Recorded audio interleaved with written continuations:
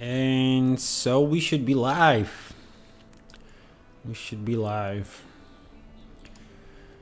I don't know how much intro needs to be done, but Kessex Hills. Okay, we got the right title. Hi guys, welcome to the stream. Back to Guild Wars 2. This time, legendary journey after a long pause, hiatus, whatever. There was a lot to prepare. But I'm really satisfied with the work I've done. I've also made a hopefully working setup. I mean, it looks... If you could see this, I feel like a radio host. I've got screens everywhere and just like guidance on how to perform the stream. We'll see how it turns out eventually in terms of the quality of what I'm trying to show you. But I feel fairly good about this setup. We might do this next time as well. Not a lot of streams to cover. So just to explain perhaps what I'm trying to achieve here. This is mainly for the VOD, I guess. And I see my camera is lagging extremely much.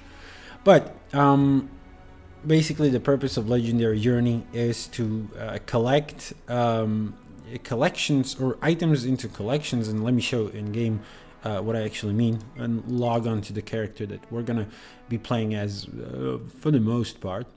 But the purpose of this is to, first of all, we're trying to do map exploration, but the second thing is we're really trying to also simultaneously do collections. So let me just check on which ones we're trying to do this time. So first of all, we're trying to do all the achievements that are in the map that we don't have finished. So Ruler of the Skies would be one of them, or more precisely Scale Rider in Kryta. Kessex Hills is the last map that it is left in this one, but also collections, right? So collections for precursor weapons, and they have various different prerequisites. However, Primordus, okay. So yeah, this one is actually good because to showcase it on. So the hint will say something like, speak to Atlali, the master alchemist in the hunting banks of Timberline Falls. So this one is sending us to Timberline Falls, right? But then this one is the secrets to crafting a quality high-like poison can be found among the alchemist supplies hidden in the treasure room of the Tears of Itlakol in Celadon Forest. So this one is sending us to a different map. So the one we're trying to do today from this collection in particular is recipe purchased from Matlal after successfully helping her collect truffles for her starving tribe in the Eucarian caves of Kessex Hills. So that's not the collection that I wanted to show this on, but yeah, here we need to interact with a vendor, right? So there are a couple of these. So we're trying to do Hope, Frostfang, or progress these achievements. Frostfang, and here it is. So we will need the distilled essence of Primordus, right? In order to do that, we need to check whether we have the vial in our... Yep, we do. Essence of Primordus. We need to distill it in the map. And finally, we need something for Quip as well. We're gonna see what it is. That's actually the last one, last step until we get this chest, which is good. So that's point and laugh at Gort. I'm sorry, I'm just gonna hide the... Oh, no, that's not... No, that's also not the button. We're gonna point and laugh at Gort when he has been kicked out of his home in the Kessex Hills. So these are the 3 achievements we're trying to do. And there is a possibility that we're gonna do Tracing the Tapestry as well, which is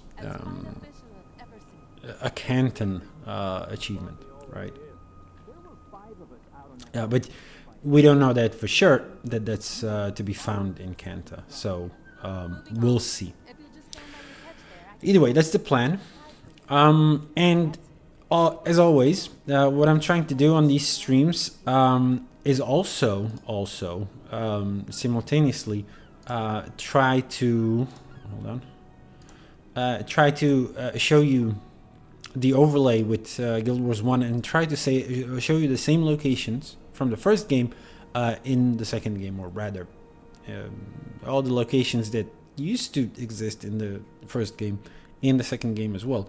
Kessex Hills is very interesting in this regard because it overlaps a lot with Guild Wars 1 maps. So just again for recap, this is Dutch Shaman's Historical Guide to Tyria. It's an awesome little Easter egg driven thing, but as you can see, there are a couple of outlines that say like the Frozen Forest, and the Frozen Forest is the outline of a Guild Wars 1 map overlaid over Guild Wars 2 maps, right? So as you can see, there are some that we've never explored in Guild Wars 2, such as the Mineral Springs, but when we move over to Kessex Hills, basically all the Guild Wars 1 territory is covered, with the exception of Kessex Peak, ironically or coincidentally, the zone that eventually gave it its name, right? So instead of Kessex Peak, it's just Kessex Hills, where we've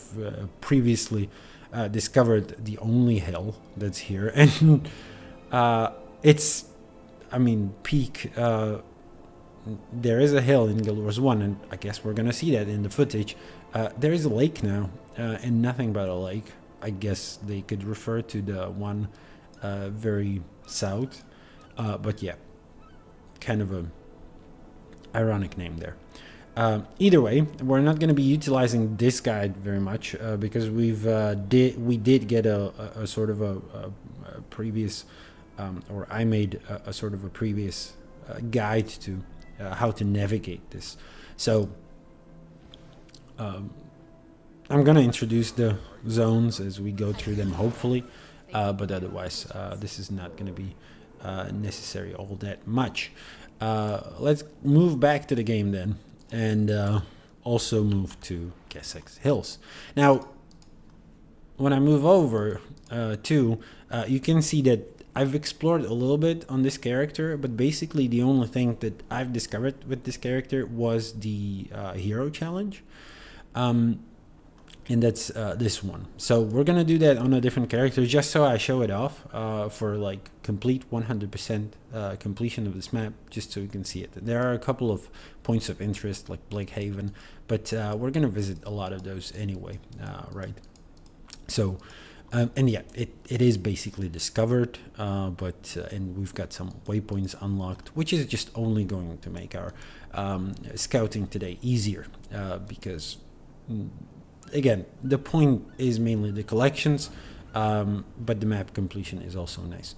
I also like to start these maps where you would normally start them in Guild Wars 2. So I'm going to move to Swamp Lost Haven. Of course, this is how you would explore it if you were human, and which we are. I mean, so it's fitting, because you'd move south from Queensdale, right? Right about as you would be hitting level 15. Of course, if you're Sylvari or say even Asura, you'd be hitting it with one of the portals, either from the south or from the west. It is interesting. Kessex Hills has a lot of portals, a lot of connections to other maps. In fact, 2 in Queensdale, or 2 to Queensdale, at least 1 to, and I think indeed exactly 1 to Brisbane Wildlands, then 1 to Celadon Forest, and 1 to Gandaren Field as well, as you can see. Right here is very transparent. Okay, I'm just gonna, before we start proper, I'm just gonna mute down the audio of the game as well a little more. It's always a little too distracting for my taste. And I'm gonna move away from the waypoint as well. So before we enter the map, I'll enter the map on this character, and then we're gonna quickly switch to a different one, just to showcase the singer hero challenge. So let me do that real quick. Hero point, hero challenge. I'm not quite sure how to refer to it always.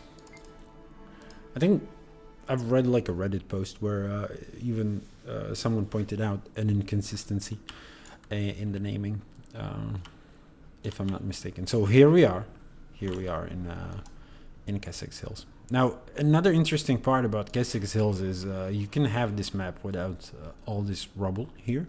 I'm gonna explain that when I come here eventually, I guess.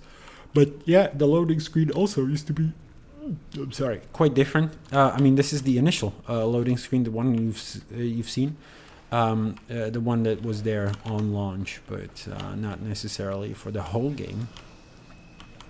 So there is an eternal portal, and this whole swampy area is like swarming with demons, basically. So eternal portal, a voice whispers in your head, "We witness the birth of this world. We will witness its demise. We are the undying. What do you want from me?" The whisper continues. "Show us your strength. We will grant no leniency, but defeat us and be greatly rewarded." I'm up for the challenge. Rah! Of course, we cannot do that on a character we've already done it with. And yeah, it's nothing but like a couple of Achis. And that's, I think, yeah, and the Achi went down really fucking easily. So yeah, that's it. And we interact with it again. We cannot even interact with it a second time. So yeah, there are some demonic influences, and you can see that this pretty much calls back to Guild Wars 1. In a surprising way. So let's move on to the character we're going to be exploring with, and let us start. And okay, so I may show up that shaman's guide just one more time for posterity. So as soon as we hit it, we are going through an area called the Black Curtain. So we are already overlapping Guild Wars 1 map. So let me show you how that looked like 250 years ago, basically. And I'm just gonna bear with me as I always track these down. It's not very easy, but this should fall under mid. Okay, so we are going to be skipping a bit. I mean, I am wondering whether to retrace the steps of my Guild Wars 1 character, or what to genuinely do about that, but we'll see. So I'm just gonna open up the recording video file, the corresponding, I should rather say. Full screen it, which is not very convenient, but what can I do? And last but not least, in OBS, switch. Oh, this is not a very good place to keep the. Okay, this might work. I mean, again, it's not very convenient, but what can you do? And we're gonna switch to, nope, this view. Oh, you can already see it. Yay! The side-by-side view between Guild Wars 2 and Guild Wars 1. Now, we're not in the same zone there, not at all. Let me quickly parse this and see where we are with that. But we should be... So right now, we were just split from the northern map, so we should be around an area right here. Actually, right here, right? So this is basically the same area. So as you may have noticed from that Shaman's Guide to Historical Tyria, the Black Curtain did span a bit more into the north, but basically if we're looking at the same area here, we should be right around this this little camp, this little bandit camp, right? So that's where a little swamp used to be. And we can start doing the heart, I guess, as well, while we're at it. But yeah, as you can see, a fairly featureless swamp, but nothing quite as swampy about this anymore. But this is pretty much the area we're looking at.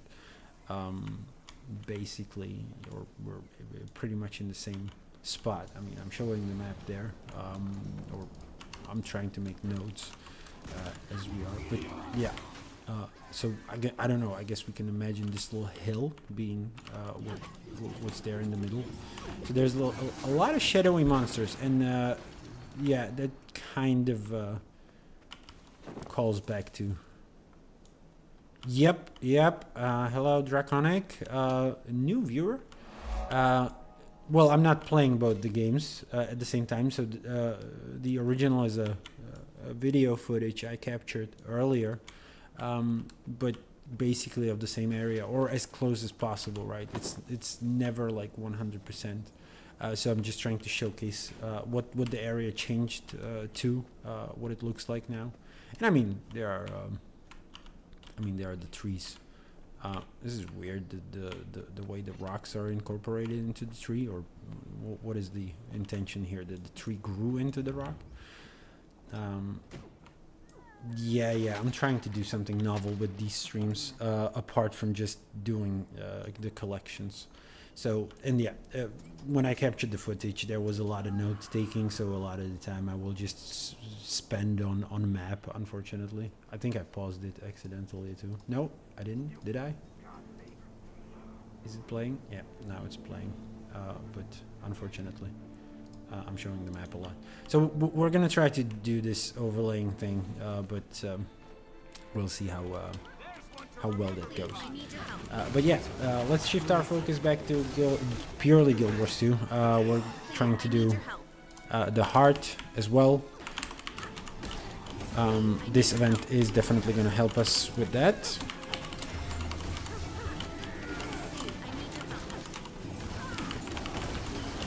So the heart is, what the hell? Thank you. Yeah. I need your help. Help Waldo flood, take revenge on local bandits, kill bandits, steal bandit supplies, and destroy bandit cannons. Pretty straightforward again. Yep. So I will explain the concept of the legendary journey a little bit. The legendary journey is basically like a hybrid combination of making legendary weapons while also doing them through the in-game collections. So that's what I explained in the beginning of the stream, that you do have these collections for the precursor weapons, and I'm trying to do the collections, but I'm doing them on a map by map basis. So today we're focusing on Kessex Hills. So we're trying to ding all the Kessex Hills, credits in all of these collections. So we're simultaneously collecting things for Quip, for Frostfang, and for Hope. All that have a thing here somewhere in the map.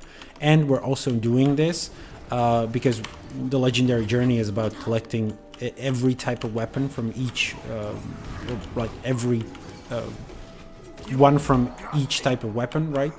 And we're making various weapons. However, because Generation 1 weapons require us to do the map exploration, we're trying to also 100% every map that we go through in core Tyria. So that's the idea behind this series, basically. And yeah, I don't know which episode of Legendary Journey itself we are at, but we've made a couple of them already. So today we're focusing on these 3 collections, and after we're done, I'm hoping to also craft Verderak. So let's move west again, because this is pretty much copying the Black Root pathway, or the Black Root, what was it called? Black Curtain map. And we're gonna have to do a little backtracking, I guess, in order to showcase the footage, but we've hit another renowned heart, which is help the Seraph assault Centaur camps, destroy Centaur weapons and supplies, ensure the safe delivery of supplies to the mine, and defeat Centaurs. So not really sure where we're gonna find the supplies and how to ensure. I guess it's just removing these spike traps. That's what it refers to. And yeah, because the collections are typically like located to a very specific place, you know, dinging them will be very sporadic. Mostly we're just going to be doing this this map completion. That was my idea initially too, and yeah, it's quite fun doing it that way. Unfortunately, I don't know. So you're a new player to the game. I've played for a while, and I feel like little reason to return to these old maps. No, not new, but so also I'm guessing. I mean, you've been aware of Guild Wars 1. I'm guessing you've been around for a while. So this cave, interesting in that. I mean, semi-interesting. There's not a lot in Guild Wars 1 that would correspond to this. So perfectly made up for Guild Wars 2. If I'm just gonna play it again. And I need to sort of remember which screen view this is. So we would be on, if I'm not mistaken, 720. So this is not the area.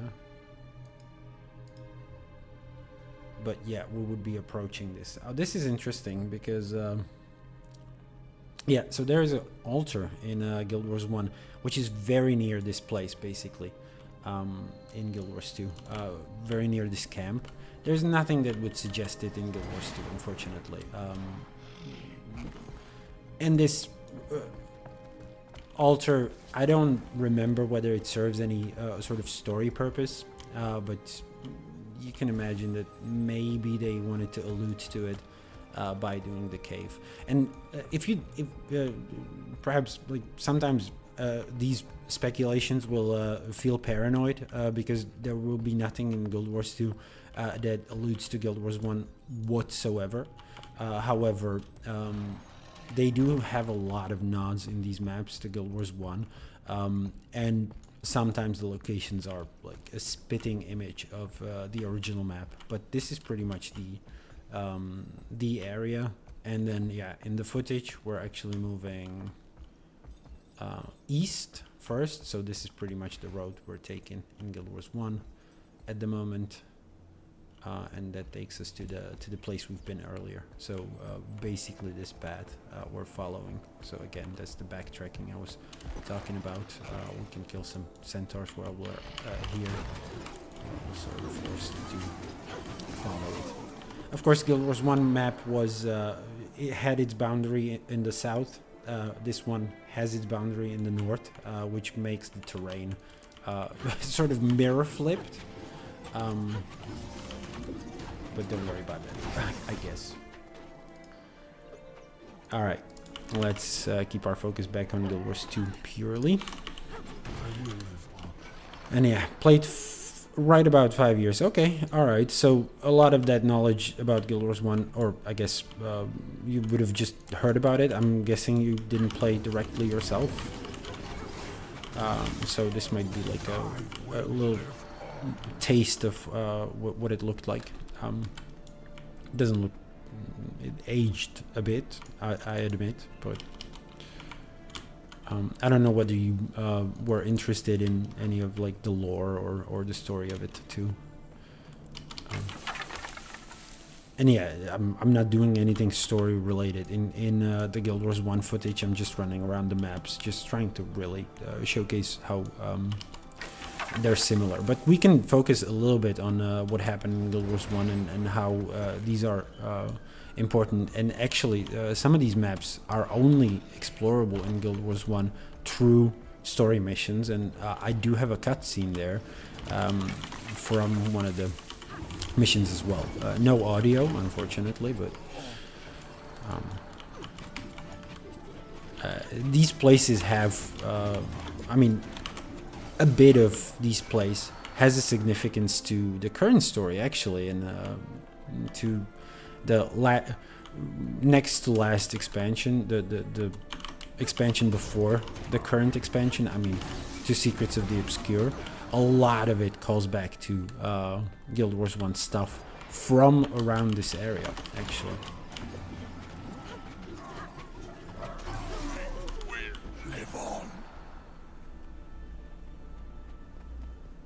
Oh, okay, so you used to play Guild Wars 1. You used to play... Oh, okay. For 5 years, or about. Okay, I understand. Okay, I see. Alright, so Guild Wars 2, I'm guessing from the very beginning you've played. That's a different... Oh, we're not doing any progress here. We need to go back to the Centaur zone. 58 pieces, that might be genuinely more than I have. So I actually have a progress slide somewhere, or slide. I have a sort of a web page view of Guild Wars 2 efficiency where I have my collection and what I'm trying to go for. I might showcase it here if I can find it quickly. I don't want to spend too much time on it if... but yeah, this is it. So I'm just gonna show it up on screen real quick. This is basically the goal of what we want to collect. So as I explained, it should be all the armors. And as you can see, there are some that are gained through PvP and World versus World. I'm sorry, I'm getting attacked here. Just not gonna leave it to chance. So all the armors basically from all the weight classes, and then all the trinkets. There are a couple that these don't count. I didn't find a way to filter them out. But basically, then all the... And it's on land weapons. I'm not focusing on aquatic, even though there is Kamali, which just recently became a land weapon as well. So we're trying to... these are the ones that we're still trying to hit. It's Hope, Eureka, Verdurak, Orien's Fang, Quip, and Frost Fang. Not a lot to go, to be honest. 12 years old. Okay, that's right about as long as the game is running, isn't it? I don't remember which anniversary we've... You haven't deleted any characters, have you? That's what I did actually in Guild Wars 1. I used to have a character from the very time I bought the game. So I bought it as a second hand. Like I bought it from someone back in the day. I used to play on a character which I deleted. So my oldest character is not actually... doesn't actually reflect how long I have that game. Yep, key farms, that's pretty much what I do too. Yep, just delete characters on a revolving door style. So, we might actually switch back to the dual view just because we want to do a little bit of a backtracing because, again, the way the map is structured in Guild Wars 1, there's a lot of terrain that cannot be crossed. Like, for example, this hill, we would have no way to get up anywhere close. I mean, in Guild Wars 2, you cannot do that either. I'm assuming there's going to be an invisible wall at some point. Because this was never intended for a sky scale. Nope, it's surprising, but we can actually fly all over this hill. That's actually kind of awesome.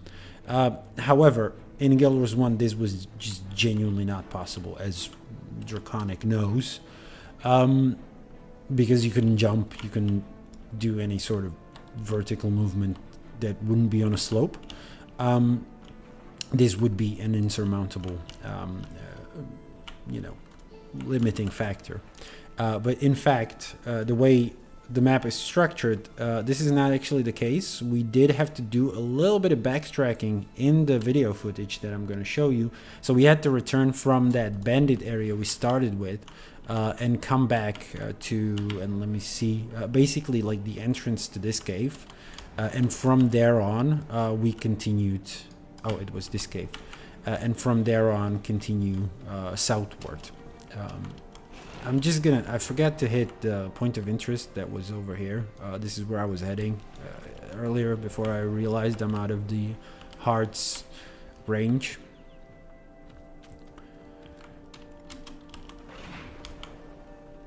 And yeah, there's just a bandit camp over here, which again, maybe this is a good place to start because it corresponds to the very start of the video we have for Guild Wars 1.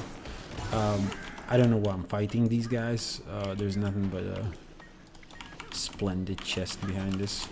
Oh, I just figured out I'm also on my jumping puzzle build, which doesn't matter. We're a little overpowered for this zone anyway.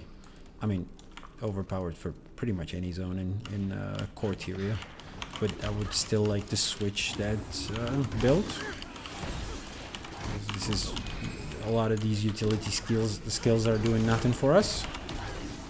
Again, not that we would need them.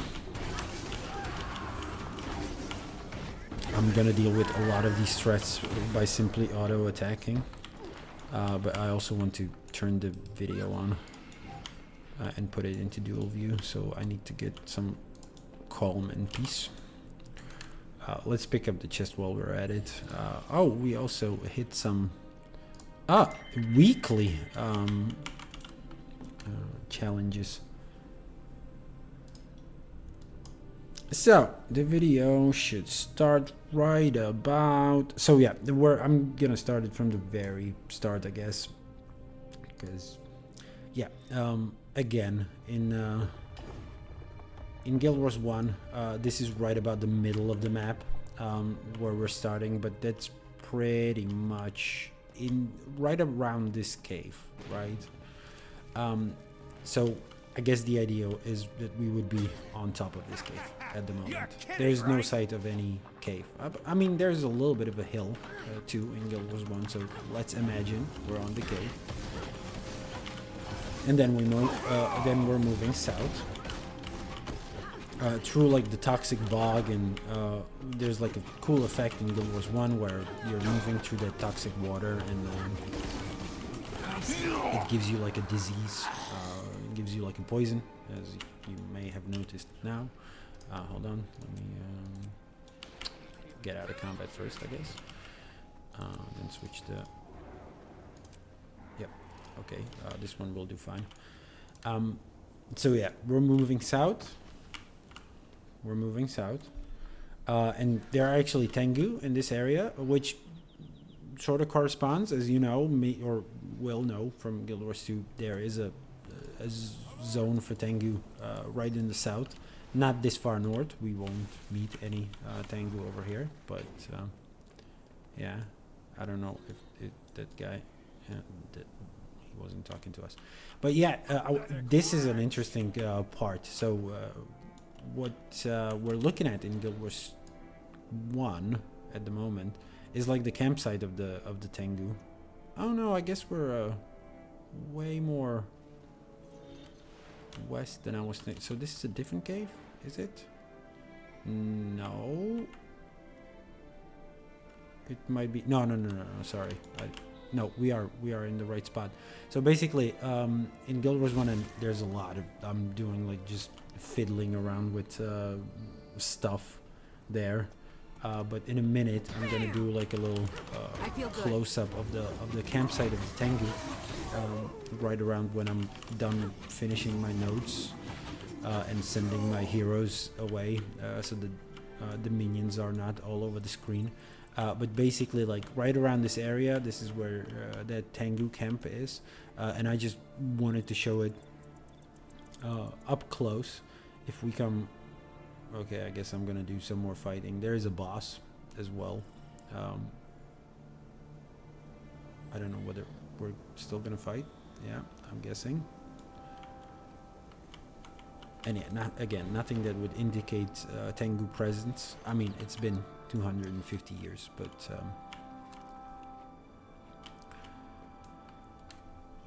once we kill this Tengu, I'm gonna try to fast forward a bit. yeah, I just wanted to show this, like the detail of the campsite. It's fucking insane how much more gruesome Guild Wars 1 used to be. Look at this. What is this? Like, there are stretched hides and skeletons and bones. I mean, I don't think you can find anything this gruesome in Guild Wars 2. Genuinely. And yeah, much gloomier area than right now, right? So yeah, very gritty. Very funny because like it's night and day. You see like the swampy, disgusting looking area, and here it's in Guild Wars 2 it's all vibrant and green, and the weather also doesn't change here, right? At least not for these maps, right? So pretty much then where we're following, the way we're going is this way. I mean, first we're going north. I should skip to the part where we're back to the pathway we took before.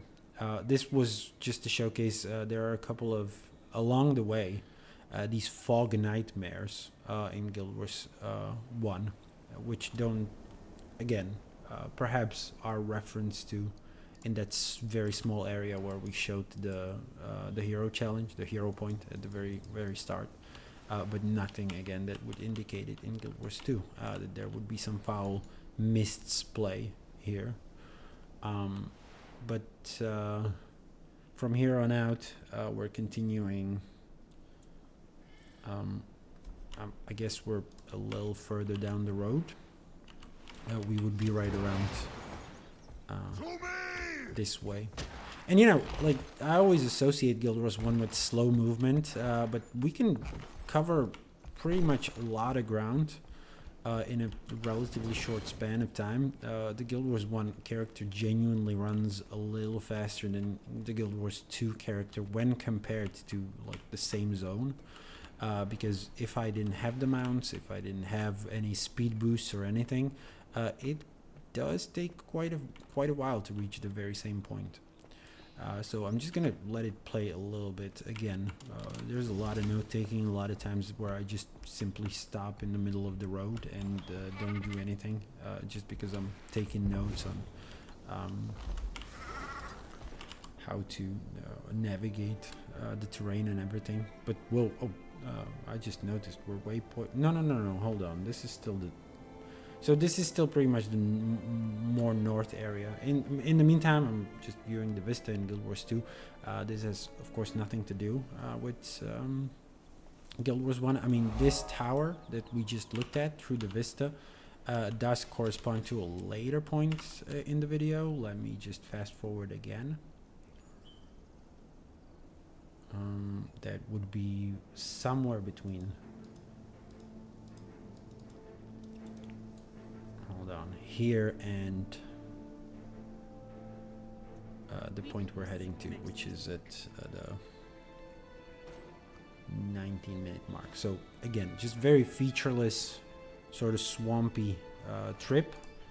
So that's pretty much the trip we're making right now. I'm gonna go back. And yeah, again, kind of mirror flipped a little bit in terms of where the hills are. They were very loose with how they adapted the terrain over here. Some areas are much more close to their Guild Wars 1 equivalents, basically. This one is very all over the place with the terrain, but this pretty much this little trip. Our little characters running side by side. Is there any hard progress we can do here? I guess that was all tied to the north, or will we hit another renowned heart? And yeah, basically the trip that we're taking in Guild Wars 1 takes us straight through the camp. So there's a huge camp that the Centaurs built in Guild Wars 2 that covered this area. So even all the nature that's in Guild Wars 1 gets sort of, let's say, trampled over. But as soon as we take this waypoint, And again, I'm gonna fast forward the footage a little bit. Otherwise, we're gonna be here for ages.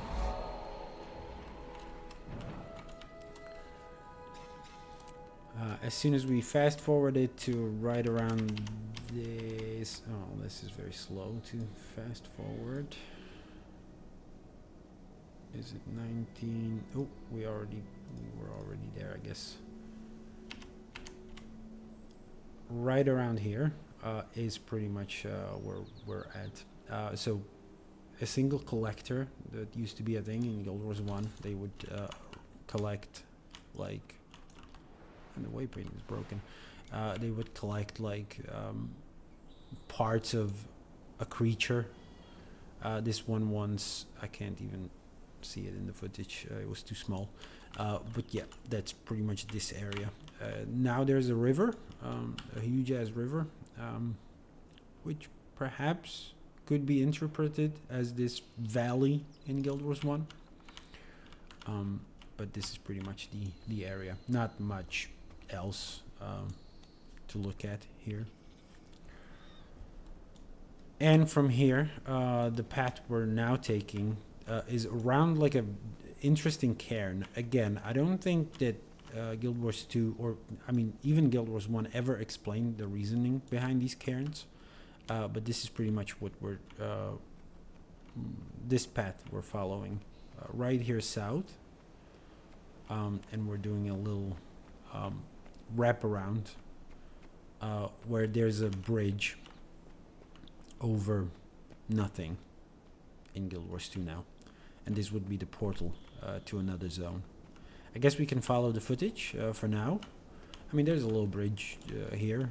I guess if you want to be charitable, you can say that this was it. But yeah, again, I'm taking a lot of notes. I need to refine this footage. I would cut it down through like an editing software, but I'm not very experienced with that, so I have to rely on this sort of parsing method, unfortunately, which, as you can see, is not very ideal in a live scenario. I feel like once I'm done with the legendary journey, there are a couple of maps I never covered, not even through like a little mention, because I used to do just like comparing it to Dead Shaman's historical guide, and that wasn't working very well either. So I'm wondering whether I should do it for some of these maps in sort of post-production, do like an edited video, whether it wouldn't be a little more attractive to watch. But yeah, we entered a new map in Guild Wars 1 that's right around this area. Again, it doesn't correspond very well with the terrain. There's a huge hill in our way. But basically, we're moving south through this little encampment. So this one is called the Kessex Haven, apparently in Guild Wars 2. It is a line guard post. Line guard posts, as you may know, canonically guard basically the ways, and more cairn things, as you can see. A character that presumably has interaction with some quests. But once again, like shadowy bogs with mist creatures, none of it referenced in Guild Wars 2. So we do a lot of fighting there. And as we move south, we pretty much follow this path. And it's the only path that we can take in Guild Wars 1. Like, it is sandwiched between hills, which may be not so apparent from the footage. But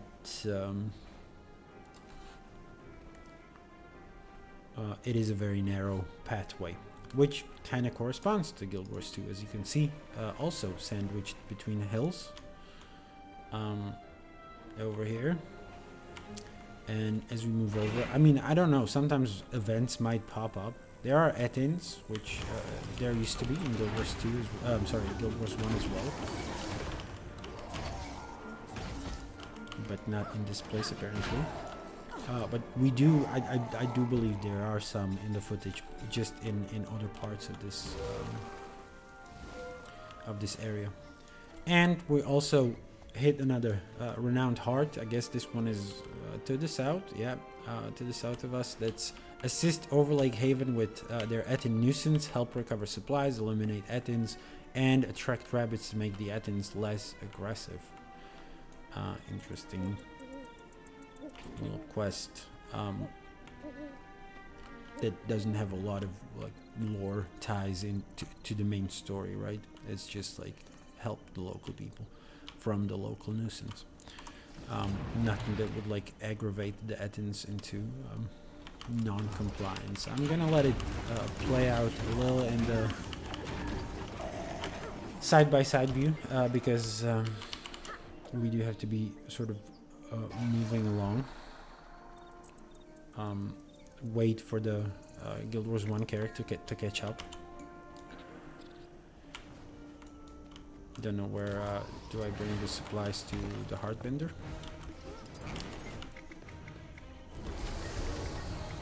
Yep. There's some battle music playing. What's happening around? Oh, probably tied to this event. So yeah, this one is a post-game thing, a side story as they call it. I've already done it a million times, so no reason to stop by.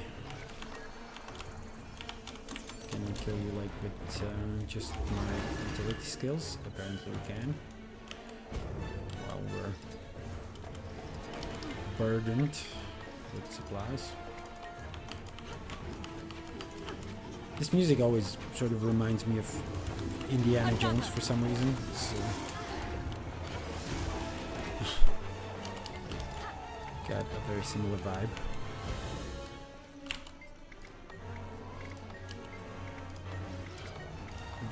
Very Star Warsy, very Williams. And yeah, we're right about coming to the 29-minute mark, which in Guild Wars 2 terms would pretty much be overlooking another little village that's over here. This time it's over yonder.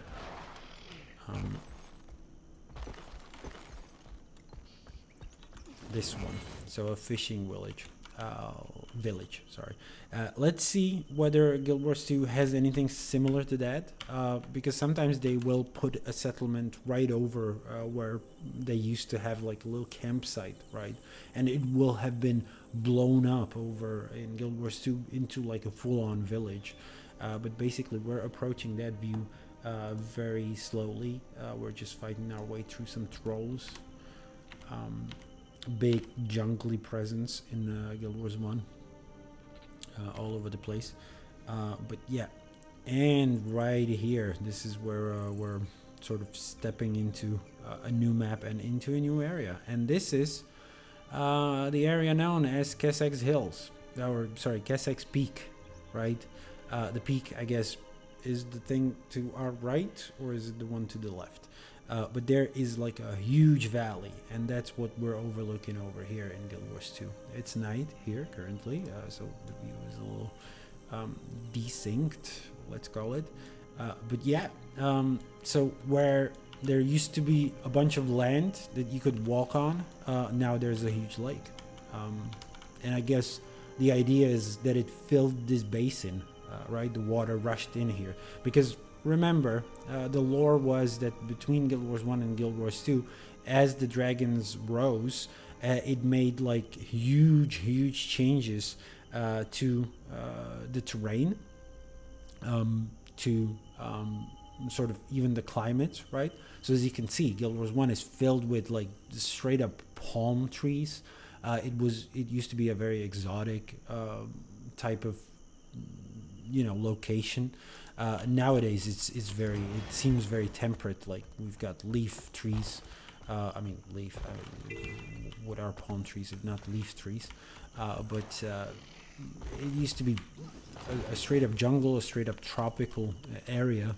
Nowadays it's more like temperate and I guess I don't have the vocabulary to describe it appropriately, but we're in Triskel Quay now, so that's pretty much the same area that we're exploring in Guild Wars 1 at the moment, where we're sort of skimming through this like northern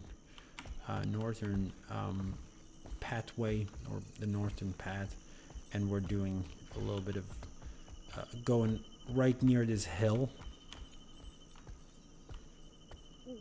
and then we're gonna do a little view of the lake, or what used to be there. There used to be a sea, straight up view of the sea. I guess it could have been interpreted as a lake back there as well, but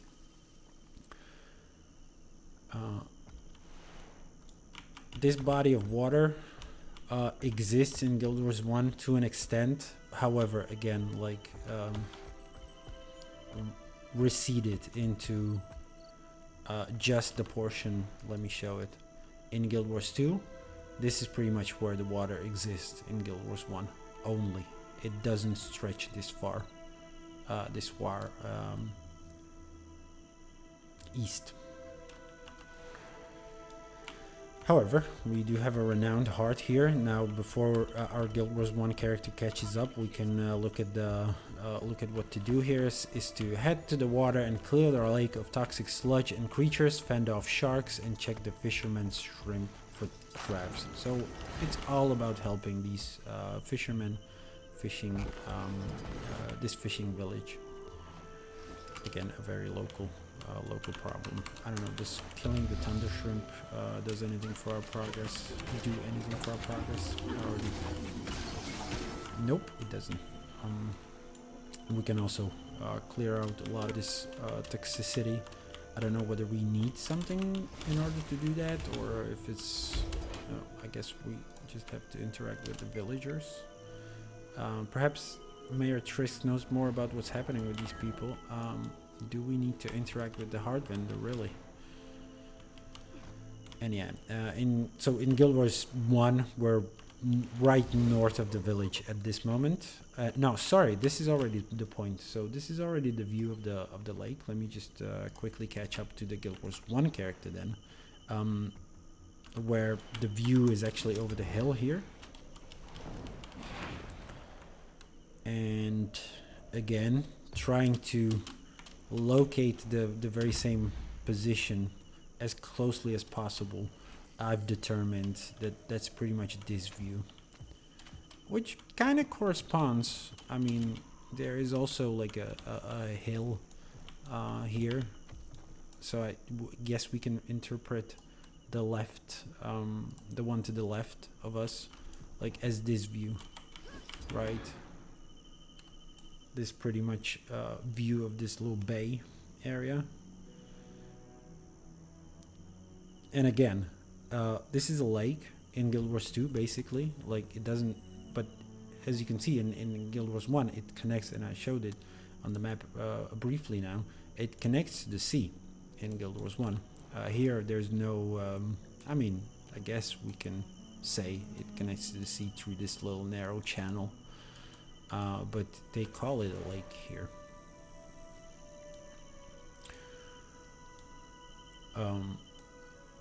Am I gonna get a better angle in the Guild Wars 1 looking at the vast body of water? I guess not anytime soon. Oh yeah, I do. Okay, a little bit. I mean, I don't know why I have my camera so centered, but this is pretty much the same view. It's a little bit of a shame that it's night currently in Guild Wars 2, but whatever. And then we turn back, and you can see brief glimpses of the Wizard's Tower actually peeking over the hills. We're not at that point yet. I'm gonna switch to Guild Wars 2 view for a second here again, just to finish some of this stuff. We unfortunately skipped a lot. Heart vendors and such. I'm sorry, renowned hearts. I mean, they become vendors eventually, right? So we can talk to the mayor. Ask what's wrong. Is there anything I can do? Toxic sludge? No. How about sickened villagers? Give me those supplies. Okay, we can hit them with some of these. And I guess it's a backpack. As long as we have this buff, we can help out these villagers. Yeah, so sometimes it's not too mindless. You can be with these renowned hearts. You have to sort of stop by, smell the roses, at least for a second, before you can progress. Otherwise you would be relegated to doing, what was it, clear the lake of toxic sludge. I mean, I guess we can do that without any supplies. I don't really see how these medical ones would help, but I'm also betting that as soon as I dip my toes in water, no, I didn't lose the backpack, it's good. But we can kill sharks, for example. There's this toxic sludge we can clear out. And yeah, again, water, notoriously, I mean, unless it was very shallow in Guild Wars 1, was just unpassable terrain. You couldn't cross it under basically any circumstances, lest you were taken into like a cutscene and took a boat.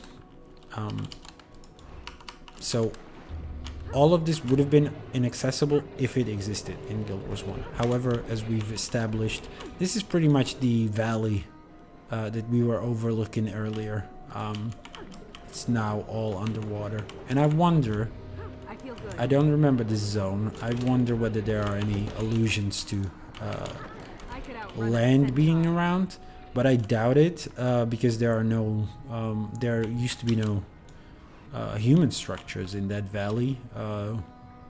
It was just wilderness. It was just a bunch of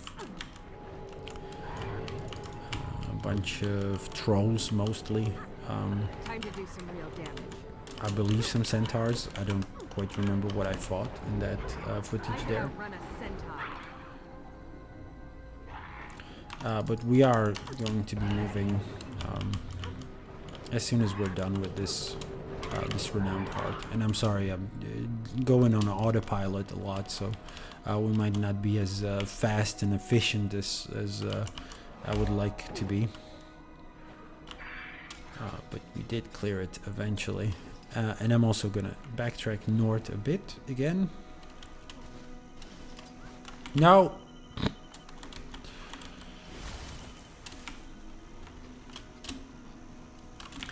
Unfortunate. Oh my god. But yeah, I genuinely cannot imagine anymore navigating these terrains without mounts. I feel like that would be such a slog.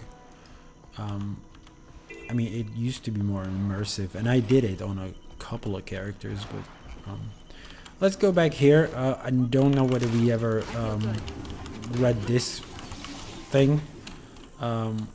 So this little quarry is far outside the bounds of any Guild Wars 1 map. None of the Guild Wars 1 map covers this area, so ArenaNet was at full liberty to do whatever here. But it's help engineer Gilly by protecting the perimeter from centaurs, clearing vermin from the mine and fields, which is what we're doing now, and motivating the workers. So there's like a huge quarry over here as well. That's what I'm also sort of talking about when saying they were at complete liberty of what to put here. And yeah, there is a vista as well. Again, no correspondence to Guild Wars 1, no need for split screen.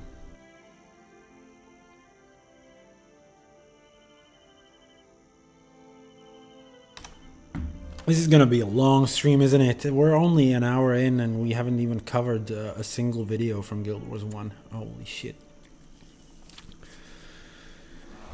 Like, I mean, I don't necessarily need to step it up, but it is surprising that an hour has already passed to me.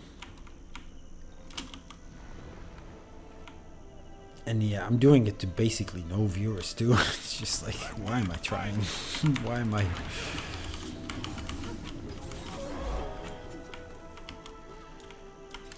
My crew is on the verge of a breakthrough.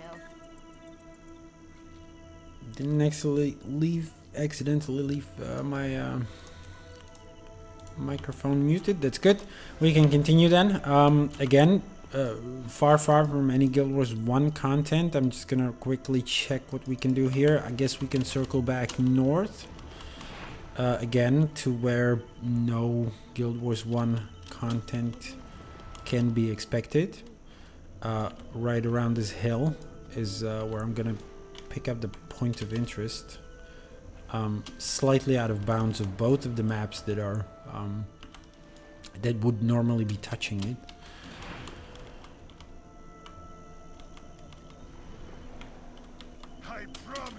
Is a point of interest named Kenna's Bandits, and I guess it refers to like a little bandit clan or whatever.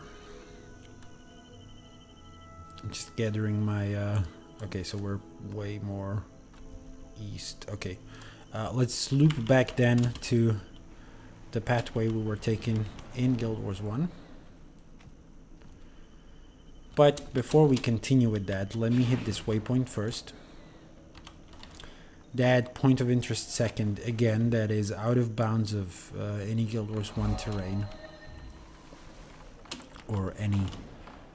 so we're at the Viatan waypoint, and again, so I said, I mentioned I would talk a bit about these rubbles. These rubbles, they're the remains of the tower of the Toxic Alliance tower.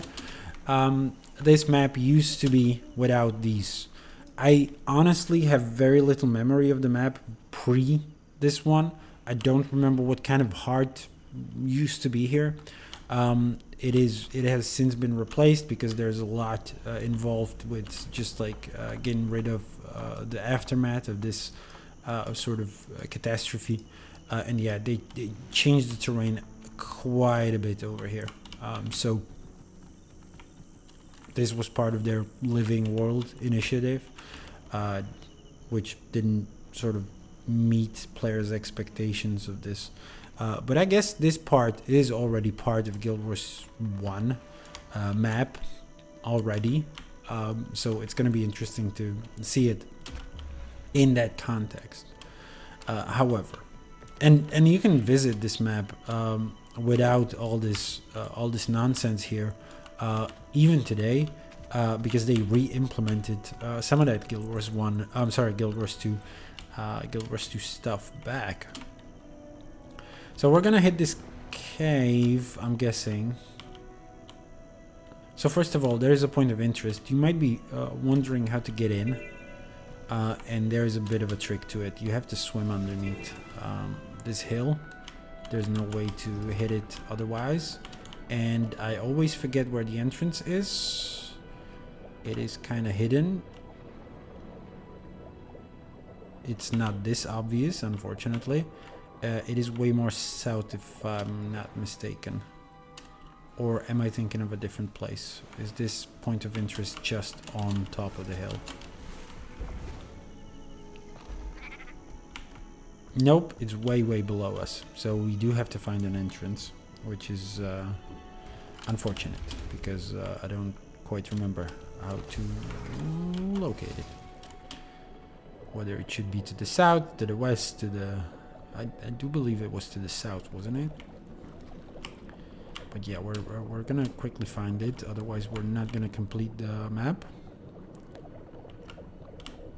Which is one of the goals we're trying to do here. In order to secure the map of exploration, eventually.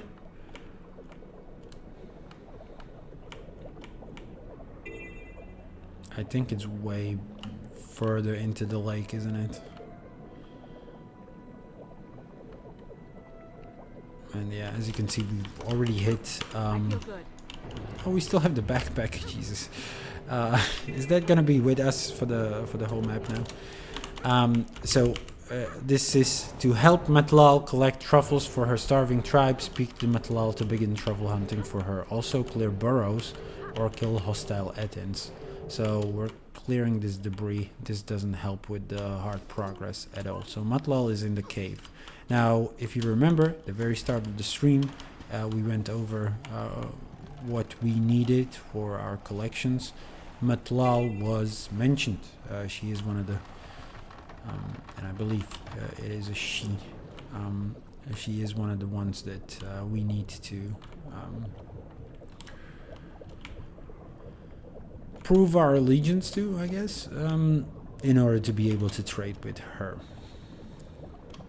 I mean, they refer to her as her, don't they? So over here we can already do the other heart that's in the area, which is help Dul Silip protect Mugulu village. Jesus Christ. Clear tower debris to rescue quaggons, kill quaggons, predators, and collect tasty crab meat for Dul Slip. Are we doing it later or what?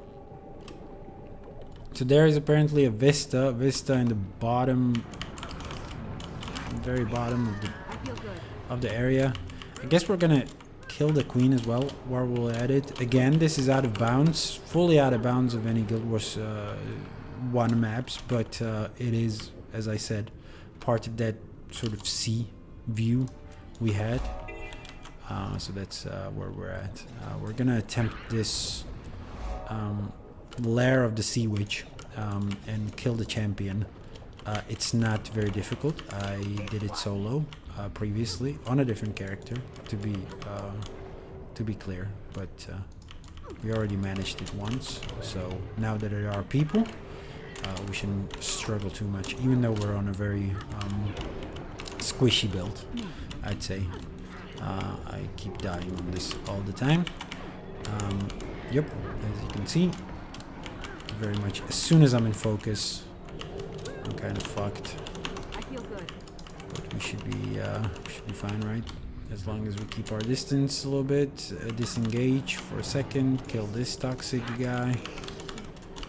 This will help out with, or should help out with the heart a lot. Ahoo! You piece of garbage. Alright. We're still looking for the entrance into the cave. What did I do with the vista? Did I let it play out or did I skip it? I usually skip it nowadays, and so I'm just gonna make sure we've seen it in full. I probably skipped it, didn't I? And so yeah, this is part of the toxic alliance remains, I guess. This didn't used to be here. The crate do have another presence here, and those are the pure crate of this point of interest we've never hit, apparently.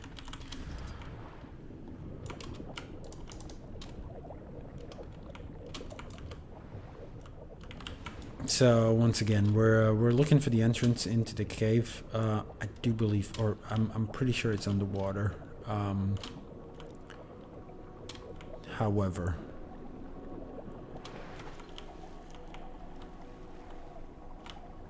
question is where.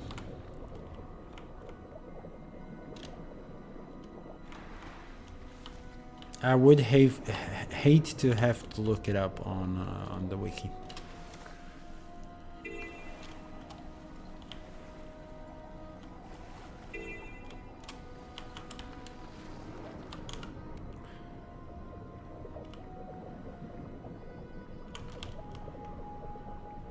Either way,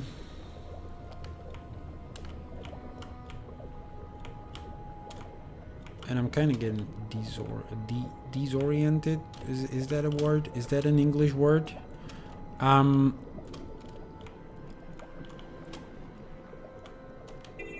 Okay, I guess let's do Matlal. I mean, but Matlal has a little bit of an overlay. It doesn't really do. I have an overlay with Guild Wars 1. Oh, is it here? Isn't the entrance literally here? Yep. Sorry. Yeah. I knew it would be something this silly and simple. So yeah, this is the tunnel leading up to this little point of interest. It is another hidden sort of high-like village. The Tagatl tribe. The Tagatl tribe being quite friendly with us. Can talk, on duty, patrolling. They all say the same. And I do believe there's not a lot in terms of... I mean, the Renowned Heart doesn't... There's nothing that could be credited to the Renowned Heart. If there's like an event, a single event, I would be surprised, but that would be pretty much the sole reason for the existence of this cave. And I guess to give a little context to why Matlal is here, because she...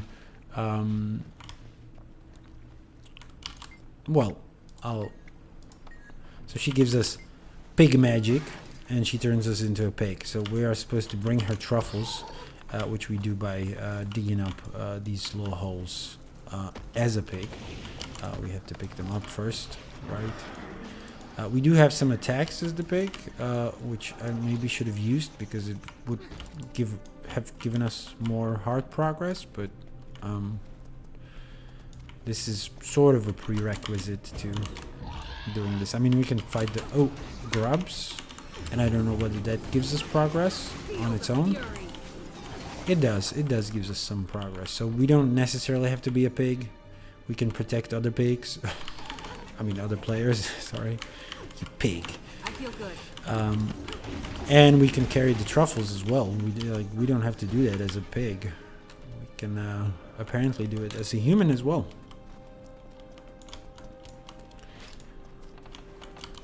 And yeah, this speeds up the process significantly. I'm also going to change into a pig though.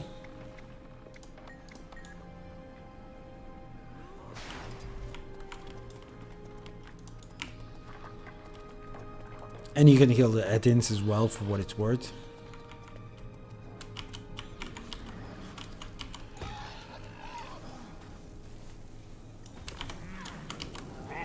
Hello there, Artemis. Welcome to the stream. I hope that means I have 2 viewers now, but I genuinely cannot imagine Draconic was sticking around after he stopped chatting.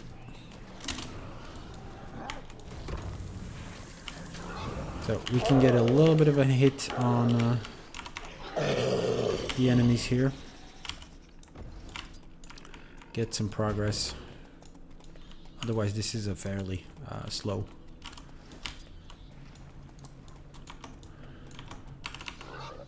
Slow thing. And again, I don't know why I'm fighting as a pig. Let's shake it off.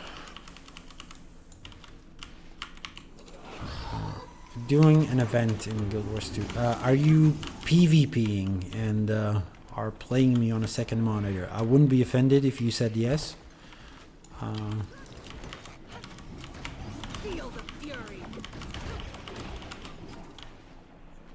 So I'm doing very PvE stuff or PvE oriented stuff, and it's not only Guild Wars 2 we're trying to show, but also Guild Wars 1 to an extent. I'll show you in a second if you stick around what I mean.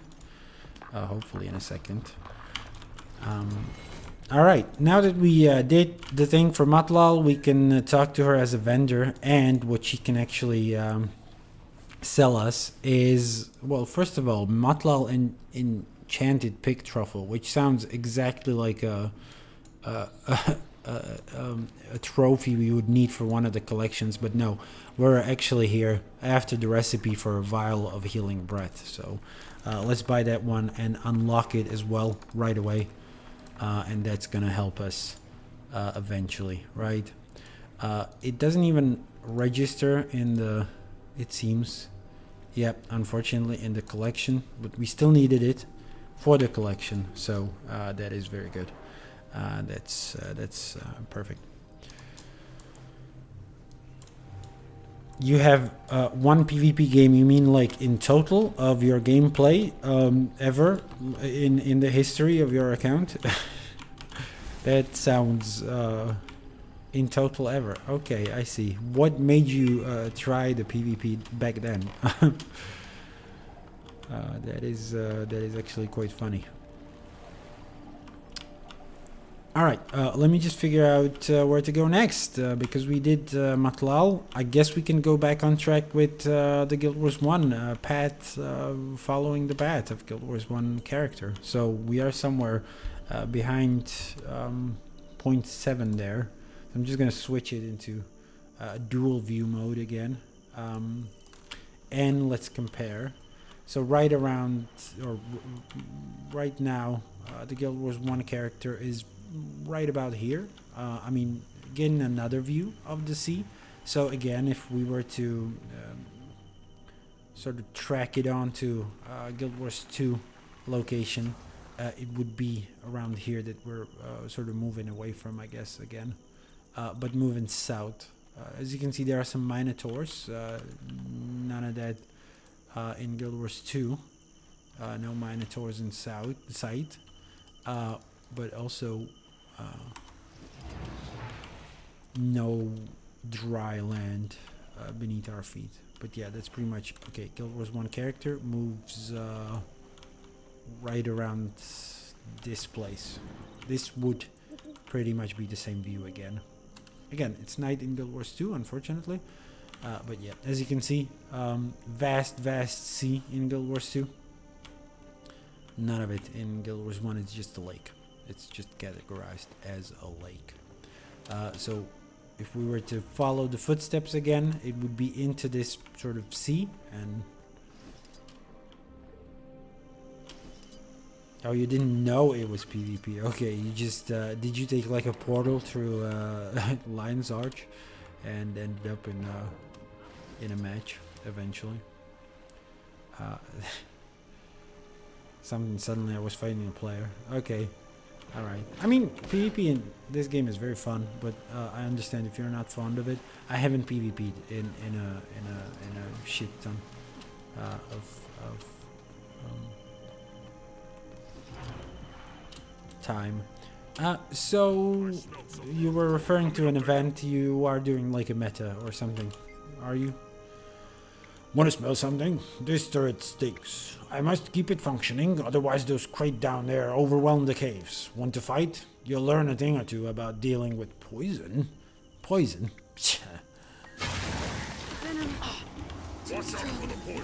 And we're supposed to just kill the Tocatl? Okay.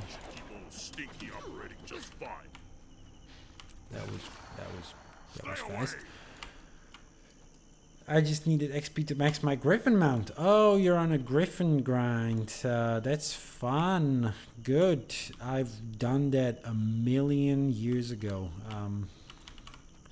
So yeah, sorry, I'm just gonna tend to my sort of footage here as well. I'm suspecting we're right around this hill. No, we're right around this hill in Guild Wars 1. So the view you had just a second earlier. So right now we're looking the same direction in Guild Wars 2, down south. And look what's appearing over the horizon there in Guild Wars 1. I mean, once we get to fight these trolls and eventually kill them, I guess we're a little more south. But yeah, this is it. We're coming up on a very important location. It used to be a sort of a footnote in Guild Wars 1, but it became a very, very important location for Guild Wars 2 specifically. Let me just kill the last of these annoying pop-up creatures, basically. And I hope, yep, this is it. This is my preparation for the grand view. So all we can see here in Guild Wars 2 is pretty much just the energy probe and some terrain, and also a wall to our left. But yeah, soon I will hopefully pan the camera in a way where it takes the whole thing in. But basically, this is where you could see the Wizard's Tower, which has been relocated in Guild Wars 2, and we're gonna see it also as part of our Kessex Hills explorations. but this is where it used to be in Guild Wars 1. This is straight south of us, over here in Guild Wars 2, around where the Dominion of Winds now exists, or is sort of implied to exist behind the hills. This is pretty much the same view in Guild Wars 1 and Guild Wars 2. Again, none of it in Guild Wars 2 corresponds to this. But yeah, moving even more south, which I'm hoping to do very soon in Guild Wars 2 as well. I'm sorry, in Guild Wars 1. Again, this is pre-recorded footage, so I cannot control it any more than I can fast forward it. We're gonna start to move south. As soon as we do that, we're pretty much moving alongside this shore in Guild Wars 2, along this one. And right here, to the south of us in Guild Wars 1. In Guild Wars 2, it is in an expansion. I don't know if you've already had it or if you've already played it, but it's Secrets of the Obscure, where you get into the tower eventually. Or it's like, not the one you see here in the map, but that's all about, or Secrets of the Obscure is all about that. I feel good. And right here, we're in Guild Wars 2, we're fighting just regular wargs. We are fighting the cult of Verata. So the cult of Verata that used to be all around that tower, and doesn't have a direct mention in Guild Wars 2, at least to my knowledge. That was the enemy faction that used to exist around the tower. Now, right here, it's called the Alakez Ledge. That should be south of us, and it should give us a view of the sea. There's the Dominion of Winds. I'm guessing Alakez refers to them. But right here, there's just a collector in Guild Wars 1 who collects giant bones. I guess from Giganticus Lupicus. And yeah, as we move along this ledge, pretty much what we're doing in Guild Wars 1 at the moment, there's just the Dominion of Winds to our right. So we can move a little more south in Guild Wars 1, and I do that in a second there in the footage. I'm gonna fast forward, or I'm already sort of starting to move south. Here as I'm fighting the cult, but if we move it a little further to right about here, I guess, no, way more, like a minute, and there's a lot of them, as you can see. You fight a lot of these cultists. None of that referenced in Guild Wars 2, at least to this day. And yeah, you get a very closer look to the Wizard's Tower.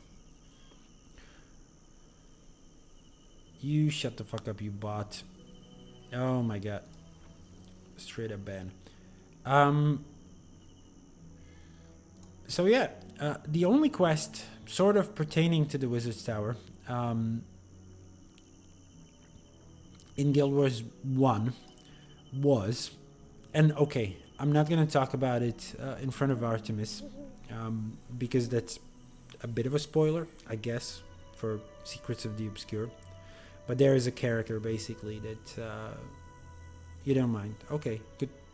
I mean, it's a minor spoiler, but basically there is a character that takes you in Guild Wars 1 to the Wizard's Tower as part of a quest, right? And again, none of this is in Guild Wars 2 in this place. However, you escort a character called Galrat. And was he the Undying? Was that his title in Guild Wars 1? But you escort a guy named Galrat. And, it's called The Villainy of Galrat is the quest. And you escort him over here and fight some of these cultists.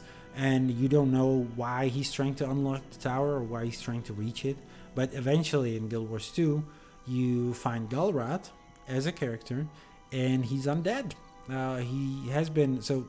He has had like that was the only Guild Wars 1 character that had a connection to the Wizard's Tower directly, and you find him as a member of the Wizard's. I don't want to say Wizard's Court directly, but as a member of that Astral Ward, right? And he frequently sits on like the council and stuff. So that's that. And yeah, going a bit further on in Guild Wars 2, eventually we will reach that spot, and I will try to fast forward again, or I'm almost there, where we're pretty much right around the point where right now there is a roller beetle training track, basically, and the Dominion killing zone, which is arguably Tengu territory, but this is the wall of the Dominion of Winds, the Tengu, closed off Tengu City, which we never had the chance to explore just yet. But pretty much, if you look at what the Guild Wars 1 character is doing, we're pretty much moving into the beginning of the Dominion killing zone, or what would in the future become the Dominion of killing zone. We are moving around like a little hill. I guess that's pretty much this little peak. And what we find is some hill giants, which is a very odd creature that never appeared in Guild Wars 2. And is not referenced in Guild Wars 1, Guild Wars 2 at all. A massive volcanic fissure has erupted by Maffic Core. Instead, And destroyers have begun to burrow out of it. we get destroyed. Sangdo Swiftwing is desperate for help containing them.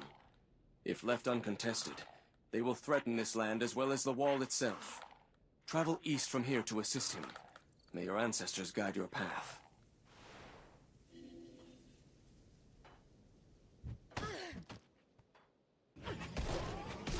And yeah, so that's pretty much all for Guild Wars 1 from this like middle section of the map. But there's way more in the east, and a tidbit more in the... way more in the west, and a tidbit more in the east. Okay, so let's focus on Guild Wars 2 purely for a second here. Loop back to a heart we already started before. So that's this Etin problem that exists here. And we can apparently use explosives to collapse pillars. Okay, what do I just plant it? Is that it? They prepared it over here. And yeah, this is actually an interesting event, because our success actually closes off a portion of this map. It collapses this tunnel and makes it, if I remember correctly, inaccessible.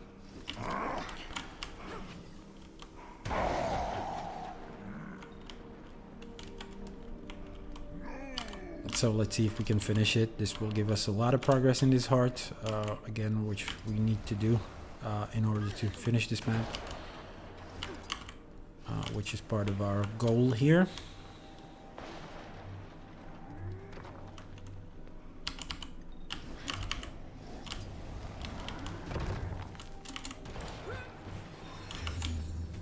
Okay, one pillar down.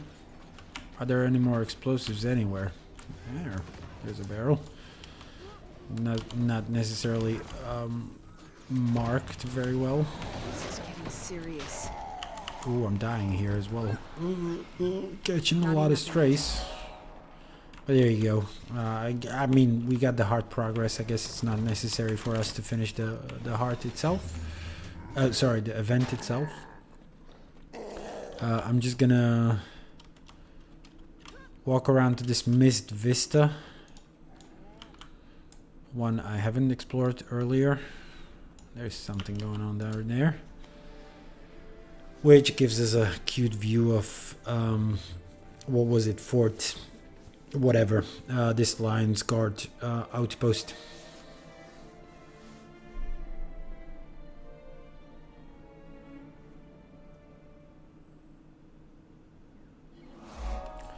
There you go. We're not gonna read that. It's not that interesting. Let's move on, and I guess we might as well go back south. I'm just gonna make sure we haven't missed anything in this middle section. We are going to go into the Dominion killing zone just so that we can get... Okay, that's it. That's the cave-in. I genuinely believed we will close off the entire section, but apparently not. Whatever. There's another renowned heart, and there are potentially two, but potentially only one things we can do for our collections. First of all, let's assist Sangdo Swiftwing by collecting volcanic rocks, investigating suspicious mounds, and destroying burrows, and apparently also killing destroyers, but that doesn't say, but it does give us credit. So we've got two things to do, or potentially two things to do, but probably just one, as it seems. Because I don't see a lot of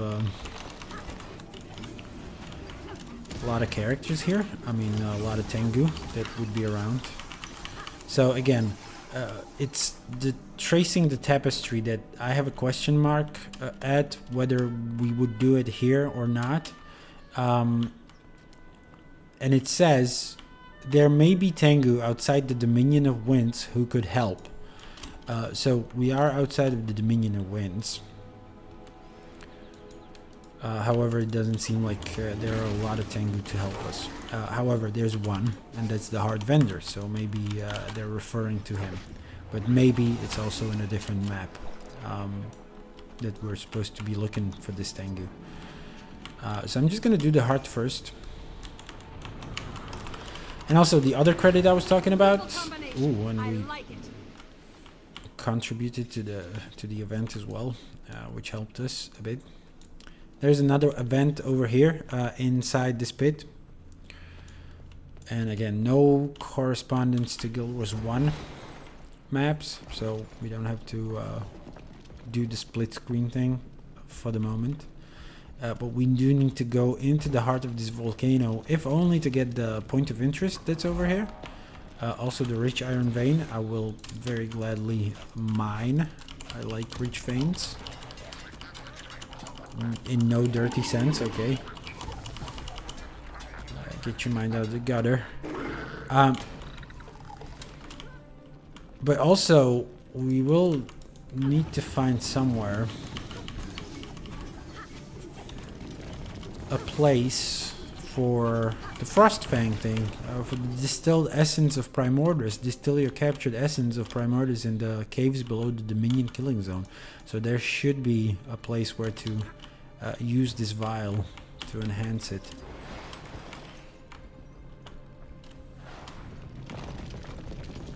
And it is a bit of a maze over here. And this is the other event that I was talking about. Where you need to escort this kid out of this cave eventually. However, I don't see a lot of opportunities for using our vial, unfortunately. Feel the fury. 1,000 cuts.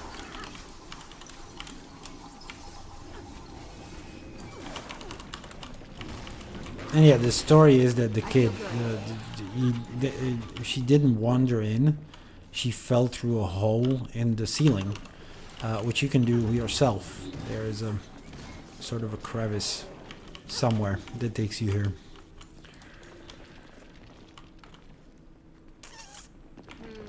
This I'm not moving from this spot until that creature's gone. Okay, we've done the renowned heart. I genuinely don't care about the fate of this girl. I mean, unless she's the one to enhance the vial. But yeah, so we've been around the point of interest. Are there other paths that... Nope. So what are they referring to when I need to enhance... Oh my god, there's so much smoke.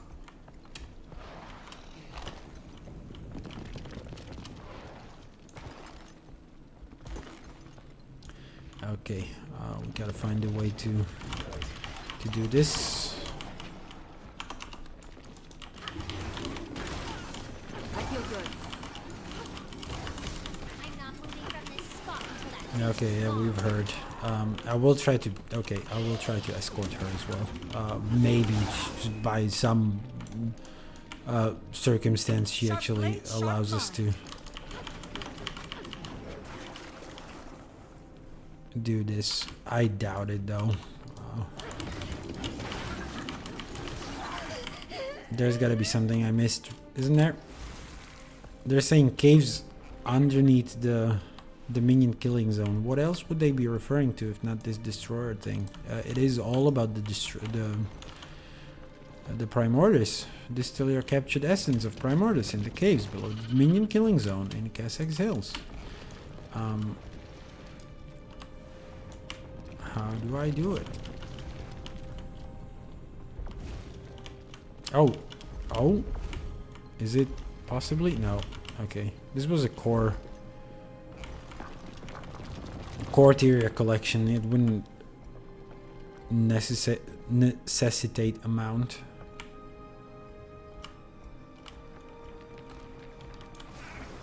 We gotta find our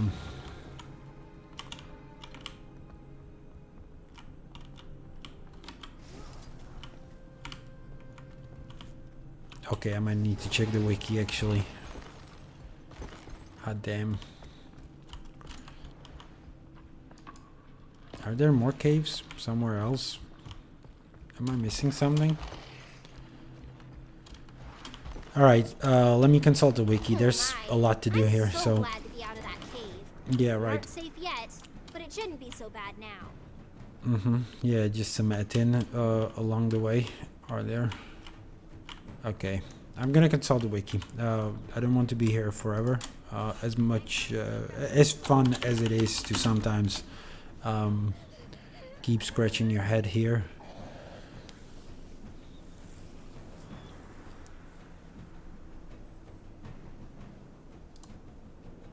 Okay, yeah, acquisition, that's fine. He used to create distilled essence using the essence of Primordus near the mafic core. Okay, so we're just double clicking it. Okay, why didn't I think of that?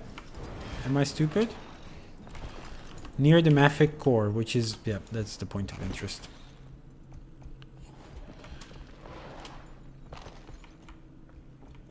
Did you happen, yeah, okay, sure. Don't worry. Did you happen upon it by accident as I'm streaming? That's actually pretty cool. So yeah, this is it. You just double click it and it gives you credit. So that's distilled essence of Primordus, and all we've got left in this collection is to distill the essence of Crocatoric, which we will need to do in Iron Marches eventually, which is one of the maps that we are still, if I'm not mistaken, bound to visit eventually. All right, let's get out of here then and continue. I'm guessing, well, okay, let's continue east a little bit. There is another thing we need to do over here, potentially, and that's the, as I said, talk to a Tengu. Your arrival here was fortuitous and your assistance gracious. Glad to help. I have bows, blah blah blah blah blah. I don't give a shit. So that's not that. And then, tell me about the Tengu. What would you like to know? Tell me about the wall. Why not? I have another question about your people. Blah blah. And that's it. Okay. So it's not this guy to help us. So we will not be able to finish tracing the tapestry. Again, there are 0 other Tengu around to interact with. So let's hit this waypoint then. And continue slightly northward. Hit a vista on the way.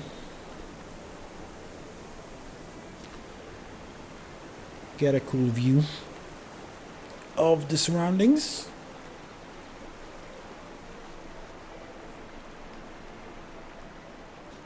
of this little waterfall. Again, none of it in Guild Wars 1. We wouldn't be able to find any of this because there's no map that would take us here. So we cannot judge its accuracy to the state of the world pre 250 years or 250 years ago. Okay, let's move northward now. Along this river. So there is a point of interest. Around this point of interest, we will have to do a thing for a collection. So I am tempted to go there right now, even though we want to go even more north to make sure we got everything explored there. Notably, I guess, the heart. Yep, we need to do the heart there.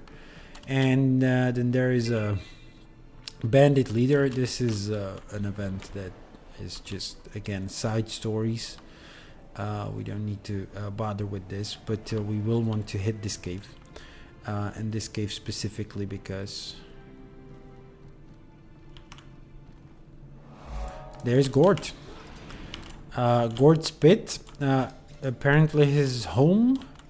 But we need to laugh at him as he gets kicked out of his house. I'm guessing laughing now doesn't do anything, right? So that's for Quip. Point and laugh at Gort when he has been kicked out of his home in Kessex Hills. So point and laugh. I mean, he's not. He's here though. He's in his house. So this doesn't do anything just yet. Okay. So we're gonna have to come back here at a later stage, which is fine. We were on our way north anyway. And I don't know who kicks him out. Is there like an event we need to trigger? We'll figure it out eventually. Let's go north. Do the renowned heart there. Also view the vista. Also view the vista there.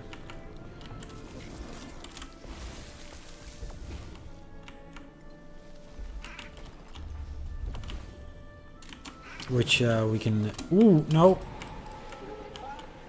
We will have a significantly easier time reaching because of the mounts, but I fell down anyway. I sort of overestimated how far I will get on that. What was it? Was I on the Skippy-Doo? That little... What was it? Jumping guy?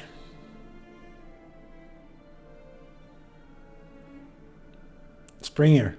That's the thing. Also, this is a Lions Guard outpost as well, is it? Yep. They have very many, but we are also very close to Lions Arch, relatively speaking. So here we can check bushes for bandits, clear mud wallows, and cull hostile creatures from the area. Okay, we will try to do that. Okay. So that's pretty much just called hostile creatures, right? Do brachyscale count? They do. Do mud wallows count? They do. They also reveal more brachyscale. Yeah, I mean, we can check the bushes for bandits. There is a suspicious bush right south of us. Let's go get it.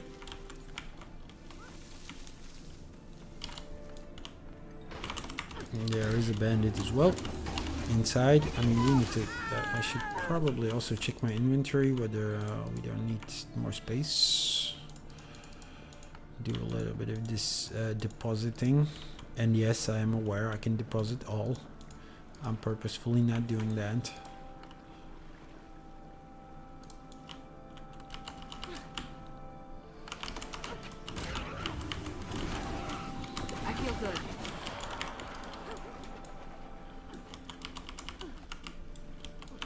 Time to do some real damage.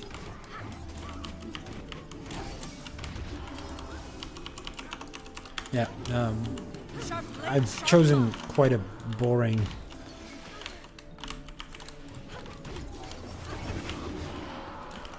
way to do this hard, I guess, but I guess there's not a lot of super fun ways to do it either. Okay, moving north, I'm just gonna do this. I'm just gonna play the Guild Wars 1 part of this, because there is a little bit of an overlap with Guild Wars 1 map. However, it's not substantial. In fact, this is the map known as Cursed Lands, and what you can see right now, sorry, I'll full screen it so that it also is over here. So we're fighting some skeletons over here, some undead, and it's pretty much just the southern part of a Guild Wars 1 map is what this northern part of this part of the map is. So I feel good. again, Guild Wars 1, welcome back. So there is a bit of a nod to this area in Guild Wars 2, I guess, with these portals and with these mist creatures. But that's pretty much the extent of this overlap. So they call it the Blackroot Cut, which is kind of near the Black Curtain, but that's not even the map we're in Guild Wars 1. In Guild Wars 1, we're in a map called, and again, let me just check again, Cursed Lands, right? And it is the very southern part of this map that is just what we can see in Guild Wars 2. And yeah, that's pretty much it. Nothing super interesting here.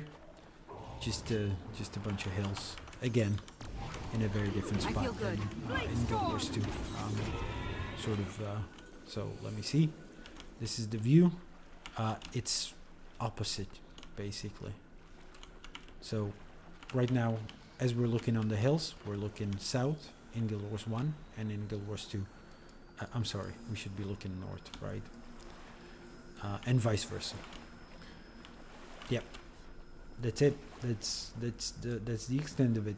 So, yep, I had to clear like half a map in order to get that footage, and now it's over.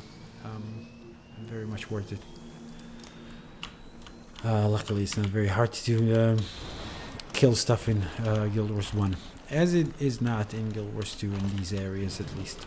Okay, move along. We are going to go south now, and there's going to be way more overlap with Guild Wars 1 again. And this one is interesting because, yeah, as Artemis did find during this stream, the Wizard's Tower is in this area still, just in a slightly different part of the map. Let's see also, let's check on Gort. Whether he's getting kicked out of his house or not. He's doing something, he's moving. That was it. Okay, that was the extent of it. Okay. Can we get someone to chase him out or some shit? We need him to leave his house.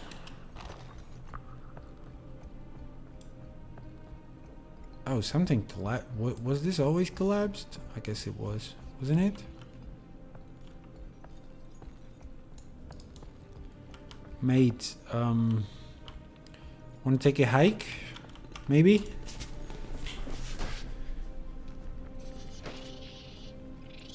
You're just gonna chill here?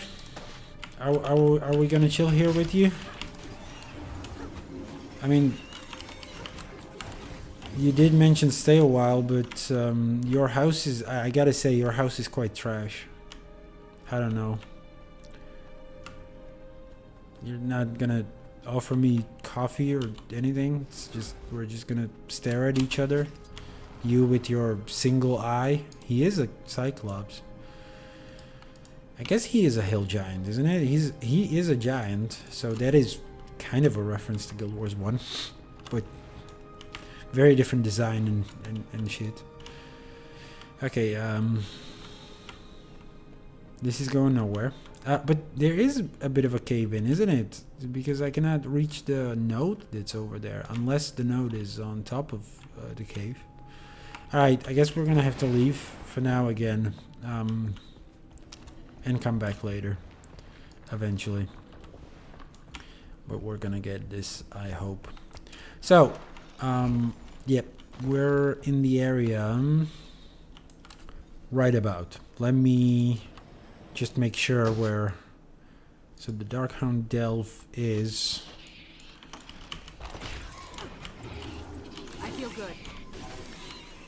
There's a way to get Skyscale on other parts of the map through Secrets of the Obscure. So I don't. You'll be feeling that one. I'm not sure. First of all, what you're even asking, because here's the thing: I did when I did the Skyscale, I did it through the Living Seasons, right? The Living World. So season 4, I believe, when Skyscale got introduced. That's how I got my Skyscale, right? So I did the complicated method. Let's call it. I know there is a way to get it through Secrets of the Obscure. I don't know the exact mechanics, unfortunately, and I don't know whether there are sorry, also alternative ways. I think as soon as you hit that expansion and you do like the first story step, I think it's like the very second thing you get. But maybe there are rentals at first, and the same collection I did for like the skin. I don't even know whether I finished it. Probably didn't. I don't have the skin, or at least like for healing the Skyscale, right? Yeah, it is. There is a way, and I think it's way simpler than through the Living Season, through the Living World. So you're good to go if you want to do it through Secrets of the Obscure. Yep. And yeah, it is necessary for that expansion as well. Skyscale is, so they will give it to you as part of the story, for sure. I mean, there is a sort of a way to rent them as well, but to rent it. But eventually, you're gonna get it. And it's definitely not better to do it through Living World 4. Again, because they need you to have it for the Secrets of the Obscure, they gave you a much faster way. Of course, I got it before Secrets of the Obscure was even a thing, before it even existed in anyone's head, basically. So, I mean, okay, I don't know that, but yeah. Okay, let's do the comparison again. Switch to dual view. I will launch the video covering the map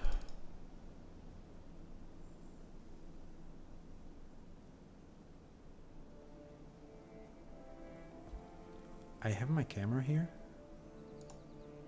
Okay, yeah, I'm sorry, I got confused by something.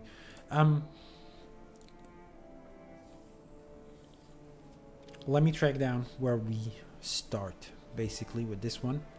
So in Guild Wars 1, this is a story mission that takes you here. The story mission is called the Lasios Seaboard. This is not a fully, or freely, I should rather say, explorable map. You have to explore this as part of a mission.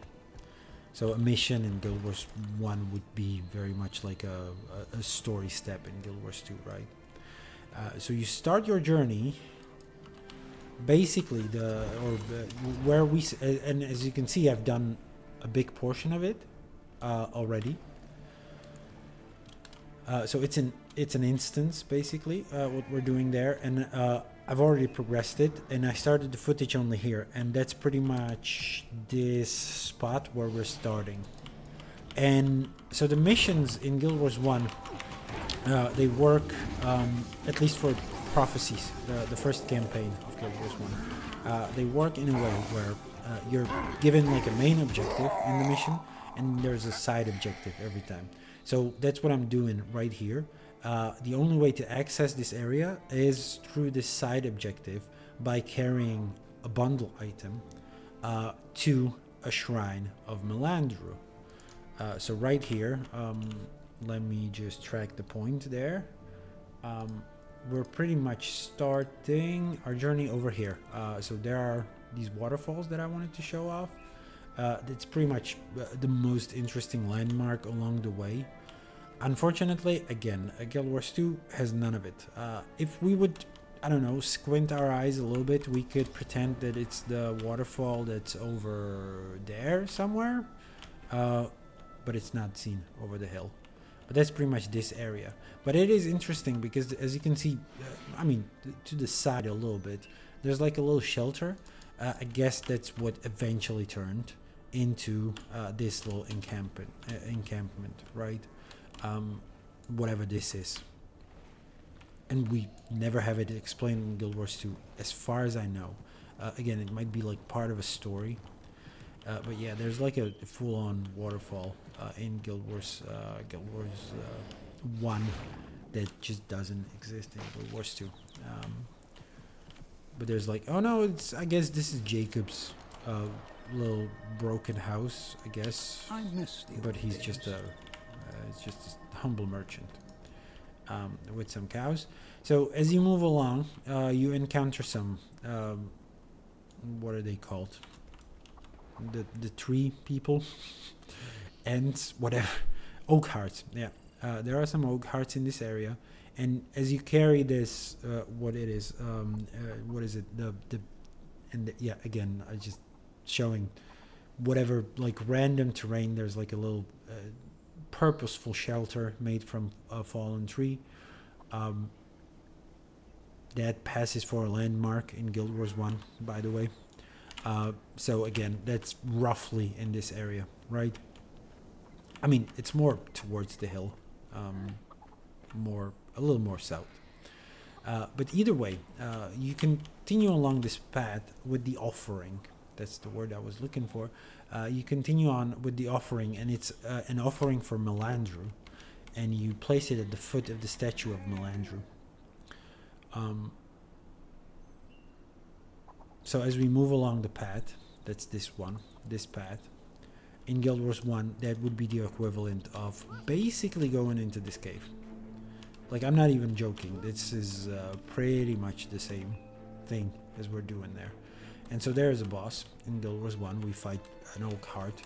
And as we fight through, we eventually get to the Melandru statue, which I will show you in a minute. And there's like a burned bridge that connects to it. In Guild Wars 2, none of it is here. There is, however, a sort of a crypt over here. I don't know what it says, we will read it. And there is a veteran Spider Queen and a bunch of mobs that even on my overpowered build is giving me some grief. So I don't know whether this is part of anyone's story, but there is no statue of Melandru in Guild Wars 2. As you can see, in Guild Wars 1, there's like a statue you can place your offering at, and right here is just a crypt. Now, I don't know whether this crypt is like intentional. What I do know is that there was a planned map, a scrapped map for Guild Wars 2 in this area, and lo and behold, right towards the edge, right around here, they used to plan to have a shrine of Melandru as well, or a statue of Melandru, basically, right? So, but they scrapped that map. They never finished it. But there are actual models that people were able to extract from Guild Wars 2, where they've seen the rough sketches of what would be essentially the Lasios seaboard map in Guild Wars 2, right? So, as you can see, very different between the games. So as we move back out, I'm gonna have to fast forward them. And yeah, there is actually a little village here, over across the burnt bridge, and I guess they kept it they referenced it by having this little broken settlement. So coincidentally, we are going to move back south in Guild Wars 2. In Guild Wars 1 as well. And we can do that in Guild Wars 2. Now, immediately, as I sort of run up this hill, you can see the wizard's tower here. And so they moved it. And there was a whole village that popped up around it. Now, this village does have a precedent in Guild Wars 1, and we're going to reach it very soon. However, the wizard's tower, as we've already seen, is way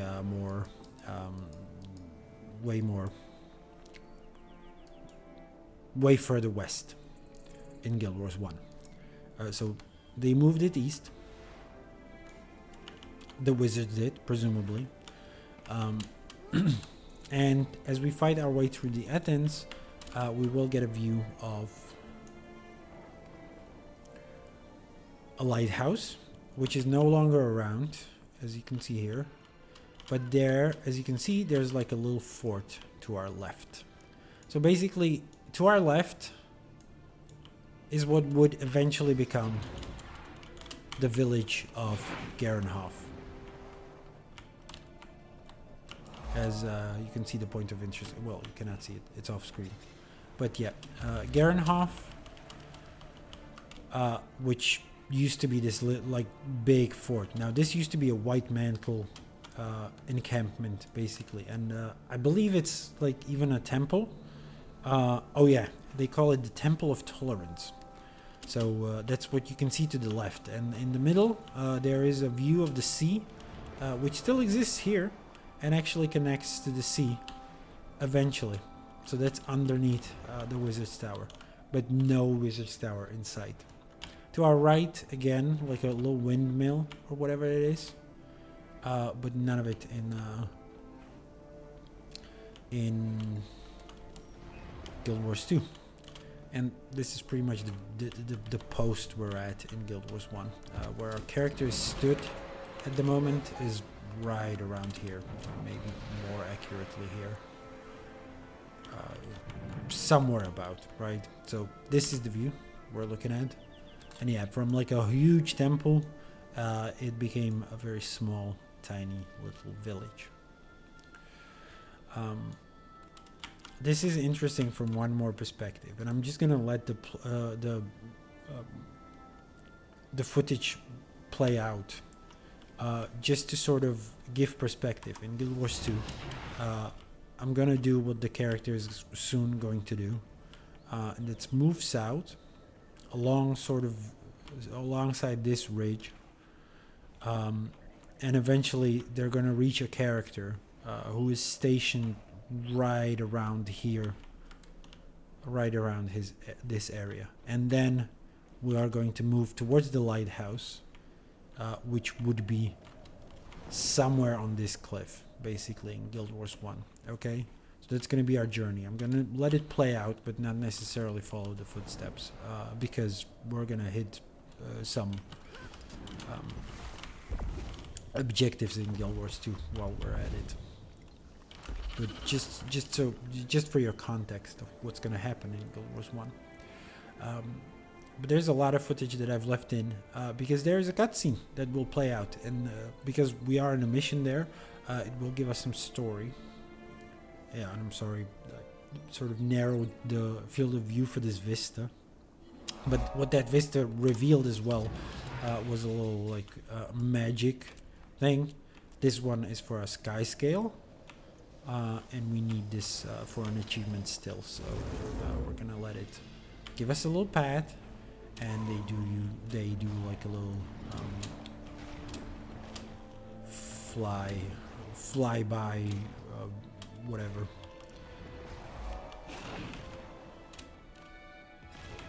And yeah, we're going way past, and this is a place called, we've just hit a point of interest called the Isgaren's View. And yeah, we finished this little track. So I'm just going to return to the area as well. Oh yeah, and as you can see, we're in the little village. So again, as I said, that's right around where the strawberry patch is currently. Now the way to reach the strawberry patch, an alternative way, is through this cave. It's not through this cave, there's no cave. So it's not the strawberry patch that you hit. Below us, I believe, there is a exit from a cave system, And there is a jumping puzzle inside this cave, basically. I don't remember where it spits you out though. We can go through the other way. However, there is a little village over there, and there is a single character stationed. That stationed character we don't interact with yet in the Guild Wars 1 footage. However,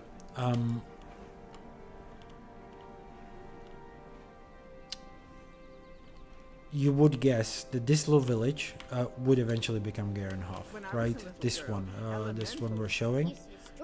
That's what would grow into Garenhof, basically. So the Temple of Tolerance, I guess, if ArenaNet did have the time or the resources to finish that map, they would eventually move into Delasio's seaboard, or what would become Delasio's seaboard in Guild Wars 2.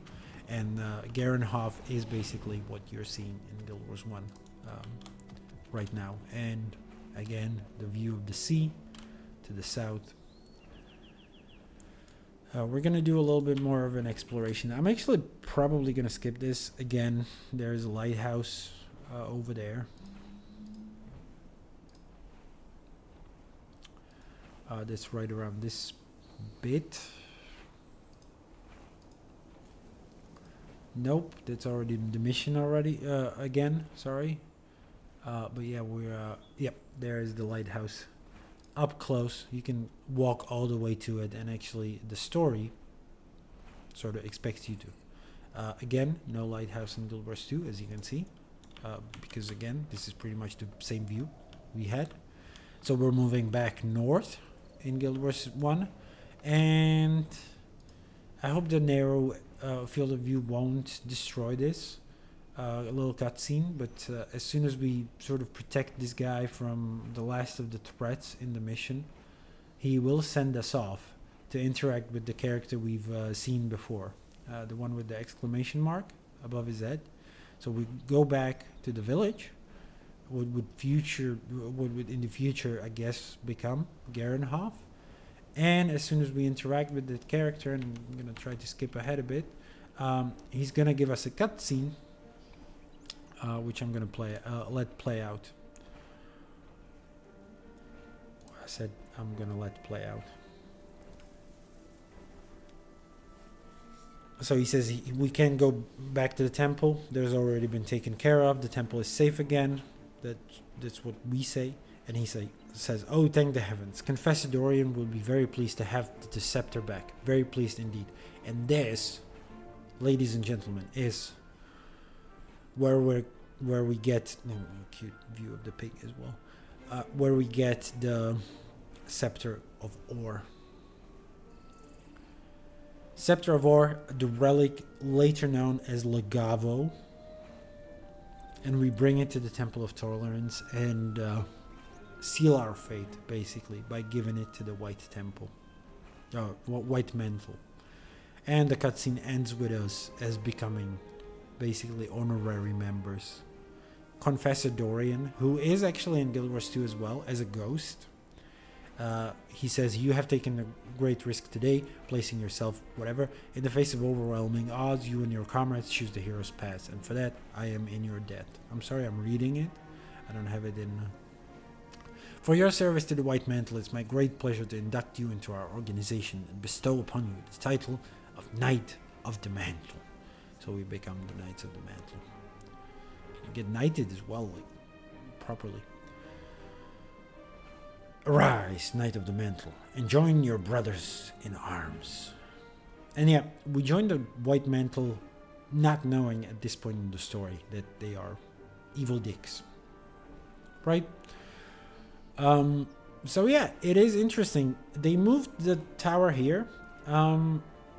Where in Guild Wars 1 the tower would be way more way further west. However, there is a sort of lore connection by us getting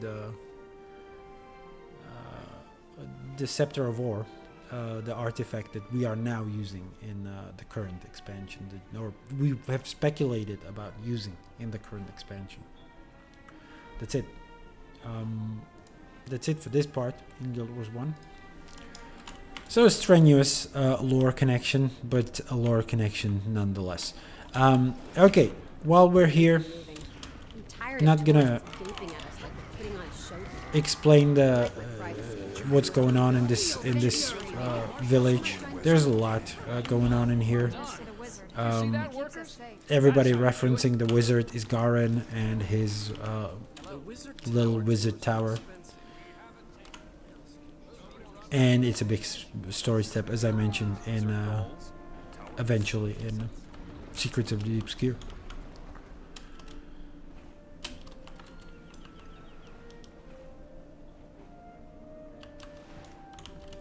Let's try to hit the jumping puzzle as well. So there's like a little cave, nothing inside basically, just a bunch of Etin. A little pass through. However, right around the waterfall is where you get the entrance to the jumping puzzle. So, again, this is fairly out of bounds for Guild Wars 1. There's no map that directly overlaps this. So we can only speculate about what kind of rubble there is inside this jumping puzzle. It's quite involved. I don't remember the path through. I'm just gonna show it in sort of brief glimpses, but there's like a whole ass architecture over here. And as I said, it eventually takes you out near Garenhof, near Isgaren's view. If you know your way through the jumping puzzle. We're not gonna do the whole thing. There's not much to cover. In fact, I've done a lot of it on a different stream. So let me just kill these oozes and waypoint out, because we cannot use our mounts or our glider to get out of here. And I guess let's go back, check on Gort, whether he's already get kicked out of his fucking house. I need him to get booted.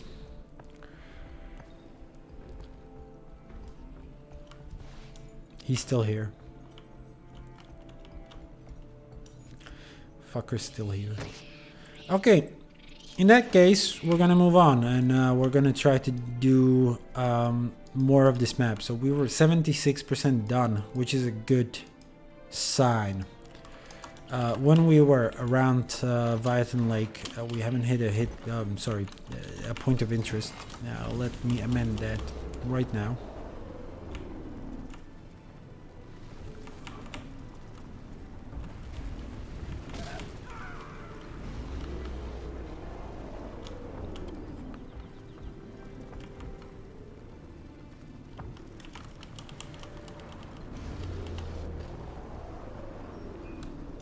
I'm spent a little bit. Oh my god, 2 hours of streaming. Over 2 hours.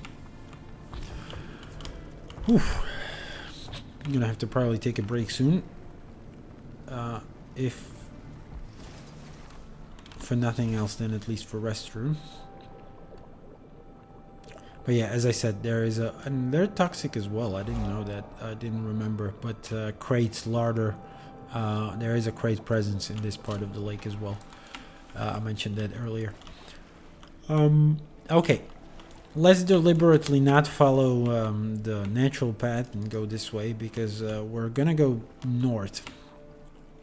And that again is to sort of follow the footsteps of our Guild Wars 1 character. This time it's gonna be a little more straightforward, hopefully.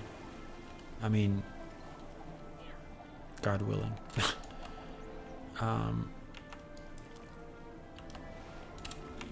We're gonna move around these rubbles. I don't know whether I already read this, but this is clear immature toxic stalks, dissipate clouds of deadly gas, recover the badges of fallen seraph, and defeat toxic alliance and centaurs. So, all dealing with the toxic alliance presence that used to be here. Oh, I'm so sorry. Yep, yawning a bit. Let's start with the dual view again.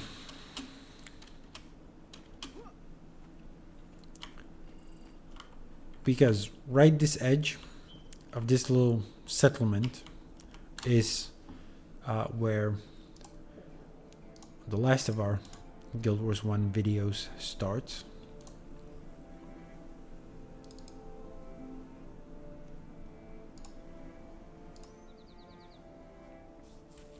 And as we start walking, eventually, we are going to move south in a map called Talmark Wilderness. Let's see if that name is a reference anywhere in Guild Wars 2. I have a stuffy nose, sorry. Probably blew it. We're moving south very slowly. I don't know what I'm doing here. Probably making some notes. But this is pretty much what I'm doing here. Like this, going south. As soon as we move again. Yep. We will eventually, this way, we will eventually reach a point beyond this pathway. And yeah, as you can see, there are some fog nightmares again. So a very mists ridden area. We right around when we reach let's say this point. This is as south as it will allow us to go without hitting the map boundaries. We get a view of a beach. It's a nice, cute beach, which is now a disgusting shore of the Viatan Lake, right? So once again, this in Guild Wars 1, this body of water did connect to the sea very directly. In Guild Wars 2, not so much. There's a big, I mean, there's a bit of a stream here, but not necessarily a direct sea connection. However, so, and again, they call it a lake here. So that's pretty much the same view. So as we move forward, and I'm gonna have to skip a bit, or we can try to let it play out while I do this. Okay, let's find it somewhere then. We're gonna try to do some hard progress then, while our Guild Wars 1 player character moves along.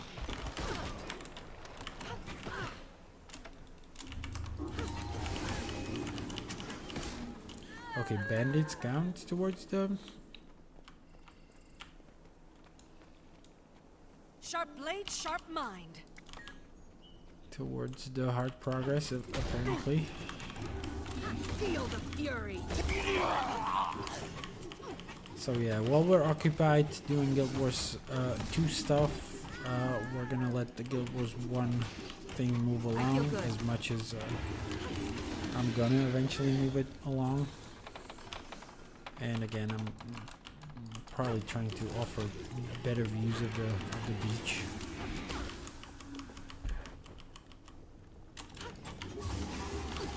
No stun breaks on this build, great. That's why not. I know why, because it's a raid build rather than using in PvE.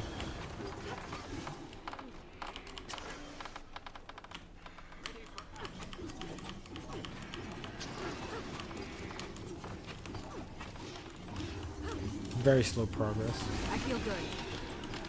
You haven't played much, but you have played some? Or at all, for that matter. Okay, I see. Just about to ask. Blades away. It's a very different game. Even from what you can probably gather from the footage, it's Sharper still. none of this action combat, right? It is... I'd say it's very good. A lot of people, in retrospect, there are a lot of people who are basically discovering it now, who have nothing but praise for it. If you treat it less like an MMO and more like a sort of straightforward RPG experience, it is a very good game.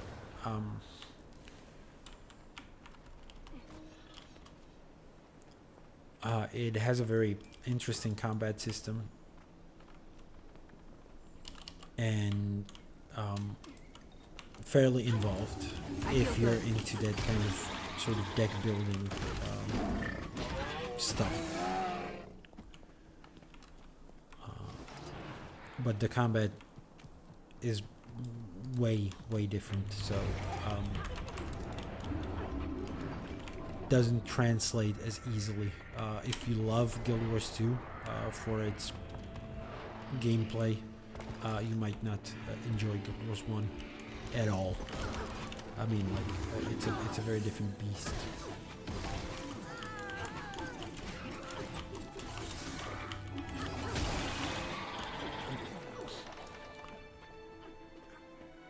Yep, definitely. And if you haven't actually done all the content here, there's a treasure trove of it, and I think way more than Guild Wars 2 can ever offer. I mean, sorry, Guild Wars 1. I mean, it's kind of comparing apples to oranges. This game has been I could say like active development for 12 years, right? Guild Wars 1 was in active development for, I want to say, like 4 years or something. So no wonder there's way more content. Again, and Guild Wars 1 did get made around the time where like this sort of senseless grind of MMOs was way more prevalent. So there's a lot of grindy parts. If anybody like accuses Guild Wars 2 of being grindy, I always have to laugh. Because right here it's all sort of cosmetic and not necessary, which in Guild Wars 1 to an extent was also a very optional part of that game. However, if you didn't do that, the story content would eventually run out, right? And the end game was all about that. Repeated content and hardcore content that you needed a bunch of people for. And yeah, I mean, it's very interesting from a story perspective. I would say much more mature game in terms of story and its delivery. A much more sort of lore-driven game, at least towards its like latter parts. There was a lot of stuff that got retconned out of like the first mission. What is it called? Campaign. Yeah, a lot of the campaign 1 stuff got retconned out of existence basically by Guild Wars 2 specifically. I could outrun a centaur. A lot of it still holds, and a lot of it is referenced even in today's content. I mean, Secrets of the Obscure was all about the love for Guild Wars 1 shit.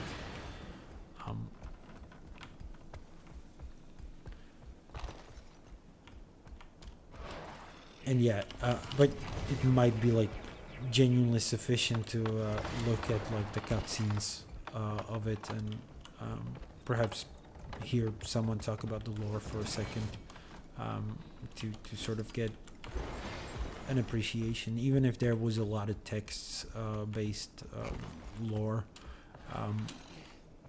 that you don't necessarily get out of cutscenes and someone playing the main campaign.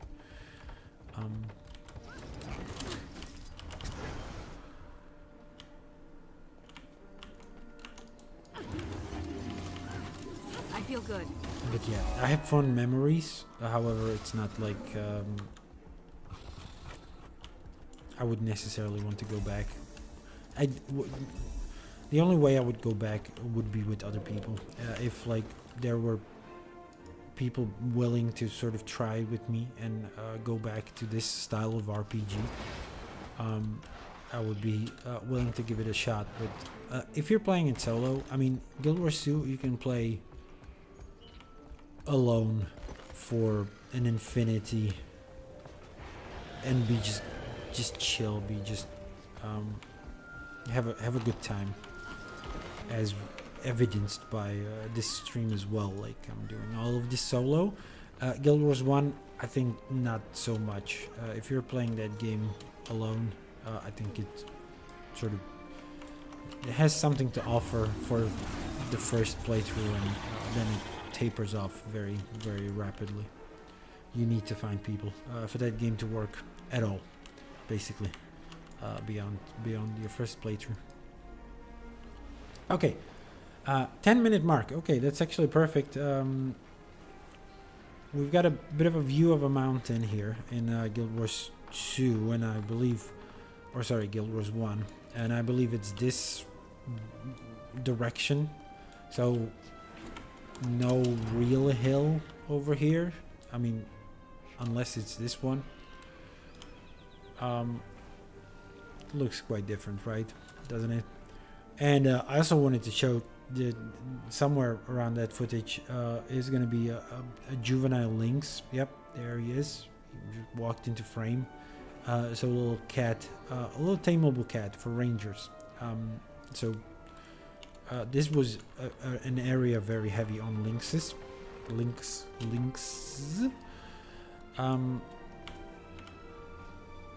So then as we move along, there is a little bit of a bridge, a view of a bridge. And this one is actually referenced in Guild Wars 2, like, directly. This one is awesome. So there is a river, and that river exists in Guild Wars 2 as well. It's this one. It's not as deep into a ridge or a valley as it is in Guild Wars 1, but it exists. And as we move along this hill, we will eventually see this bridge. So this bridge is pretty much the same one as you can see here. I mean, it used to be made out of stone. Now there's a puny little rope bridge.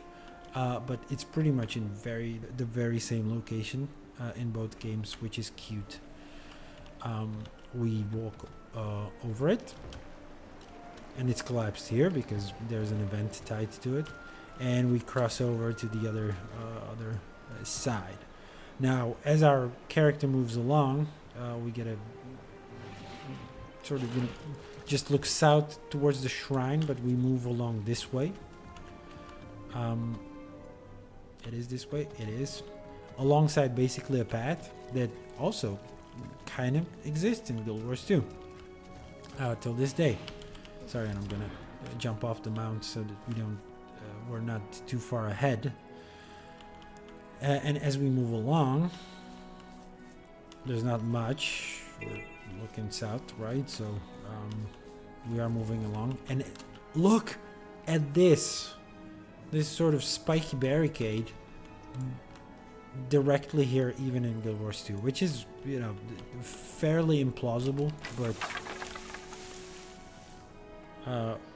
I guess a cute little nod, because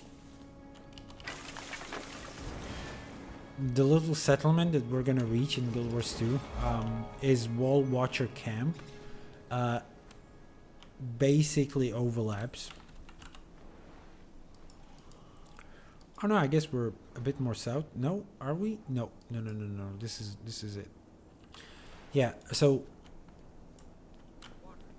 Wall Watcher Camp is pretty much in the same place as an area we're gonna visit very shortly in Guild Wars 1.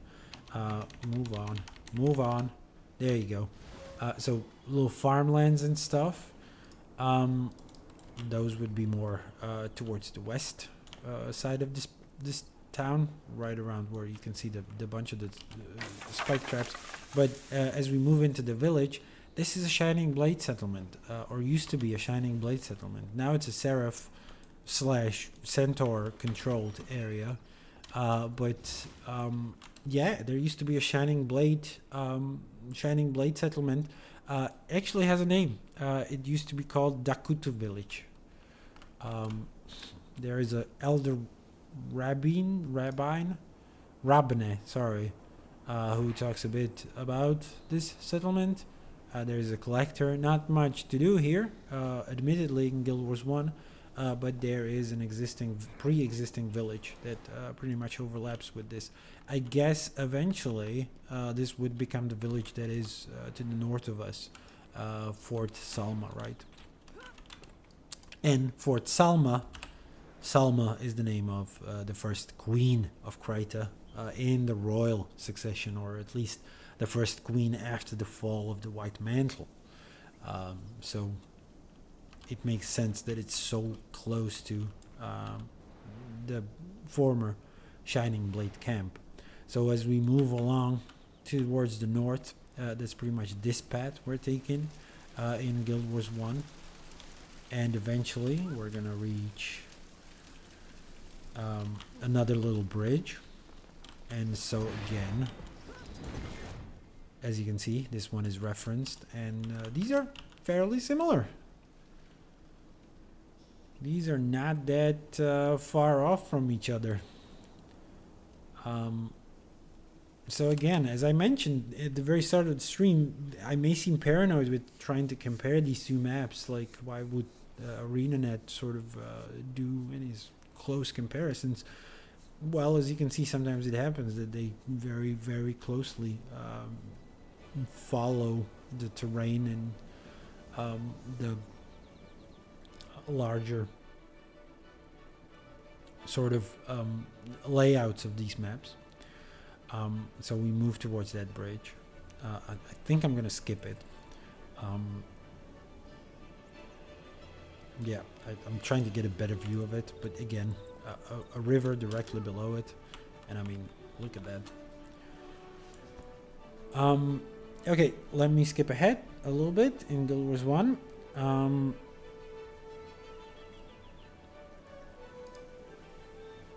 Move it along. So we're moving past the bridge right now, as you may have seen me turn the camera for a second there.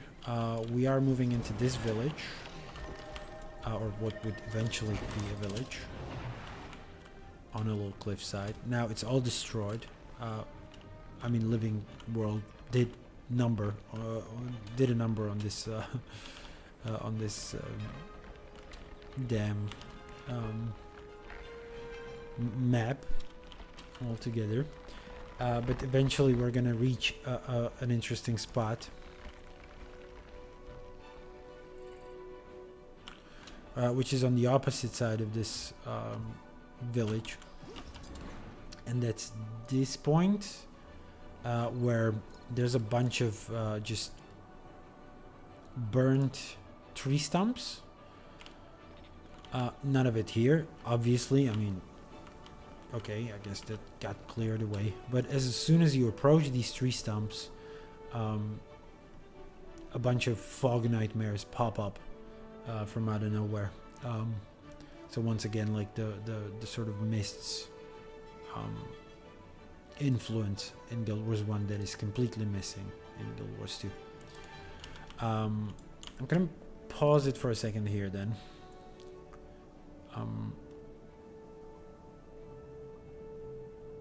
I'm gonna pause it for a second because we need to do something around Guild Wars 2.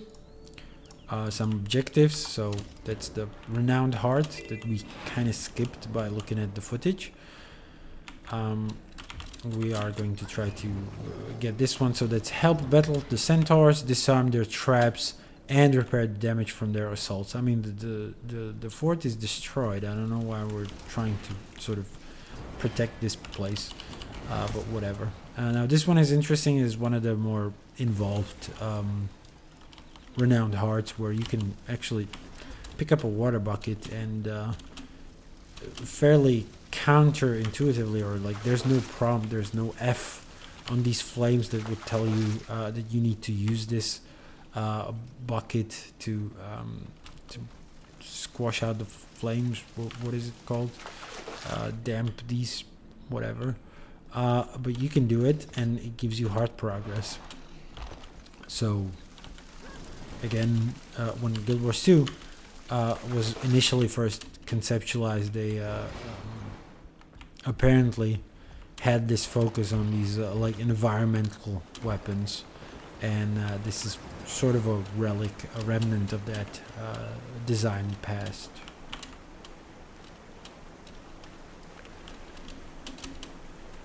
I'm going to show you the vista as well.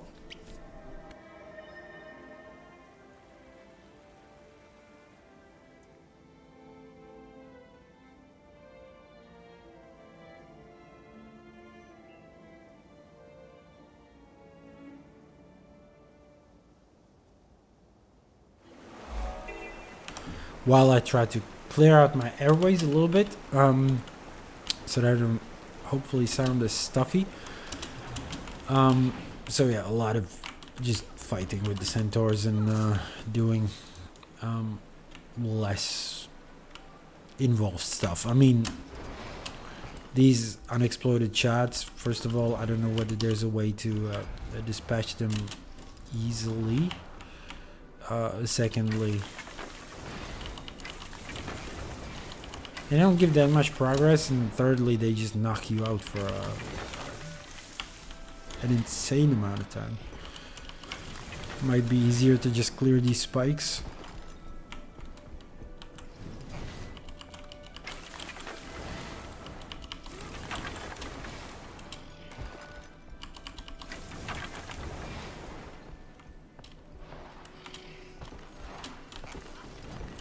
Eventually, I guess we're gonna have to move on to the unexploded shots. I mean, wasn't there more fire inside, perhaps, though?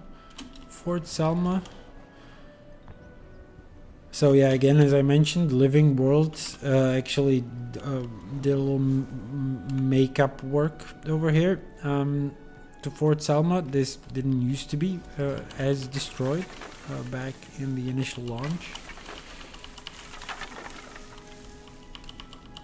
But they wanted to have an impactful scene, apparently. And forever tarnished it here. I mean, there is something to say about that, you know, to sort of admire about their willingness to change the landscape forever. However, I don't think it's a very good fit for an MMORPG that you want to sustain long term. You just don't want to run for a couple of years and leave it because, well, yeah, it's awesome for the people who experienced it for the first time, but if you want people to keep joining your game, that is the only game you're developing, it's probably not a sound strategy to... Do I have a stun break, actually? Does that... Oh, this actually functions as a stun break. Didn't know that. Oh, you stole my bucket.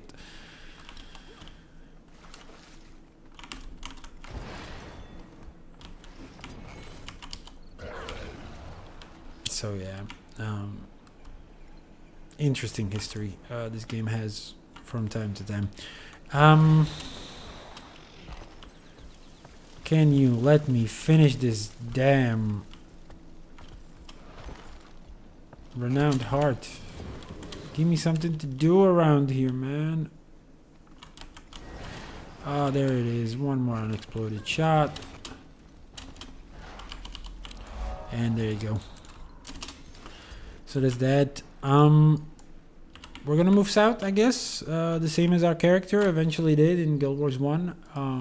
I guess I'm gonna put it back into split screen, even though we're still around the tree stumps, and I mentioned they're on the other side of the fort, so we might want to relocate there as well. We will eventually cross the bridge again, so I'm just gonna skip way ahead in what is in the video, the 30-minute mark.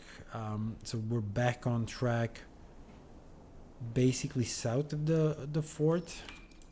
Towards, and as you can see, there's another beachfront property. And we're eventually moving towards a portal. Sorry, that's way more east than we are currently. In Guild Wars 2 now, we're not in the same spot, but this is the Thunder Ridge camp, the point of interest says, and then one was established to fight the Toxic Alliance. So again, beachside, right here, toxic, rubble ridden. Rubble ridden. Okay, no, sorry, we're already in a new map in Guild Wars 1, so that map is actually the Tears of the Fallen. And yeah, the view of the beach is basically, sorry, is this place. So there is a bit of a beach here in Guild Wars 2 as well, but basically we're around here. There's a little bit of a camp, some human settlement. But yeah, this is basically the view. This is the very same view. And as you can see, there are some slight sort of wall structures in Guild Wars 1 that are sort of, I guess, referenced by what we're seeing. Okay, let's not get killed by a pair of cliff bats. Why are there any cliffs? Why are there cliff bats around here? I don't understand that. So yeah, as we move alongside this beach, I can do the same in Guild Wars 2, I guess. And we forgot about the Renowned Heart. I mean, that's long gone. I mean, should I return to it? There is a Renowned Heart inside the lake here. Again, lake slash sea, whatever.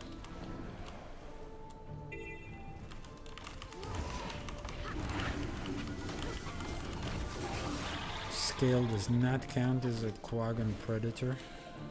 The Blood Witch is up again. I don't know whether we should fight it. But yeah, basically the beach is to our right now. There are some crab traps. Yep, we can collect these for crab meat, which we can then give to the Quaggan.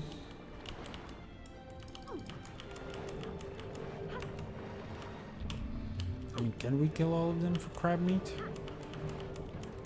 I wonder. I feel good. You're finished.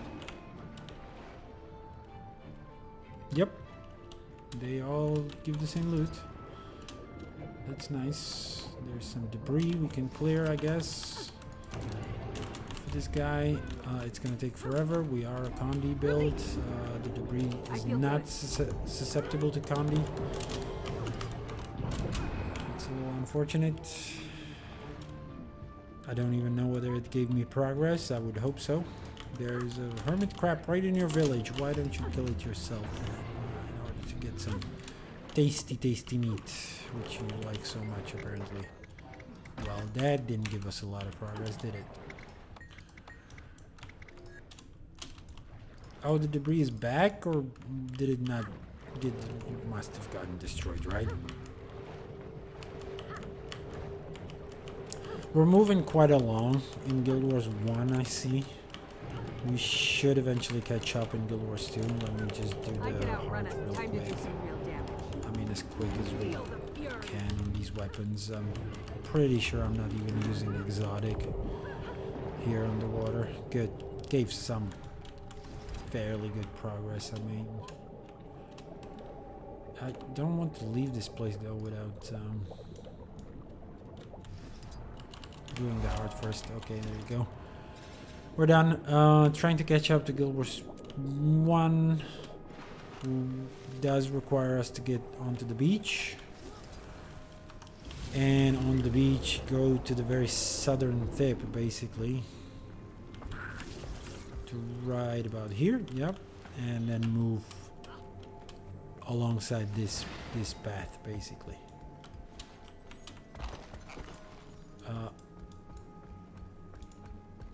Alongside this waypoint, and yeah, there's once again, and there is a little view of some village.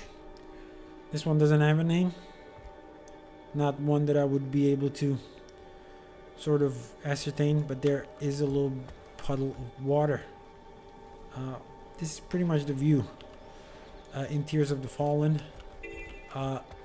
Not much like here, as you can see. But some sort of settlement still here, and that is this time a centaur settlement. Feel the fury.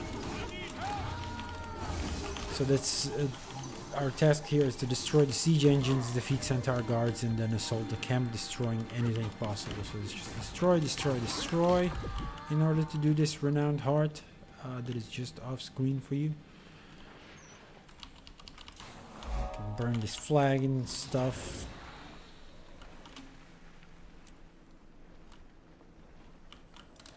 So yeah, in terms of Guild Wars 1,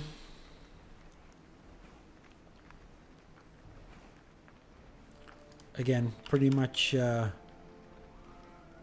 I'm flying currently, a little closer here, is a little lake. Again, quite disappeared from Guild Wars 2 and replaced instead with a big ass fucking camp.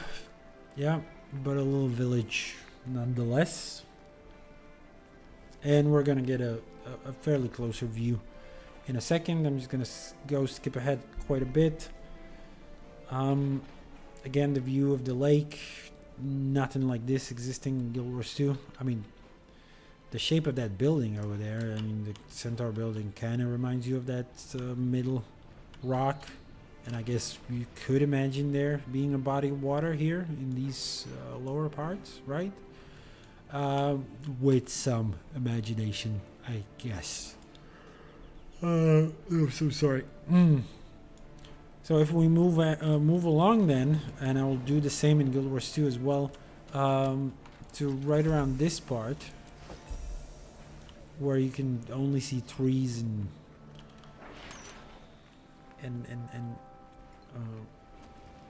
hills. I will show it in Guild Wars 1.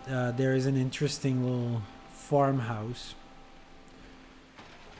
I mean, the view is quite different, and nothing resembling a farmhouse anymore. Not even on the other side of the map, if I'm not mistaken. Not even outside of Kessex Hills. I mean, there's the Seraph Protectors, and that's pretty much a tent-based camp. I love how they're able to snipe me with the fucking catapult midair. That is Kino. Okay. So as we move along, we pretty much in Guild Wars 1, if we start to move along eventually, we will go through that or alongside that little lake. We are moving south, so I'm gonna replicate that in Guild Wars 2 as well. That is moving pretty much through that Centaur camp that is in our way, and eventually we reach a little terraced area with a little farmhouse, and we get quite a different view of it. And that would be pretty much from the southern part of this this encampment. So from right around here is where we're eventually gonna end up at.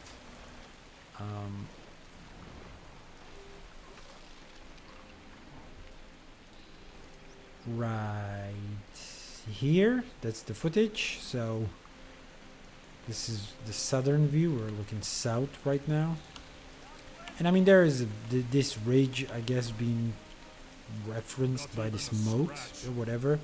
But then yeah, as we look over, that's pretty much again this place. This former farmhouse or whatever it was turned Centaur camp in Guild Wars 2. So, yep. Apparently a little bit of an afterthought.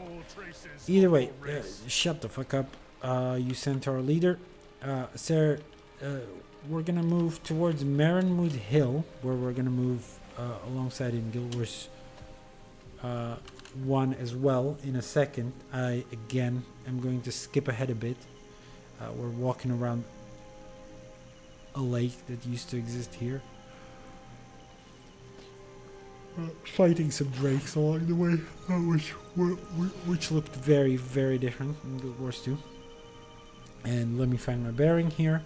So that's right around this mark. There is like a little cave entrance area, an underpass, which would pretty much correspond to Marenwood Hill. So let's say this little cavernous thing. Where we need to go for a skill point anyway, right? So this pretty much corresponds to that underpass. It's not, we cannot walk through it. That is not an option. This is a dead end in Guild Wars 2. But what is here is the Dark Cave serves as a locus for the leaders of the Centaur tribes to gather and plan their vicious assaults. Human skulls dangle on spears bearing mute testament to the success of previous plans. Commune with this place of power. And I said, you know, for Guild Wars 1, there is not a lot that would be as gruesome as Guild Wars in Guild Wars 2, that would be as gruesome as Guild Wars 1. I mean, this comes close, but that's pretty much just hanging skulls. There's not like a flayed fucking person skinned alive and his skin's stretched out on a nearby post, right? I mean, it's quite a different sort of thing. Either way, as we move along in Guild Wars 1, eventually, again, we are going to move south again. This time to the place that roughly corresponds to this little lake area. So that would be in the footage.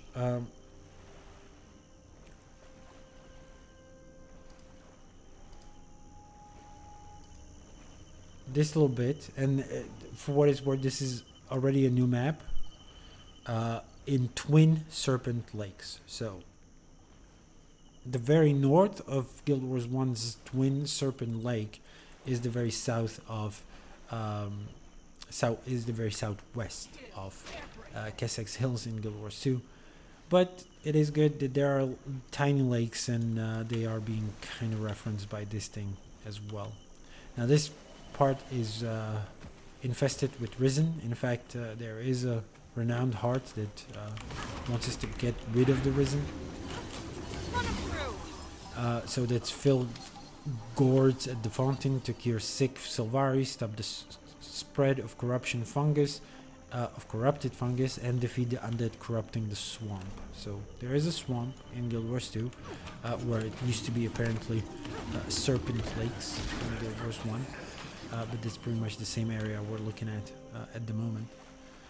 I mean, a big ass hill, quite smaller in Guild Wars 2.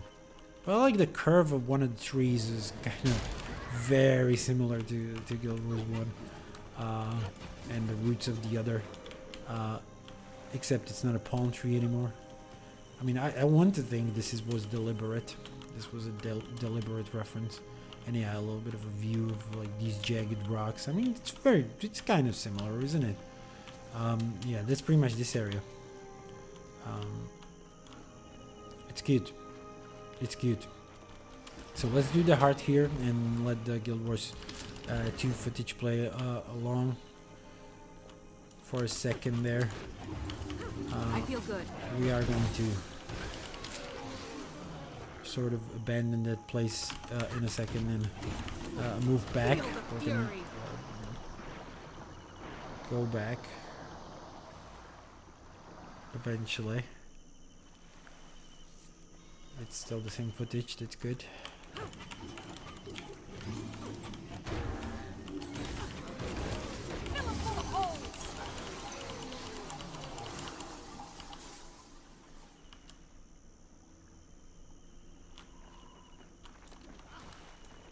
Fairly long heart. I mean, yeah, we haven't even been in the village yet.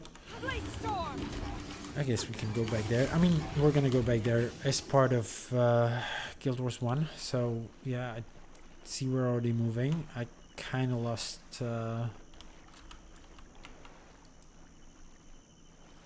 track of where we're at, but we're basically using the underpass. What we're charitably think him to be the Mermut Hill. And we will be eventually moving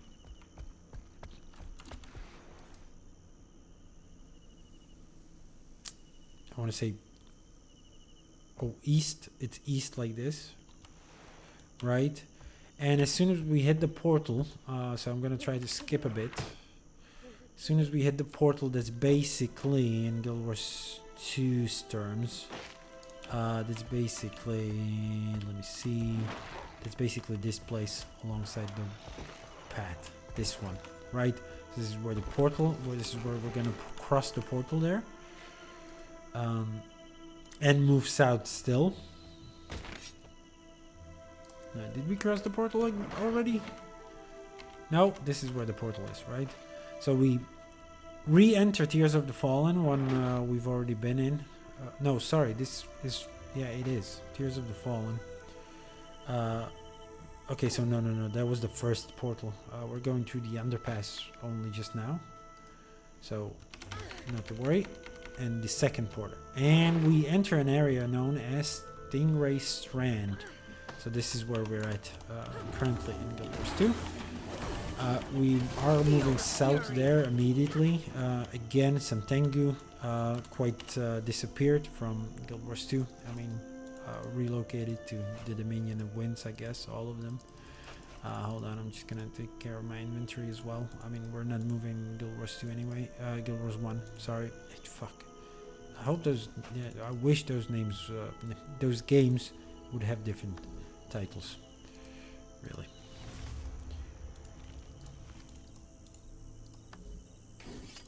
Alright, and we're not far from finishing this map, so a little inventory space will be all fine. Okay. Oh, this one we can sell still. Good. So again, we're moving south. There is a little bit of a wall, not necessarily directly referenced, and eventually we're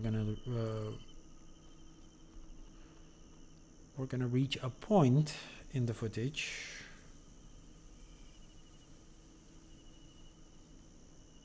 I mean very much eventually, where we get another view of the, so yeah, the featureless sort of environment. I mean, did we hit night again? But yeah, and as you can see, the Wizard's Tower once again. So this time in the distance, but it pretty much tracks. We said it was around Alakes ledge, so yeah, it would sort of show up over here. And there is a bit more of a view of the lake again, what would eventually be the lake. I mean, there's a little bit of a gulf, which is here too. I mean, there is some part of it. You must like pain. Do the bandits count towards the heart's progress? No, they don't. So eventually, like, this pretty much looks, this is pretty much from over the village that we're looking at, this spot. So yeah, there is a body of water, that doesn't lie. However, I don't see a lot of beach property here, right?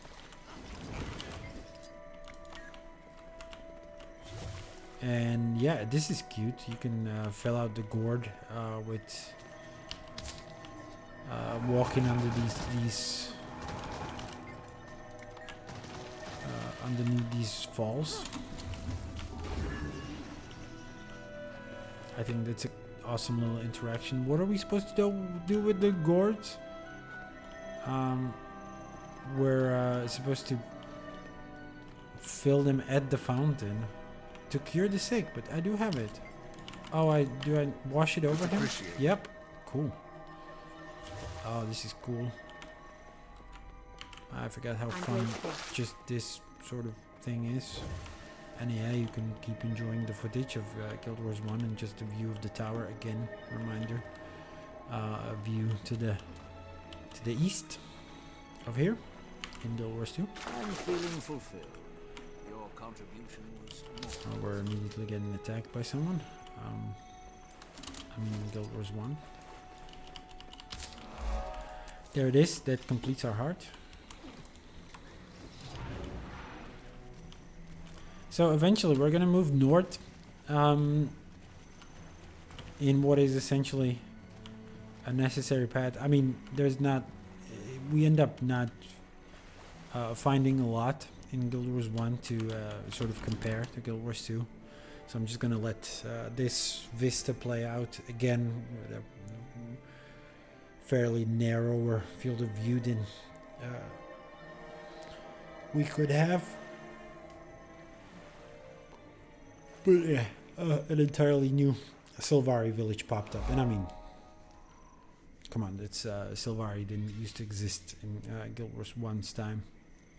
There's like just the seed of their mother tree eventually. So yeah, our Guild Wars 1 character is actually moving north here, but there doesn't end up a lot being there. But we can follow their footsteps eventually.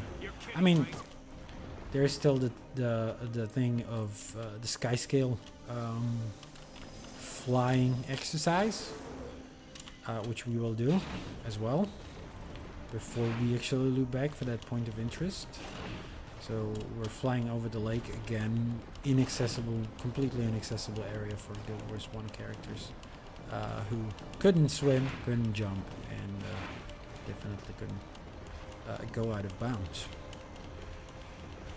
This takes us all the way across the lake. Oh my god, that's insane. But this actually finishes our Sky Skill Rider in Krita achievement. So that's awesome. We're gonna go back to where our Guild Wars 1 compadre is roughly at the moment. Could have deposited this way earlier. And go into this camp. Well, there's no sign of this camp, even though it looks fairly, you know. And there is actually a renowned heart here as well. I didn't know that. So that's defeat bandits, destroy bandit turrets and food supplies, and set off mining explosives. So yeah, this rubble looks ancient. No signs of it in Guild Wars 1. So however old this is, it's not 250 years old and longer.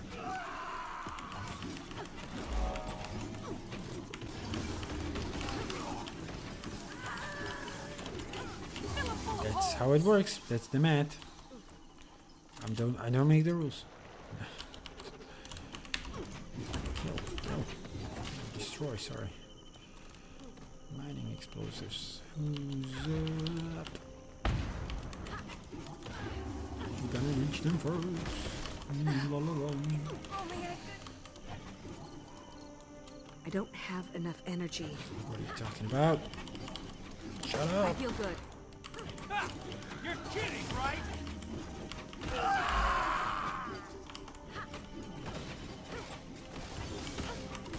So we don't quite reach that ledge, but I see we're already way down south with Guild Wars 1 as character than we are in Guild Wars 2, actually. So let's catch up, because we're about to cross a portal there. That's gonna take us to...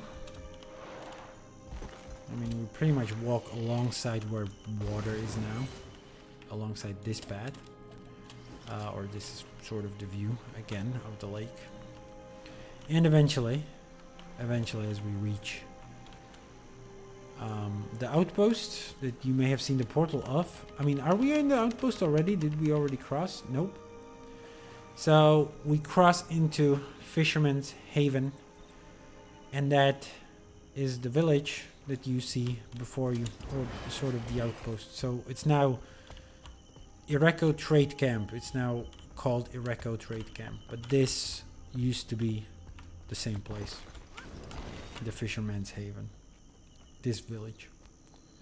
The one you're looking at in Guild Wars 1, again, very beachside, very beach property. Now quite temperate and filled with Asura. But yeah, pretty much it. And I mean, are we gonna do anything around that village yet? Yep, we walk around a bit, introduce some of the NPCs that used to be there.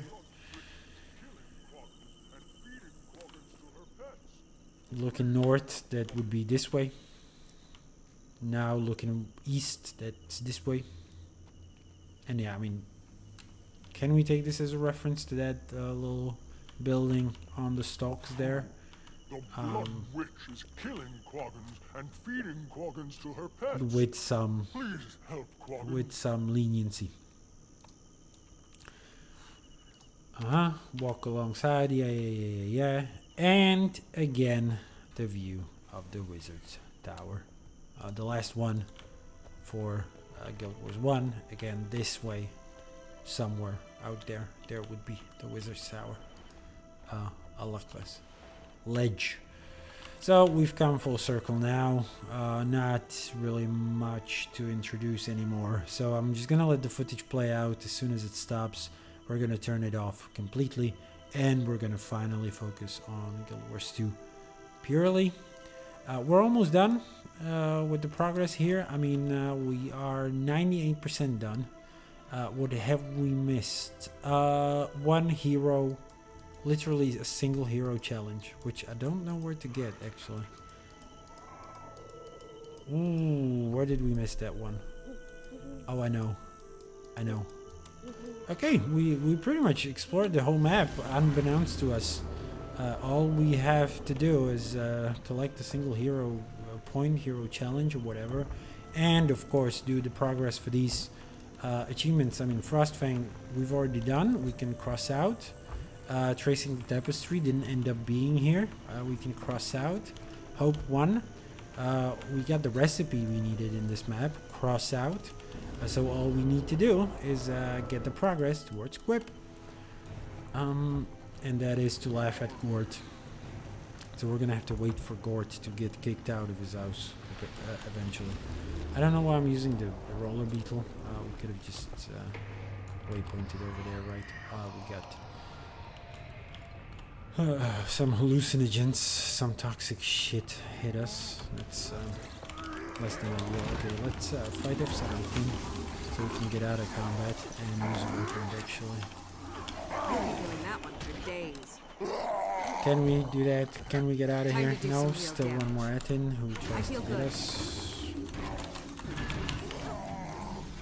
Now can we get out of here? Yep. And that's it. That's it for the Guild Wars 1 footage. No! Did I hear Gort fucking... Oh, no, he is out. He is out. Where is he? Oh, he must be south, right? He wouldn't fit through here. Dumb fat fuck. Oh, no. No, he's coming back. Oh, no. No. Fuck.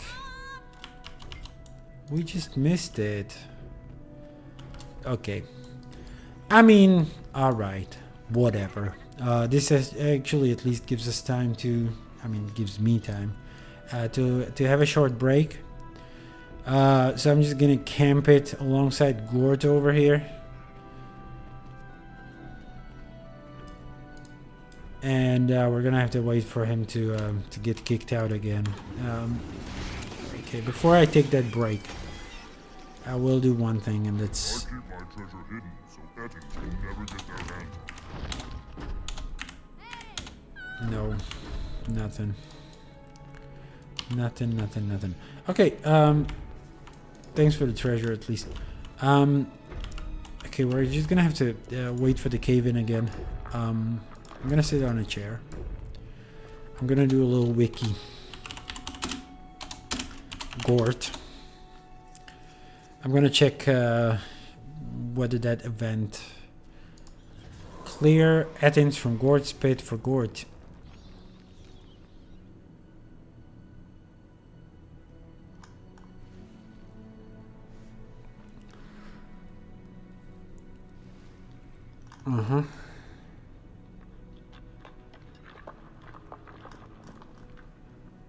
And if I do equip 1, sorry, I'm just doing a little bit of a Googling over here. Bighorn Gourd. Hit point and laugh at Gord when he has been kicked out of his home in Kessex. Hint point. Okay, hint, sorry. It's just laugh. Clear Athens starts, go to the exit of Gord's. When the event clear starts, go to the exit of Gord's home. Laugh at him while he leaves. Okay, that event needs to start. And apparently we just need to laugh. We don't even have to point. Okay, so while we wait for Gord to get kicked out of his home again, which seems like it seems like that event doesn't have any sort of prerequisites. It's just like a dynamic event that sometimes happens. I'm gonna take a short break. I'm gonna hit the loo. I'm gonna go get some water. Those are details you don't need to know. Apparently, I mean obviously. But I'm gonna do those two things, and yeah, I'll be right back. We're gonna finish this map. We're gonna finish all the achievements here, at least the achievements we needed, and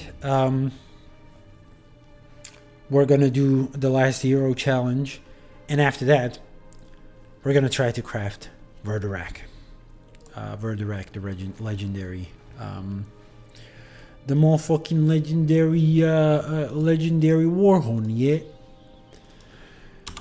So sit tight. I'm gonna be back shortly.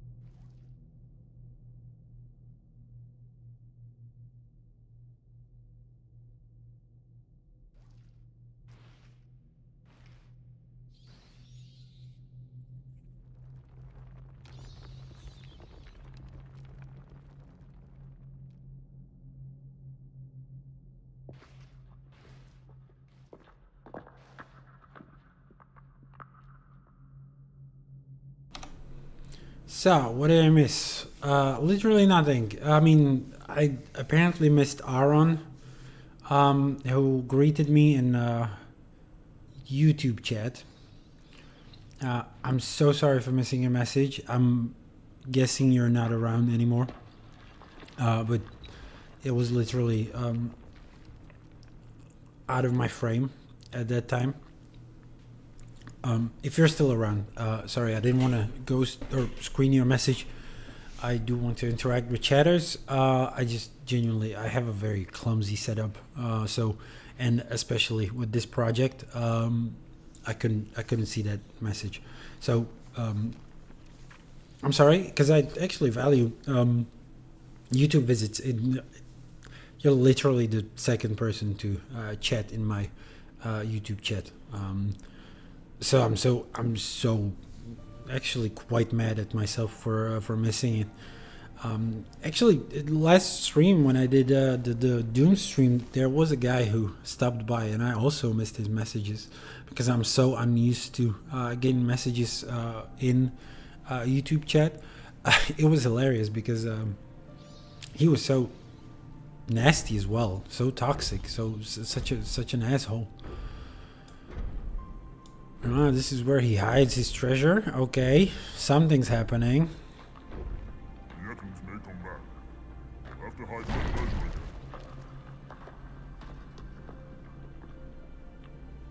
again. Okay, hopefully they'll come back soon.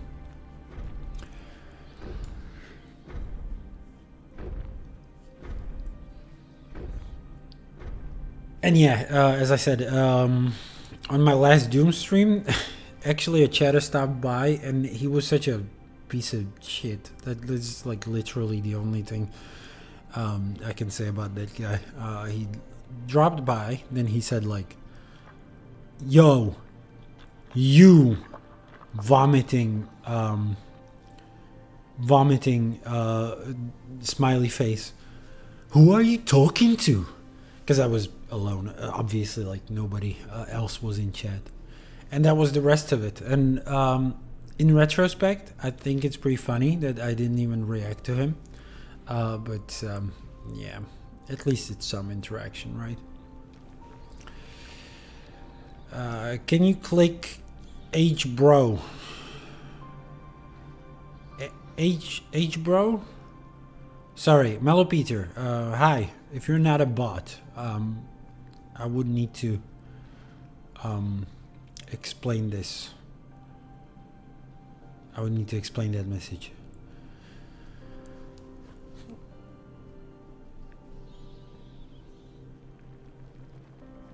Click H. Oh, H like in game. Like hero. Oh, sorry. Yes. Here you go.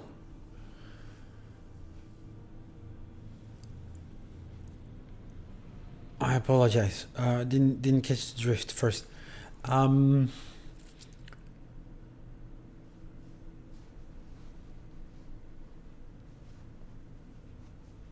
mean, that is the number, yeah. I've been playing it since launch. It's not that impressive. I guess. I don't know. I play this game religiously, you know. It may not seem so, that I'm a... I mean, yes, and... I mean, it is. I'm not gonna lie. And it's not like I'm not spending these. I guess not on this account. It never happened that I would be on zero. Did it? But yeah, I mean, at a certain point, I mean, I know they can be turned into money quite easily, but I'm trying to save them because, look, I mean, I'm not aching for money, at least not now. They will come in handy eventually, and at that point, I want to assess what is the best way to spend these, really, because I have, you know, since the legendary journey is all about getting the legendary weapons. There are a lot of materials that you can get with laurels, that are very, very handy for that crafting process. Speaking, of course, about T6s and let's say T4s through T6s, perhaps even T3s. Not quite sure what is the most profitable way to spend these laurels. But yeah, they're sort of hoarded away for rainy days. And just to explain, we're still waiting for Gort to move out of this cave because we need him for Quip, for the experimental pistol, for this collection.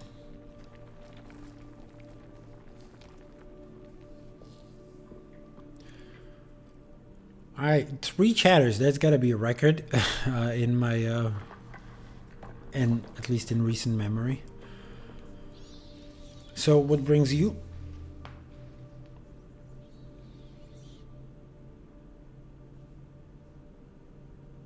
I mean, yeah, you can farm for material. For T4s through T6s, I don't know if there are any like good farms for that. I mean, I don't. What do you typically spend laurels on? Just that. Was that just something that caught your eye in this menu, or is it something that you're genuinely aching for? Because again, like, I'm trying to save them up. It used to be like you could buy trinkets as well, but okay, I see. Yeah. So that's the thing. I don't typically convert a lot of gold to gems. I very rarely buy any gem items. It happens, and there are some that are very cute. But I'm also quite willing, I gotta say, to drop real money on gems. So that perhaps also explains why I'm not like super optimizing what I do with my current useless currencies, basically.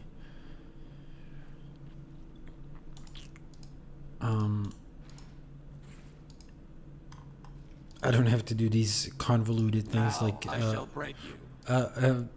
convert currency to currency to currency to gems, right? It's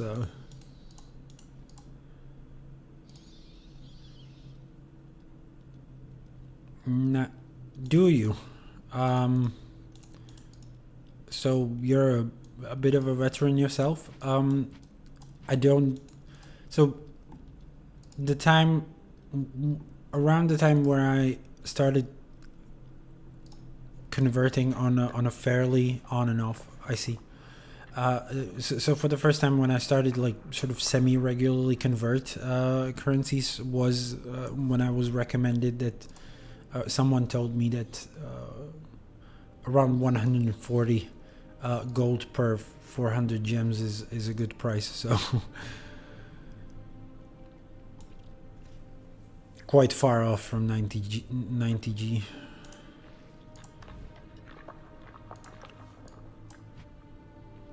We'll sort my inventory while we're still waiting, at least. Make a little space, even though we're gonna be hopping off of this character shortly after this event is done. Pricey infusion? Infusions not really, because I'm also not farming those events. I am sort of to perhaps explain my goals in this game first. Legendary Journey, that's pretty much the priority in terms of spending and spending my time as well in game. So trying to get every type of legendary basically. Then the second order of business, once that's done, I want to focus on achievements. Now there are some I'm focusing on already, right? And I mean, you could have guessed from my achievement points, but those that you can get without like spending a tremendous amount of money or materials, I'm obviously trying to chase on my own time outside of streaming hours. Legendary Journey is reserved for streaming only, basically. But when I play, I try to play 2 achievement fulfillment, and then I'm done. So, for example, I guess the check egg, you get that in Tangled Depths, is that correct, during the meta? So basically, as soon as I was done with that meta and everything I can get from the meta for other achievements, I stopped playing it. I haven't been in Heart of Thorns for years and years, actually. I mean, I was for streams and again for Legendary Journey. It kind of necessitates a revisit, but otherwise I don't play these events too much. I typically spend my time wherever I don't have achievements, right?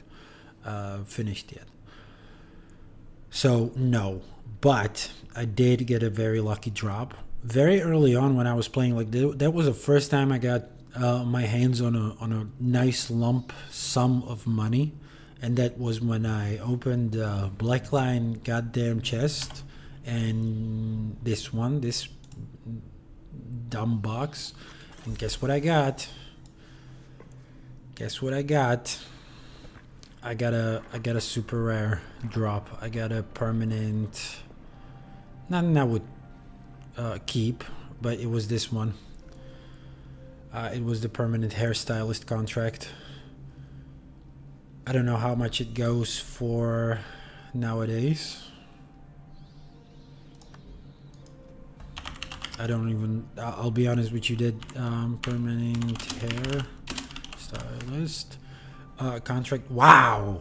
Okay, I did not get this kind of money for it. Again, this was very early. That was like the 2nd or 3rd year I was playing. And I sold it for like 500 or something. Like, it was absurd how cheap it was compared to today. Like, I could straight up get, what, 2,750 or something for it if I would just put it on a insta-sell order. But yeah, that was the first kind of money that I got, and a lot of it funded my first legendary. And I haven't had a lucky drop ever since. There were a couple of precursor drops, but way into the era where you basically cannot get a precursor or cannot sell a precursor for more than 100 G. I don't know if there are any that would be more expensive anymore. Like, here's what I dropped. I dropped Dreamer, probably the one that people want the least, except for the aquatic weapons, right? Not the Dreamer itself, the Lover, right? So I dropped the Lover, and I dropped the Colossus, and perhaps one other.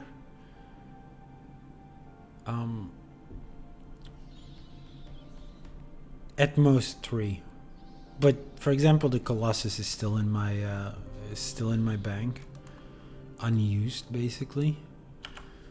And I feel like, do I have the Predators? And again, the Colossus is the legendary, not the precursor. I don't know what the precursor is called for the Colossus. I'm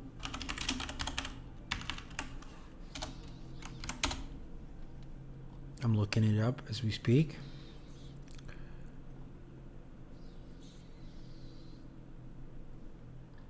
No, it is the precursor. Okay, it's an exotic. Yeah, okay. Yeah, the Juggernaut is the hammer. Okay, so yeah, the Colossus I dropped. That one actually dropped out in Mystic Forge, and I think I may have dropped even, because it's sellable. I'll look in Guild Wars 2 efficiency actually. What is the last one I have? Now I'm curious. got my own damn self curious. Yeah, nothing much rarer than that, unfortunately. So all of this is basically, I don't want to say farming, but just like regular playtime, which is still extensive, but not targeted at earning money. Oh, I moved it out of the bank, and I don't remember which character has it. So anyway, yeah, 2 to 3 precursors and 1 hairstylist contract when it was still, I don't know, pre-inflation. Let's call it that. So yeah. Goddamn, can you move? Can this goddamn giant move?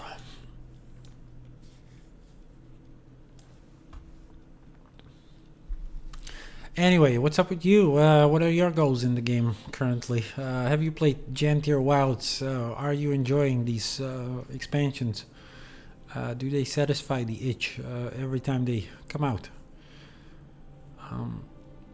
Because like I'm in a stage, so on and off. I used to have that for like a very early era of the game. I think like I had one proper off. Otherwise, I've been playing this game non-stop for right around the 13 years it's been running or some such. So that should explain my achievement point count to an extent.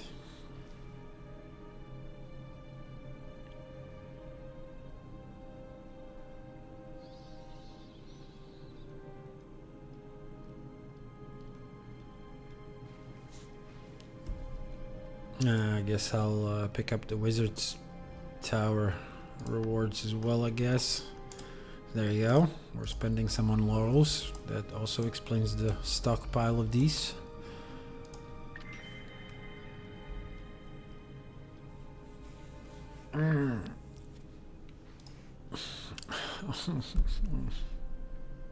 How could I have missed it by such a short second? The previous attempt, man.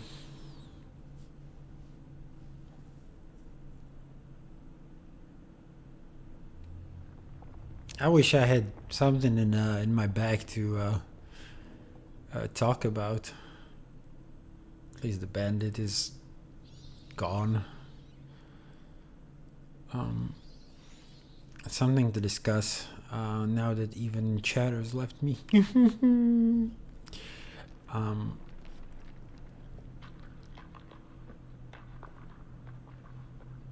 But no, I blew my load when I did comparisons to Guild Wars 1, like any sort of fun lore connections or whatever.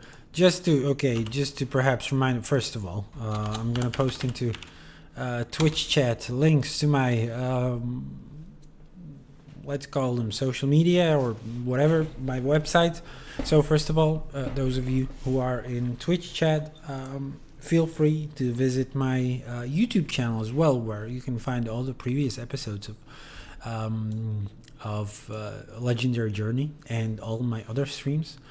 So it is cataloged all the way from my humble beginnings to today, where I'm trying to do always a comparison between Guild Wars 2 and Guild Wars 1 maps as I stream these collections and map completions.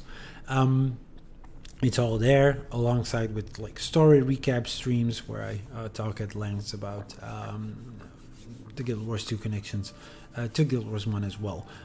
Perhaps not as educated as other YouTubers, but definitely try to pay attention to the story as well.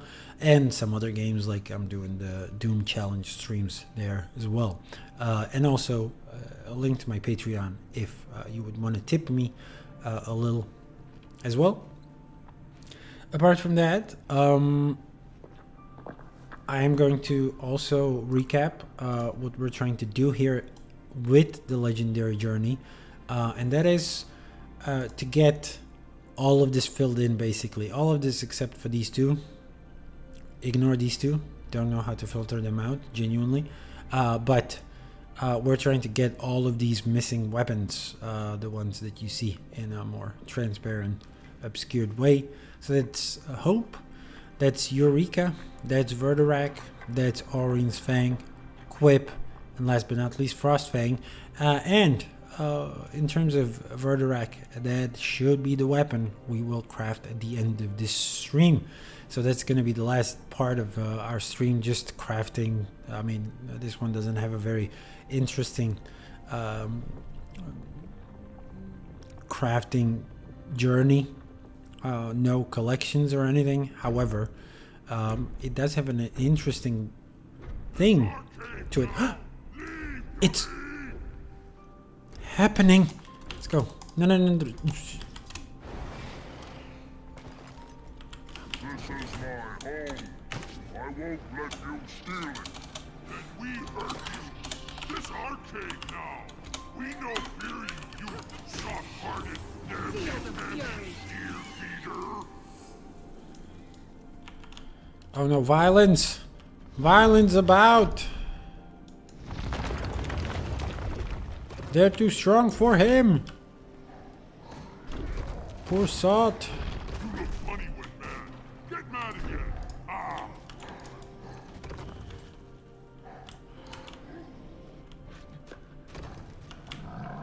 In fact, to teach you a lesson. You picked the wrong home to steal. Right, yeah, okay. Can we laugh already? Will this work? No? Why are we being such dicks? Like, Gort is, seems like a genuinely nice guy. Oh my god, they're gonna kill him, man. Fuck. Gort ugly. Gort mean. We took his cave.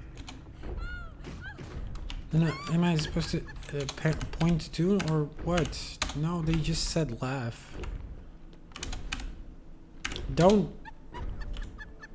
Okay, don't kill the veteran Etin leader before I can get credit for this, man. What is this? Okay, good. Ah. Ettins out of my cave. Nope, sorry, I'm not gonna help you. I don't give a shit about you. I only came to laugh at you. Apparently, I See don't. you in there. Think you can take someone's home from them? I mean, this is pretty fucking.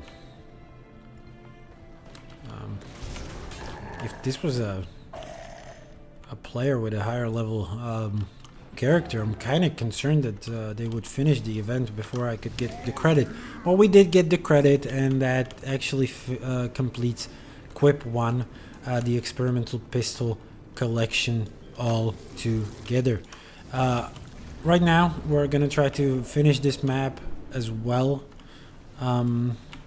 which if I remember correctly, the last hero challenge should be right inside the cave over here somewhere. Should be an entrance to a cave we missed, and that's Draitor's. That's a Draitor's cave. There is a boss fight and everything here. Typically, right now it's just guarded by some veterans and stuff.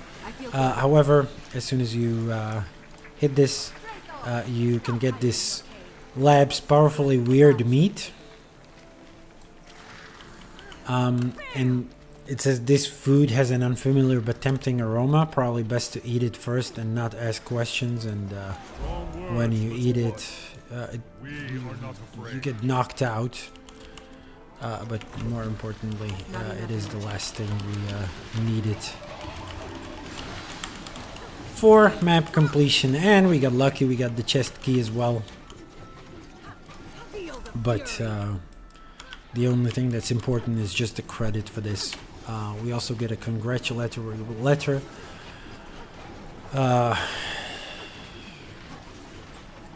You have successfully charted all of Kessex Hills. When you entered the region, it was but a blank slate, and now you leave it with no stone left unturned. Fantastic! Your persistence is admirable. Through centaurs, great bandits, and necrominions, you pressed onwards. We urge you to continue your quest. Gendaran Fields to the northeast offers new challenges. If you are looking for a change of scenery, head due west into the Brisbane wildlands. I'm sure this won't be the last time you hear from us. Congratulations again, indeed. We will stay in touch. Alright. Anyway, now that we're done with the map, and indeed all the collections that we could possibly hope to finish,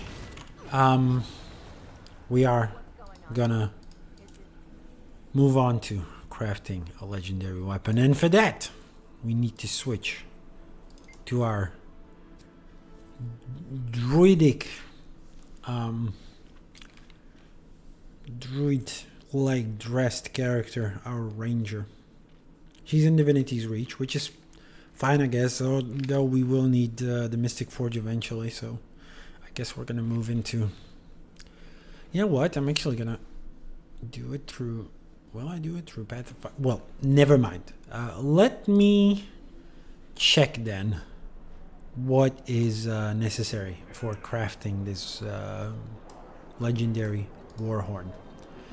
So, we should have all the materials pre-prepared. In fact, look, Mystic Tribute, nope, not in our inventory. But Gifts of Condensed Magic, nope, not in our inventory. Fuck. I'm guessing they're in the bank somewhere.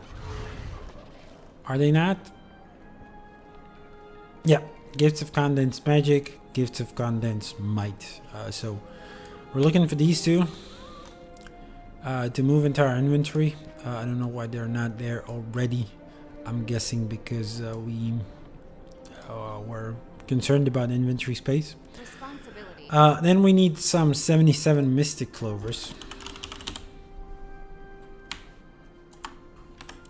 Let's grab those from the bank as well. Already ready. And 250 Mystic Coins now. We should already have those prepared. Welcome. Great. That's step one. Then for the rest of it, we're going to need some Gift of the Mists. Again, that one is composed of Gift of Glory. I guess we're going to have to still get those, right? If I'm not mistaken. Gift of Battle. I mean... May Balthazar strengthen you. What would tip me off? Cube of Stabilized Dark Energy. Do we at least have that in our inventory? Nope, we don't. Is it in the bank? No, it's not. So I wouldn't have crafted the Gift of Verderak. So we gotta have the Gift of Mist somewhere. Did I overlook it in the bank? I mean, I didn't look very hard. Oh my god, what have I done? Come on. Oh, we can craft the cube though. Oh, we can. I probably did want to craft the cube, didn't I? Just gonna quickly check efficiency as well to make sure we don't have it somewhere on our account. I mean, it's not the last time we're using the Gift of the Mists. That's cute. I'm not looking in the bank, man. I want to look in my entire Gift of the Mists. Is it off the Mists or is it just off Mists or whatever? It is Gift of the Mists. So we don't have that one. We have to craft that one, right? I wouldn't craft Gift of Verderak. Neither do we have the Gift of the Battle and shit. Which is fine. That's fine. I mean, Gift of Battle we do. That one is not crafted, but otherwise. Okay, so let's grab the Gift of Battle then. One from the bank. I'm not sure about this. Oh, Jesus Christ. These achievements, man. Cube, we will craft. Gift of War, we will have to acquire. I do believe you buy those at... Oh yeah, we've got the Memories of Battle. That should have tipped me off. So I believe you can get those from Miani, right? So we're gonna have to go to the Lion Sarge anyway. Okay, Miani or any other Forge Assistant. You know what? Since last time we did this, and I'm just gonna go through my Mesmer real quick as well, because I want to pull the gathering tools from her before we move on, before I forget where I put them. But essentially, since the last time I was streaming Guild Wars 2 at least, I did purchase upgrades for some of the... Was thrilling.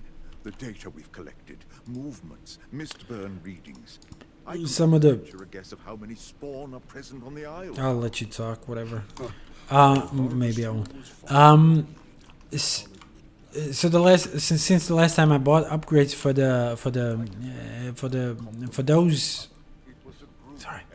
those expansions that I didn't have the upgrades for yet, and that gave me this thing, Invitation to the Lily of Elon, sorry. With that one, we can actually try a change of scenery, and we'll craft our first legendary weapon on this in this hub, because there is a Mystic Forge, the one thing that's missing every time from every other place, right? So we do have our own little VIP area, whatever it's called, not VIP. Is it a VIP pass? To this little boat, so I just want to showcase it.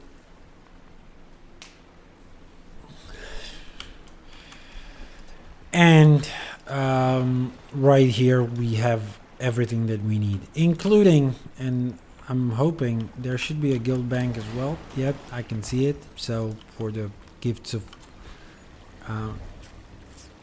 whatever the fuck, we should have... You're a merchant. We have the Shards of Glory in our personal guild bank. We're gonna retrieve those. Switch to our main guild again. Then for the cube, we can craft that one.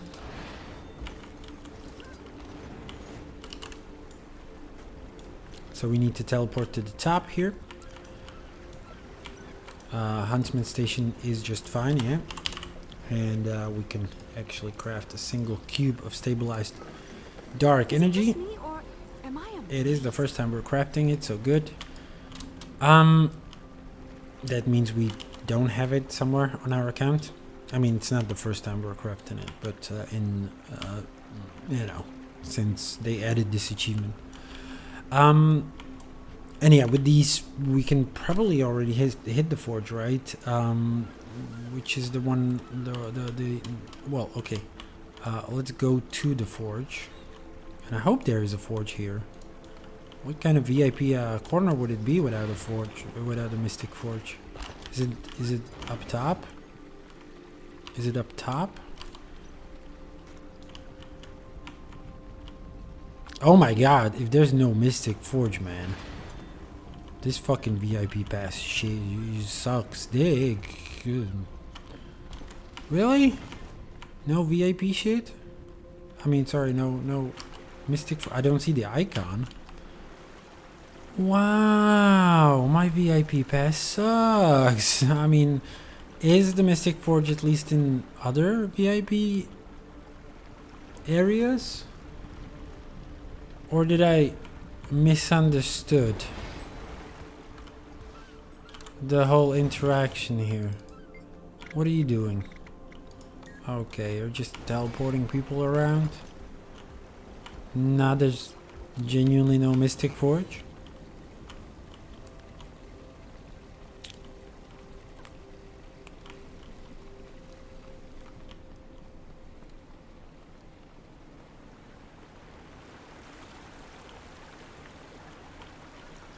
I see how it is.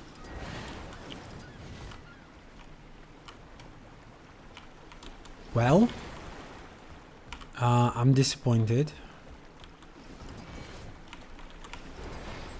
This doesn't seem like a good deal. Thank God I didn't buy it for that one, for that thing. But there is genuinely no Mystic Forge, so we're gonna have to go into Lion's Arch anyway. That's a bummer. That's doubly a bummer because, I mean, okay, whatever.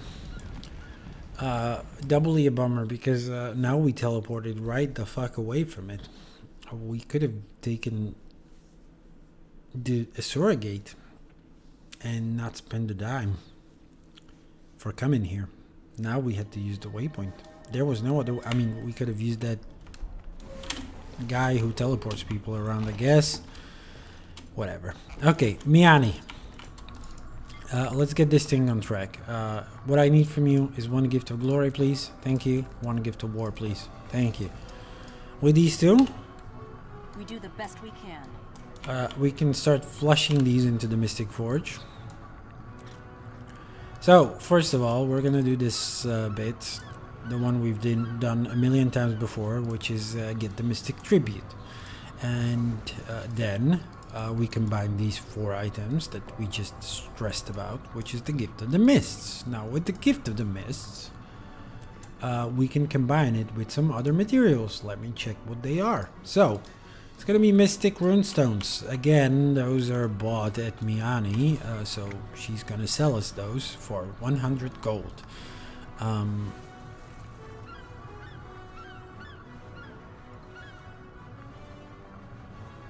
This is an exchange. We can buy them directly, right? Yep. So for 100, we can buy the Mystic Runestones. We're gonna keep them in our inventory because we're gonna be flushing them down at the very same place we just did. Now from the bank, what we're gonna pull is, or material storage. I'm gonna check whether we have the shards of Call of the Void. I'm guessing not. Shards of Call of the Void. We have exactly 0 of these. Now I don't quite remember how we wanted to go about getting these. I think we have the Mystic Curios to get those. I mean, we have 40. We have 40. That doesn't seem like enough. But right, what was the game plan here? I believe we have the shards here somewhere.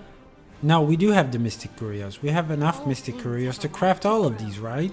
We need 100 to craft these, and then we need more Call of the Voids. Okay, let me go over my notes first, because there's a process to this, and I want to teach you.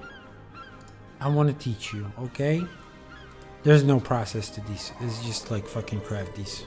250 plus 40 is 290. We need just 290 Calls of the Void, which is fine.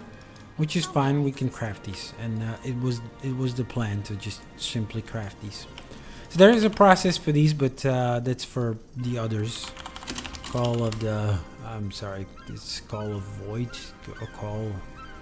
What was it again? Shards of Call of the Void. Yeah, Call of the Void. So Shards of Call of the Void. I mean, I need the recipe for these, I guess, somewhere. Acquisition. We need the Hiftorn first. So we need to visit Grandmaster Craftsman Hobbs. And I'm sorry for being sort of. I got it all prepared. It's just we need to hit the wiki a couple of times, okay? That's all fine. So we need a recipe, and the recipe is for we need straight up a recipe. So we want recipe for Hiftorn. So we don't have that unlocked yet, so we're gonna be spending some 5G and some 10,000 karma, which is, who gives a shit. We're gonna learn that. With that one, we learned the shards. You don't see it in chat, but we learned the shards and we learned Hiftorn. We learned how to craft Hiftorn. So Hiftorn is the first exotic weapon for needed to be crafted, at least like a single time, for the thing. So right here, oh yeah, and the tribute to the Call of the Void. Where do we buy these again? Let me check. I mean, these are easy to acquire. It's no problem. And we want to buy these at an Exalted Mastery vendor, or yeah, Exalted Mastery vendor. That's pretty much where. So we are going to Tarir first to buy 290 of these, apparently. And we're gonna do that with the yeah, you know, auric basin currency. With the auric dust or whatever it's called.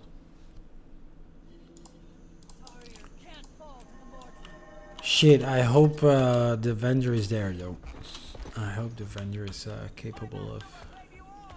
Oh, we didn't have to come into Auric Basin. We could have gone to Verdant Brink as well. There it would have been guaranteed that the... well, yeah. We're kind of fucked here. The terrier is closed. Whatever. Just kill me. I don't care. Kill me or get me out of combat, however you want. Don't be so tenacious, man.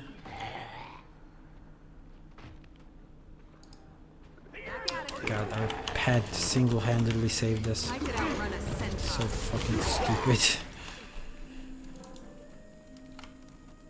Okay, we're going to Verdant Brink. It's in Jaka Itzel apparently, where we can buy this. Or Maguma's Breach. That's way safer, isn't it? Now hold on, what the fuck am I talking about? No, we want to be on Noble Ledges. Because I want to spend Aurelium, not these cogs. Noble Ledges is over here. So much money wasted on waypoints. I mean, so much. Comparatively. Right, so right on the Noble Ledges. The vendor is where exactly? Somewhere above us. Okay. It's fine. I'm guessing above us, not below, is it?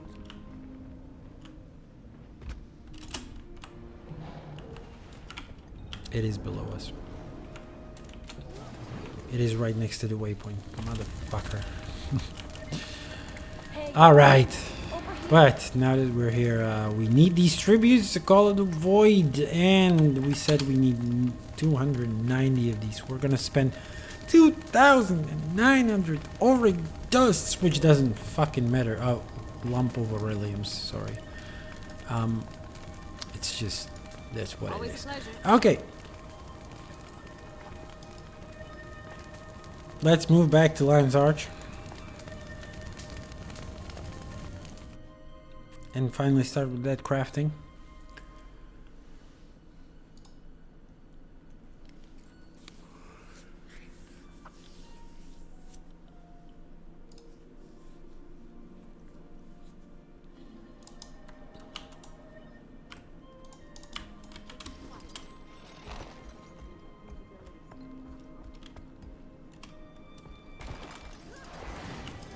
So once again, if we filter by Hiv Torn, we can straight up craft all 290 of these. I mean, we can only craft 186, which I don't know what's stopping us. I'm guessing these materials. Should I have bought more on the trading post? Did I fuck up and didn't prepare enough?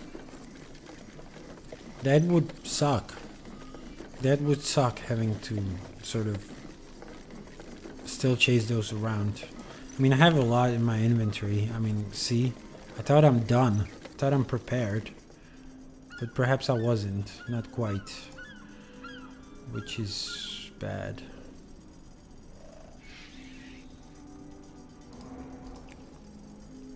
Yeah, we're genuinely limited by these materials. It went up as soon as I crafted more mithril. But if we're limited by mithril, man... Seriously? Why didn't I do enough fucking orders? Okay, we're gonna have to spend a little money. Still, I guess. 193. We don't have enough mithril. Mithril? I mean, we don't have anywhere near enough mithril. How is this possible? How is this a thing? Alright, let me scour my... It's always something. Every time I try to prepare these streams ahead of time, I always find out some other bullshit. Okay. Did I just forget to pull it from all of my characters? I may have done that. So let's pull these. Let's pull this shit. And I mean, I don't know. Maybe that even that's not enough, but hopefully it's at least close, man. Okay, so we've already seen this character, Lou the Light. She holds a total of nice stack of 3. I mean, I would go through the Lily of Elon, but that one then holds you captive, basically. It doesn't spit you out back into the map you came from. So we're gonna use the guild bank as we're used to. And yeah, we've got some materials, as you can see, some spares. It's fine. It's fine. This is fine. Everything's fine. It doesn't bother me at all that we need to switch characters. Then Morlin has some. Okay, this guy is like a huge human being. It's like a awakened in lore, at least. Guy. Whatever, don't mind me. I'm gonna be losing my mind soon. Alright, are we going through the guild bank, or do I share it through the shared slot? I'll do it through the shared slot. There's exactly 2 ingots. We're gonna have to do it through the guild bank for some characters anyway, right? So whatever. At this point, whatever. Like, yeah, right. Enjoy it. Okay. I can't stand looking at this. Right. Then Import's got some. Import and Tempest. Finally Tempest, man. Okay, so this dumb char has some. As again, sort of my headcanon is that this char is indeed very dumb.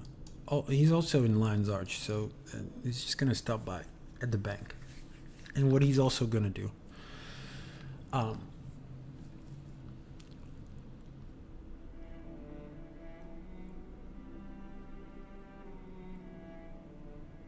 What he's also gonna do is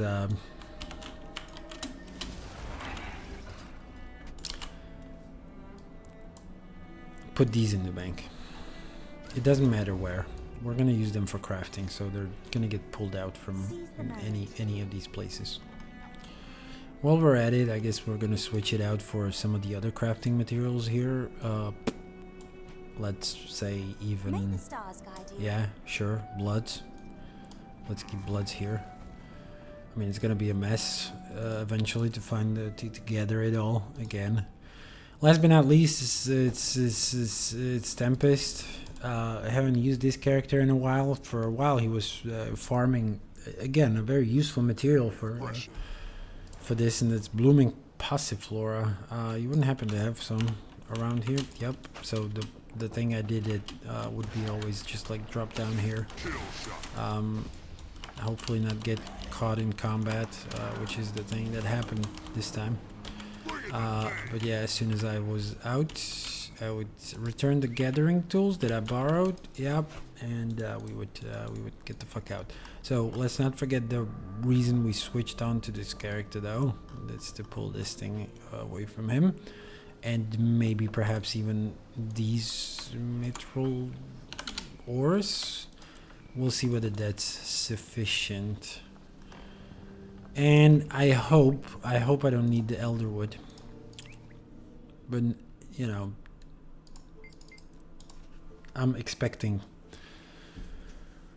things to go tits up all the time.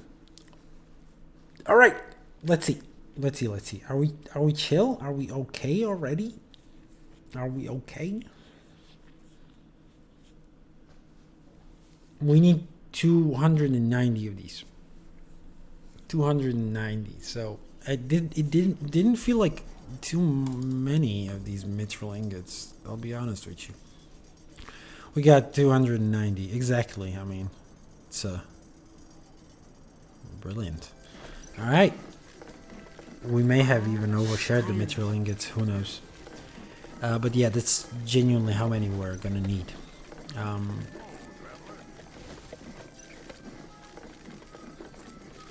They say, yeah, Call of the Void. They do mention the Call of the Void specifically as a precursor weapon, right? So yeah, once we're done crafting this dumb stuff, we're gonna combine it with a thing we already prepared ahead of time, luckily, eventually, right? I mean, yeah, we're gonna get...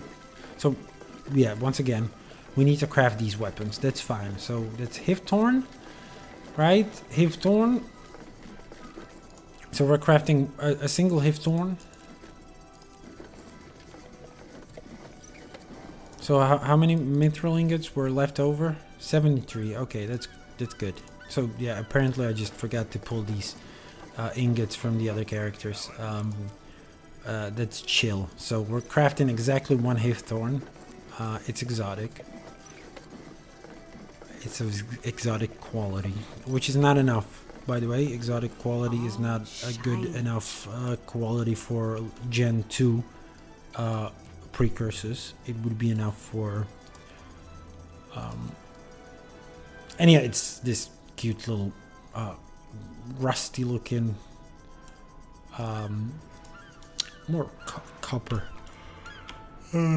looking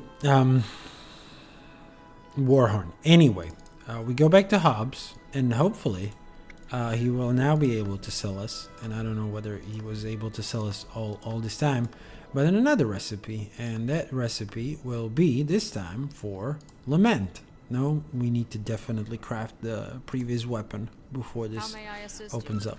So we're gonna go back to our little crafting station.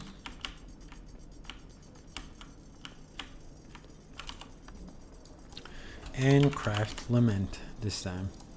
So another exotic weapon. Again, the components very much the same.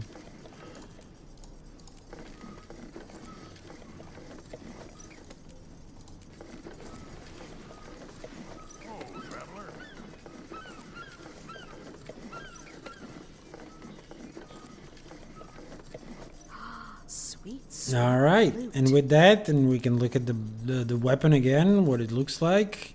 It looks interesting. It's still got that patina on it. However, it's got some more decorations over here now.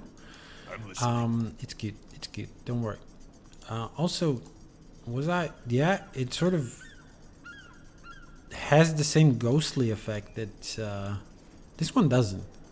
But this one already starting to get the ghostly effect when it's stowed. So that's gonna be a big part of that that legendary weapon itself. It's good. It's nice.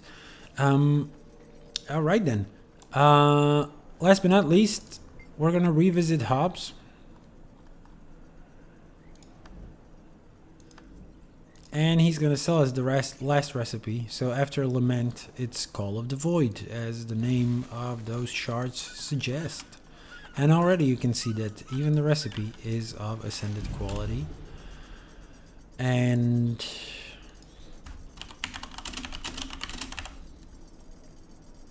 Call of the Void, as the description says, is the weapon is used to craft the legendary warhorn Verderak.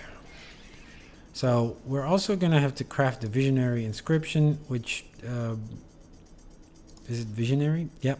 Visionary inscription, which presupposes the legendary inscription, which will have us crafting the dowel as well. Once we've got that, we can craft that. We can go back and we can craft some Deldrimor Steelhorn, again from materials we already have. No need to purchase anything additional. And once we've got these components, we are finally ready to craft the Call of the Void. The precursor.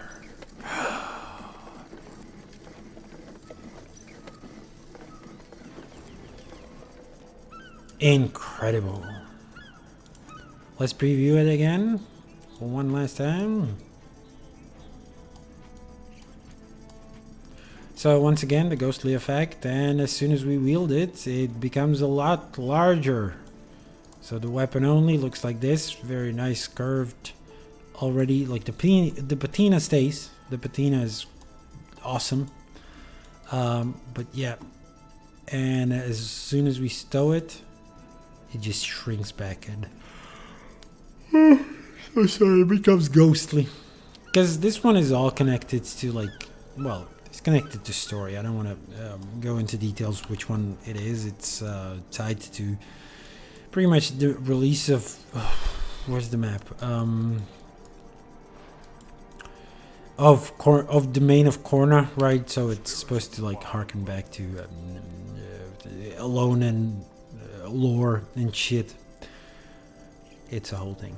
Okay, but the first time we tried to get these shards of Call of the Void, we did want them for something else, and that was for the Gift of Verdurak, which we will eventually combine these with the Gift of Wood. We've already prepared beforehand, so that does lead us back to the Mystic Forge, where we're all gonna dump these materials, get out of my sight, and we get the Gift of Verdurak. The last of the gifts is the gift of, and once again I kind of sort of left these on a different character, it seems. I think I didn't prepare these, did I? Gift of Maguma. Shit, we have to pull these from another character again. I thought I would put it all in my inventory. So the Gift of Maguma, we don't quite have it ready, do we? No, we don't. But we do have all the precursor gifts, sort of. Yeah. So, okay. That's fine. Shit. Good. We didn't close the improper. So then, we don't have the Gift of Maguma. We don't even have the Gift of Maguma Mastery. That one would have been filtered in Guild Wars 2 Efficiency. So we need to get all this. Okay. Fuck. I need to get these gifts. That's fine. We kind of, I don't know. I was ready for this one. So we need to craft crystalline ingots, right? Add one. Crystalline ingots. We should be able to do it on not on a dueling station though, but with a huntsman. And for these we do have the amalgamated gemstones ready. So crystalline ingots. What we don't have is enough ectoplasms. Those are the choke points. Also not the crystalline ore. Now, where the heck is the crystalline ore now? Ah, or did we get the crystalline ingot somewhere? Did I forget those somewhere? Ingot. Yeah.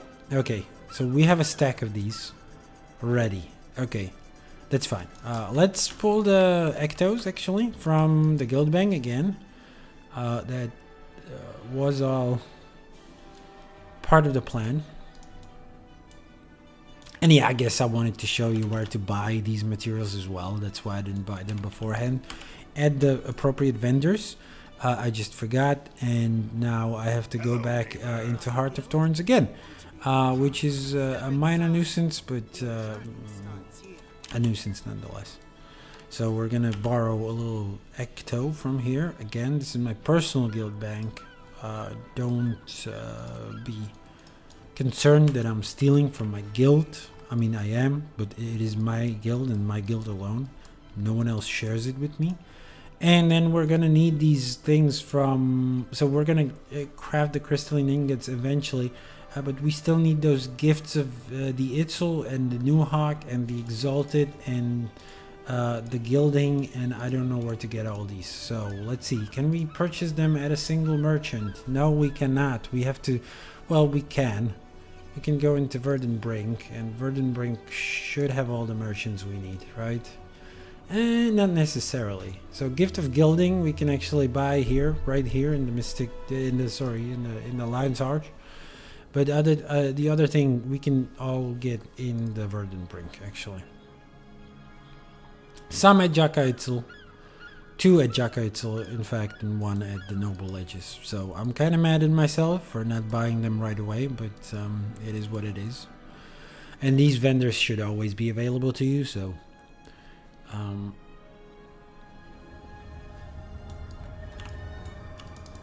it's much better than trying to buy them in Auric Basin.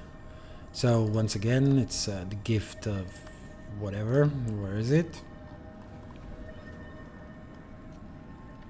Gift of the Exalted. One bit of these. Cute. And then Jaka Itzel, which has the other 2 vendors. As you can see already, these little icons. Question is, where are they? Over me? One I'm guessing is over here. Yep, I can see it. Wow, that's quality armor. Quality armor, huh? Why, thank you. Can you jump? Can you jump? Did someone ask me if I can jump? Yeah, I'm not in Guild Wars 1 anymore. You're not Mordred. Can you help us? And the other one is over here. A true warrior needs a weapon for every day of the week. Oh my god, what are these quotables? And the gift of the new hawk. And with these 3 gifts, we can relocate back into Lion's Arch. I mean, finally. And I think, yes, indeed, for the last time. Right? Right. Hopefully.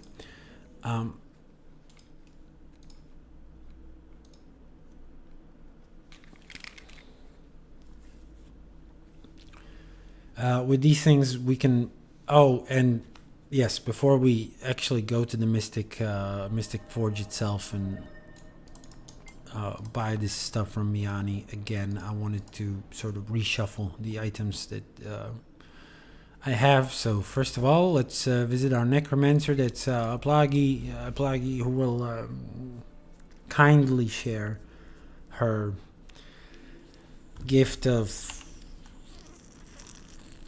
the fleet. And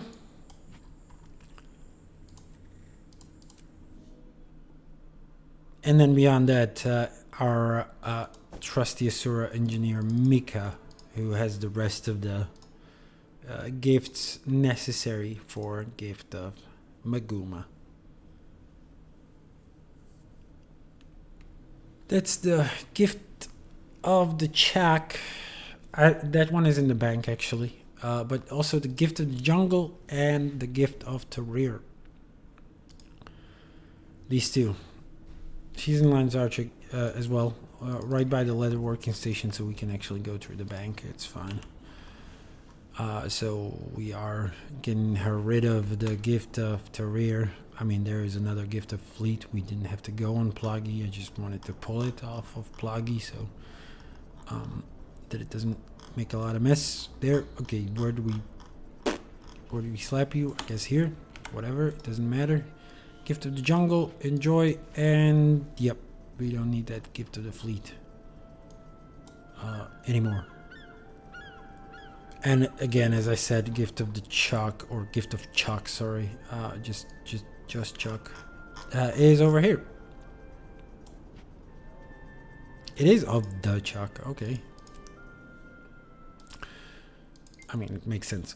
And with that, it should genuinely be all that we need for finishing this goddamn thing. So,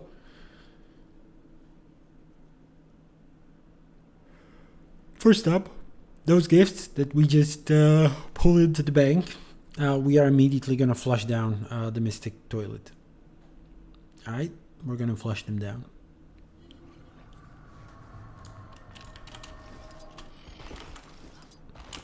Take them from the bank. I think you can flush them from the bank these times anyway, right? So let's find them there. Yup, they are all usable. Should be towards the top here. I don't see them, but I need to flush these as well. But I need to buy the tribute first. Fuck. Okay, there they are. Yep, yep, yep. And we combine them into this disgusting looking Gift of Maguma. Never liked that icon.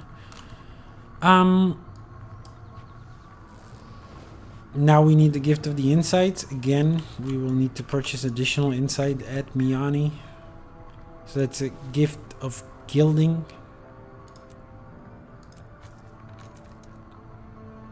No, it's actually Gift of Gliding. It's not Gilding, it's Gliding. Sorry for that. I kept calling it Gilding. That gives us this, which is the Gift of Insights. That's perfect. Bloodstone Shard, of course, we're gonna have to buy this one as well. We didn't prepare that one. Why would I do that? Why would I put it in my inventory as an item if I could have it as a currency in my wallet, right? And before we can finally combine it with something, as mentioned before, we will need to craft also a bunch of crystalline ingots, which we already have filtered out, and I forgot about the crystalline ore. Alright. Don't you worry about a thing. We're gonna quickly share it from my character that's got a lot of legendary materials. It's got a lot of materials on hand, and sorry for the yawning. No, I'm genuinely not sleepy. It's just that, yeah, I guess I need to stretch or whatever.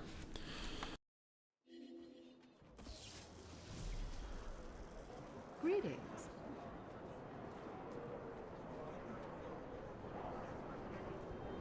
I mean, I said a bunch of these legendary materials. It's not a shit ton, but this will do for now. We'll leave a slot empty, free, whatever.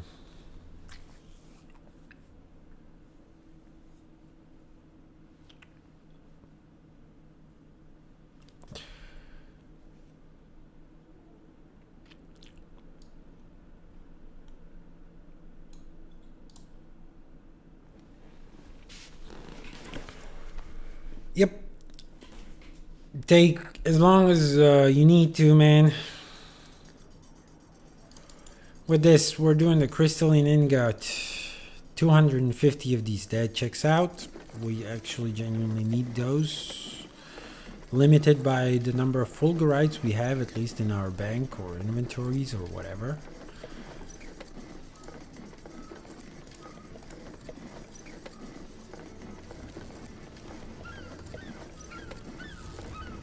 Oh my god, this is gonna take forever. Oh, that's disgusting. Oh, that's unfortunate.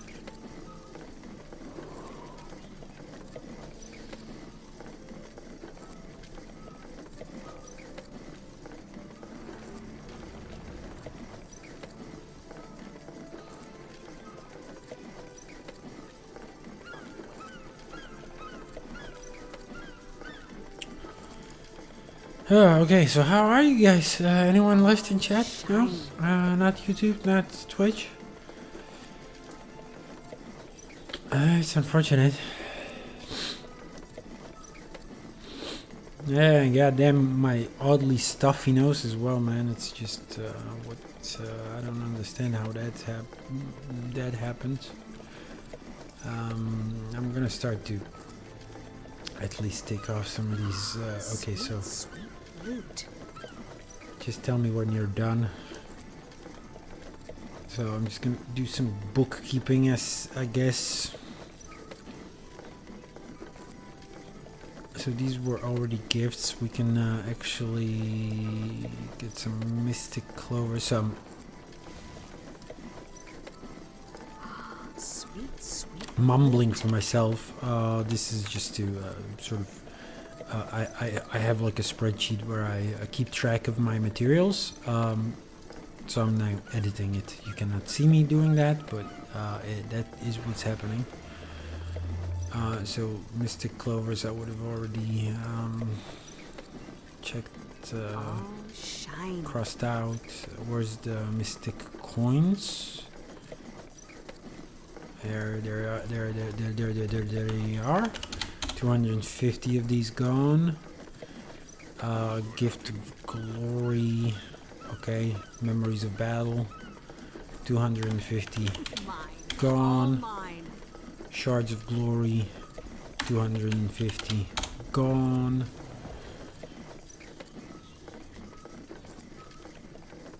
One gift of battle gone. Where is it?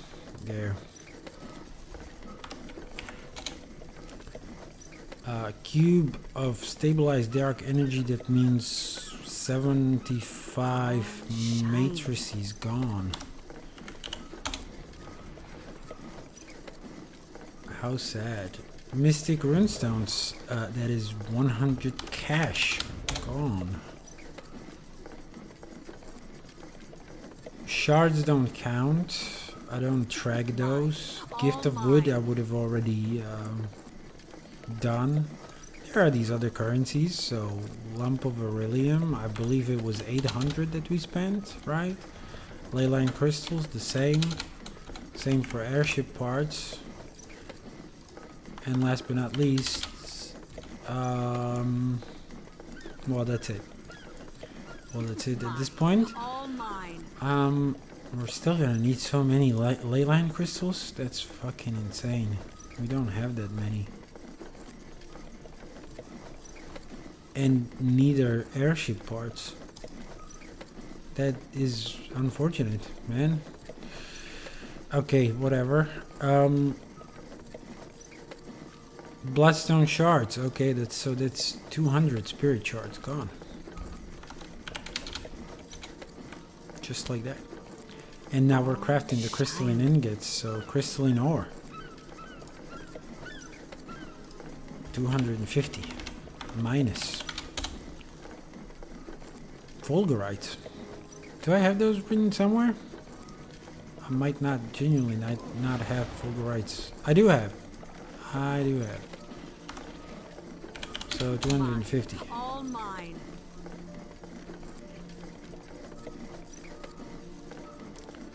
Globs of ectoplasm. 250. Ah, we're done. I'm just gonna mark amalgamate the gemstones just so I don't forget later. There you go. We're back. Okay. So with these crafted, we can finally take them and flush them in the toilet again. So that would be this, and these 4 items, right? Towards the end here. I hope you're here to help. Which will nicely combine into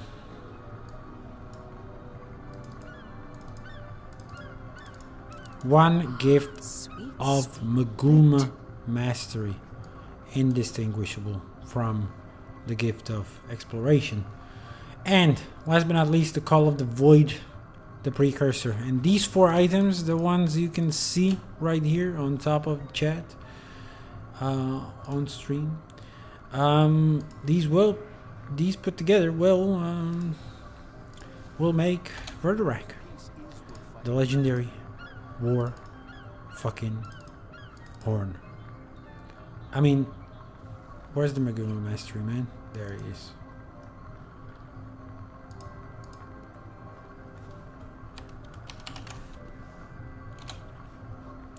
Let's forge it. Yeah, there you go. Verdurak. When Grant's powers were raw and new, he crafted a weapon more sinister than he intended. Verdurak summons victims of horrific battles as vengeful rites, eager to conscript the newly slain. Ooh, let's ping it in chat. I mean, there you go. Ayo. Ayo. Ayo. So you can see me pinging in chat.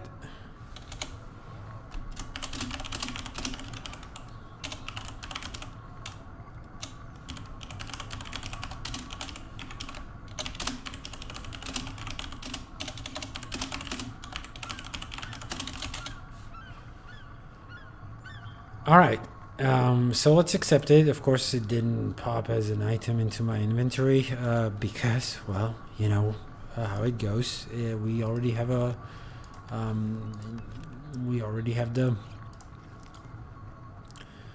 the armory, the legendary armory. So it would get sucked here immediately because it is a Gen 2 weapon which you cannot sell further. So let's switch it out for our Watchkeeper's trophy, which we've just recently. I was silly to recently sigil up in preparation for some end game content. I'm an idiot, but it's fine. Let's equip the Verduran. We got no stats on it, but first of all, the footfalls.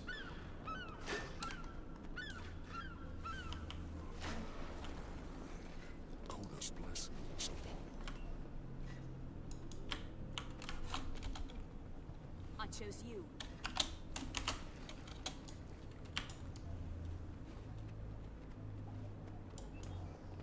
Unfortunately, not very visible in this bright light, but not quite sure even what they're supposed to be. Let me try to get a closer view. Do a little loop-de-doop. Hold on, get lost. They're sort of like black marks. I hope you can see them well. I mean, let's try it on a different terrain. This one does have a very similar color to.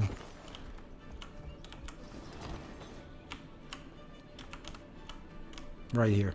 That's perfect. So yeah, it's just sort of undeady, I guess, marks. Again, you've read the description just as well as I did. Created by Grant. It should be sort of necromancy. Anyway, as I mentioned already, it's got this ghostly effect to it when it's stowed. However, as soon as we pull it out, ooh, it fills up into like a whole ass warhorn. The footfalls don't actually change, but we stow it again. And the other thing is, and again, like very sharp sun, I'm tempted to go somewhere, I don't know, cold, not. Shall we go back to Kessex Hills to show it off? Again, the footfalls not necessarily very visible, but you pull it out and whoa, you're surrounded by an undead army as they promised. And then you blow it and it doesn't really do a lot of effects. I mean, there are some effects, but this is what it looks like. It's insanely big. It's insanely huge, like surprisingly so, right?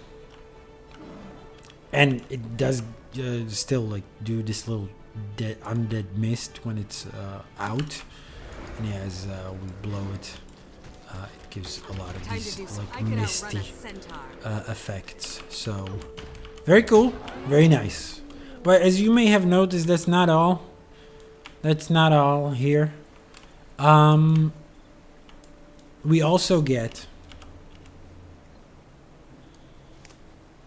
and you can see all the details. Let me just, can I preview it? Like wardrobe, Verduran. Can I just, what are you doing? Right. Can I preview it from here? Nope. I want to do the weapon, only the weapon. It doesn't matter. I'm sure you've seen the detail, right? You've seen the detail? Yeah, it's got these like acolytes around here. Again, the patina stays, which is all sorts of cool. I really like it. I really like the look of it. I think it's by far the best of the warhorns in the game right now, legendary at least. But you may have noticed already, and I was pinging it into chat. This is also a weapon that comes with its own novelty. Now, it is account bound. It is currently locked, but I can add it to my account. And it is a musical fucking instrument. So let's add it to the roster immediately and see. Musical instruments are over here. And yeah, now we can equip it as a musical instrument. And yeah, it pretty much shares the skin. But listen in.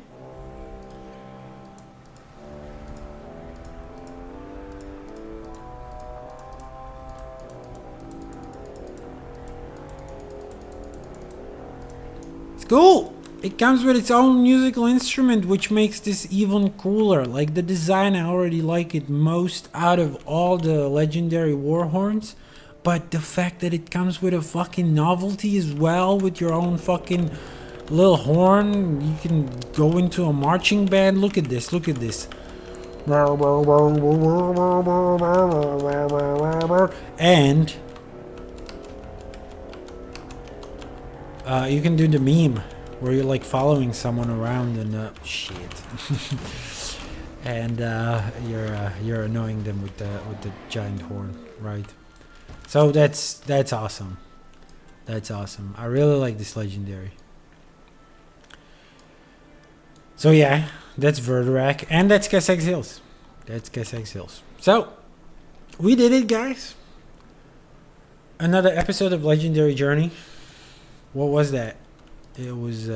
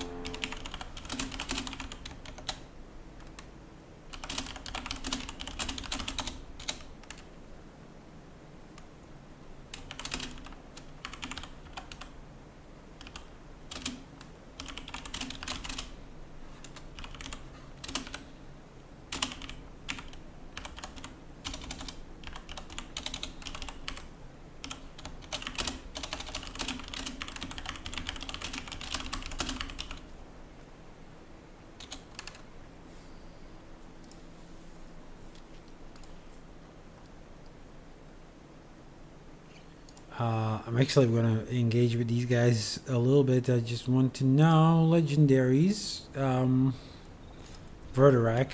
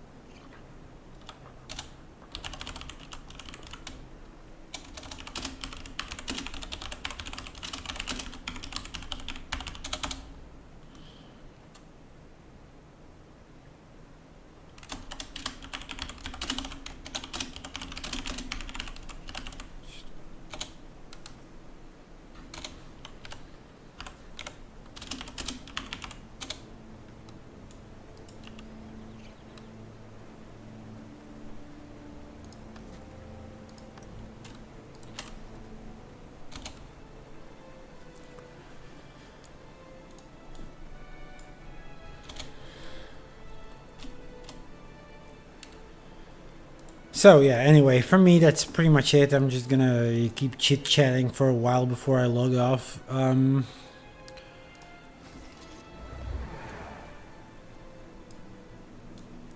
Alright. Now he wants me to follow. Time to do some real damage. Did he need my help? Or why did he?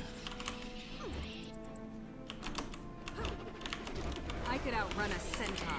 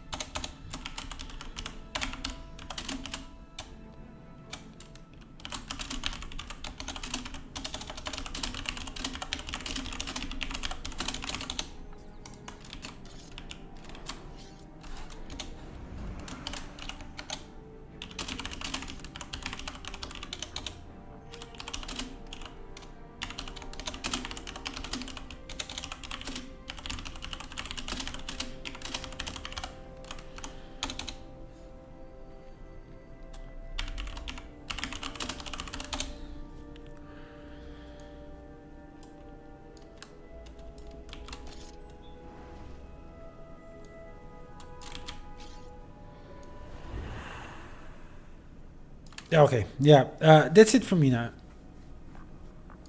Shield thing on it. Shield thing. I don't know what he's referring to. Anyway, I gotta say goodbye to you guys. I'm just gonna.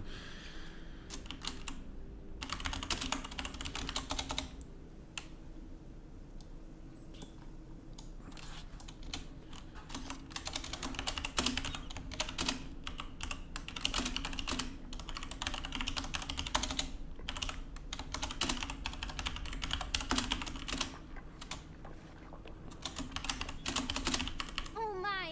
You found me! I was walking, and I fell down through the hole up there. I've been hiding here for a long time. There are creatures down here. Will you help me get back to my mother? She's in Overlake Haven.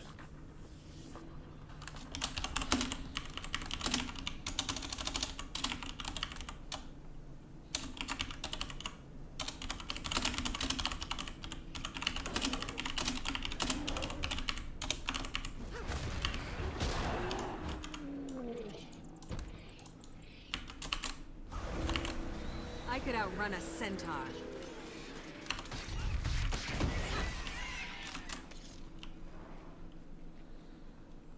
All right. Anyway, that's it for the stream.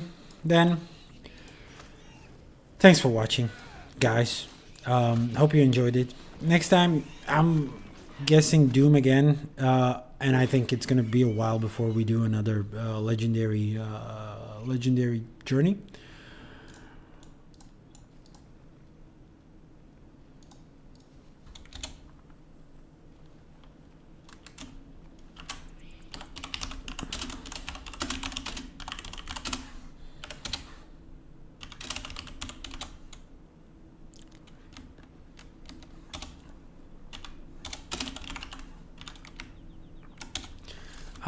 And yeah, Doom most definitely next time,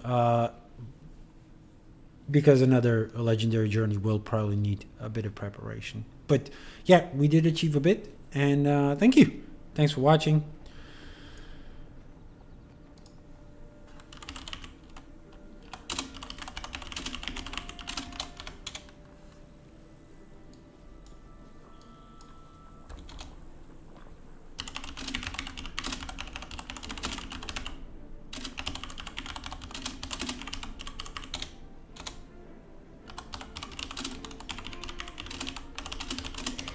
See you.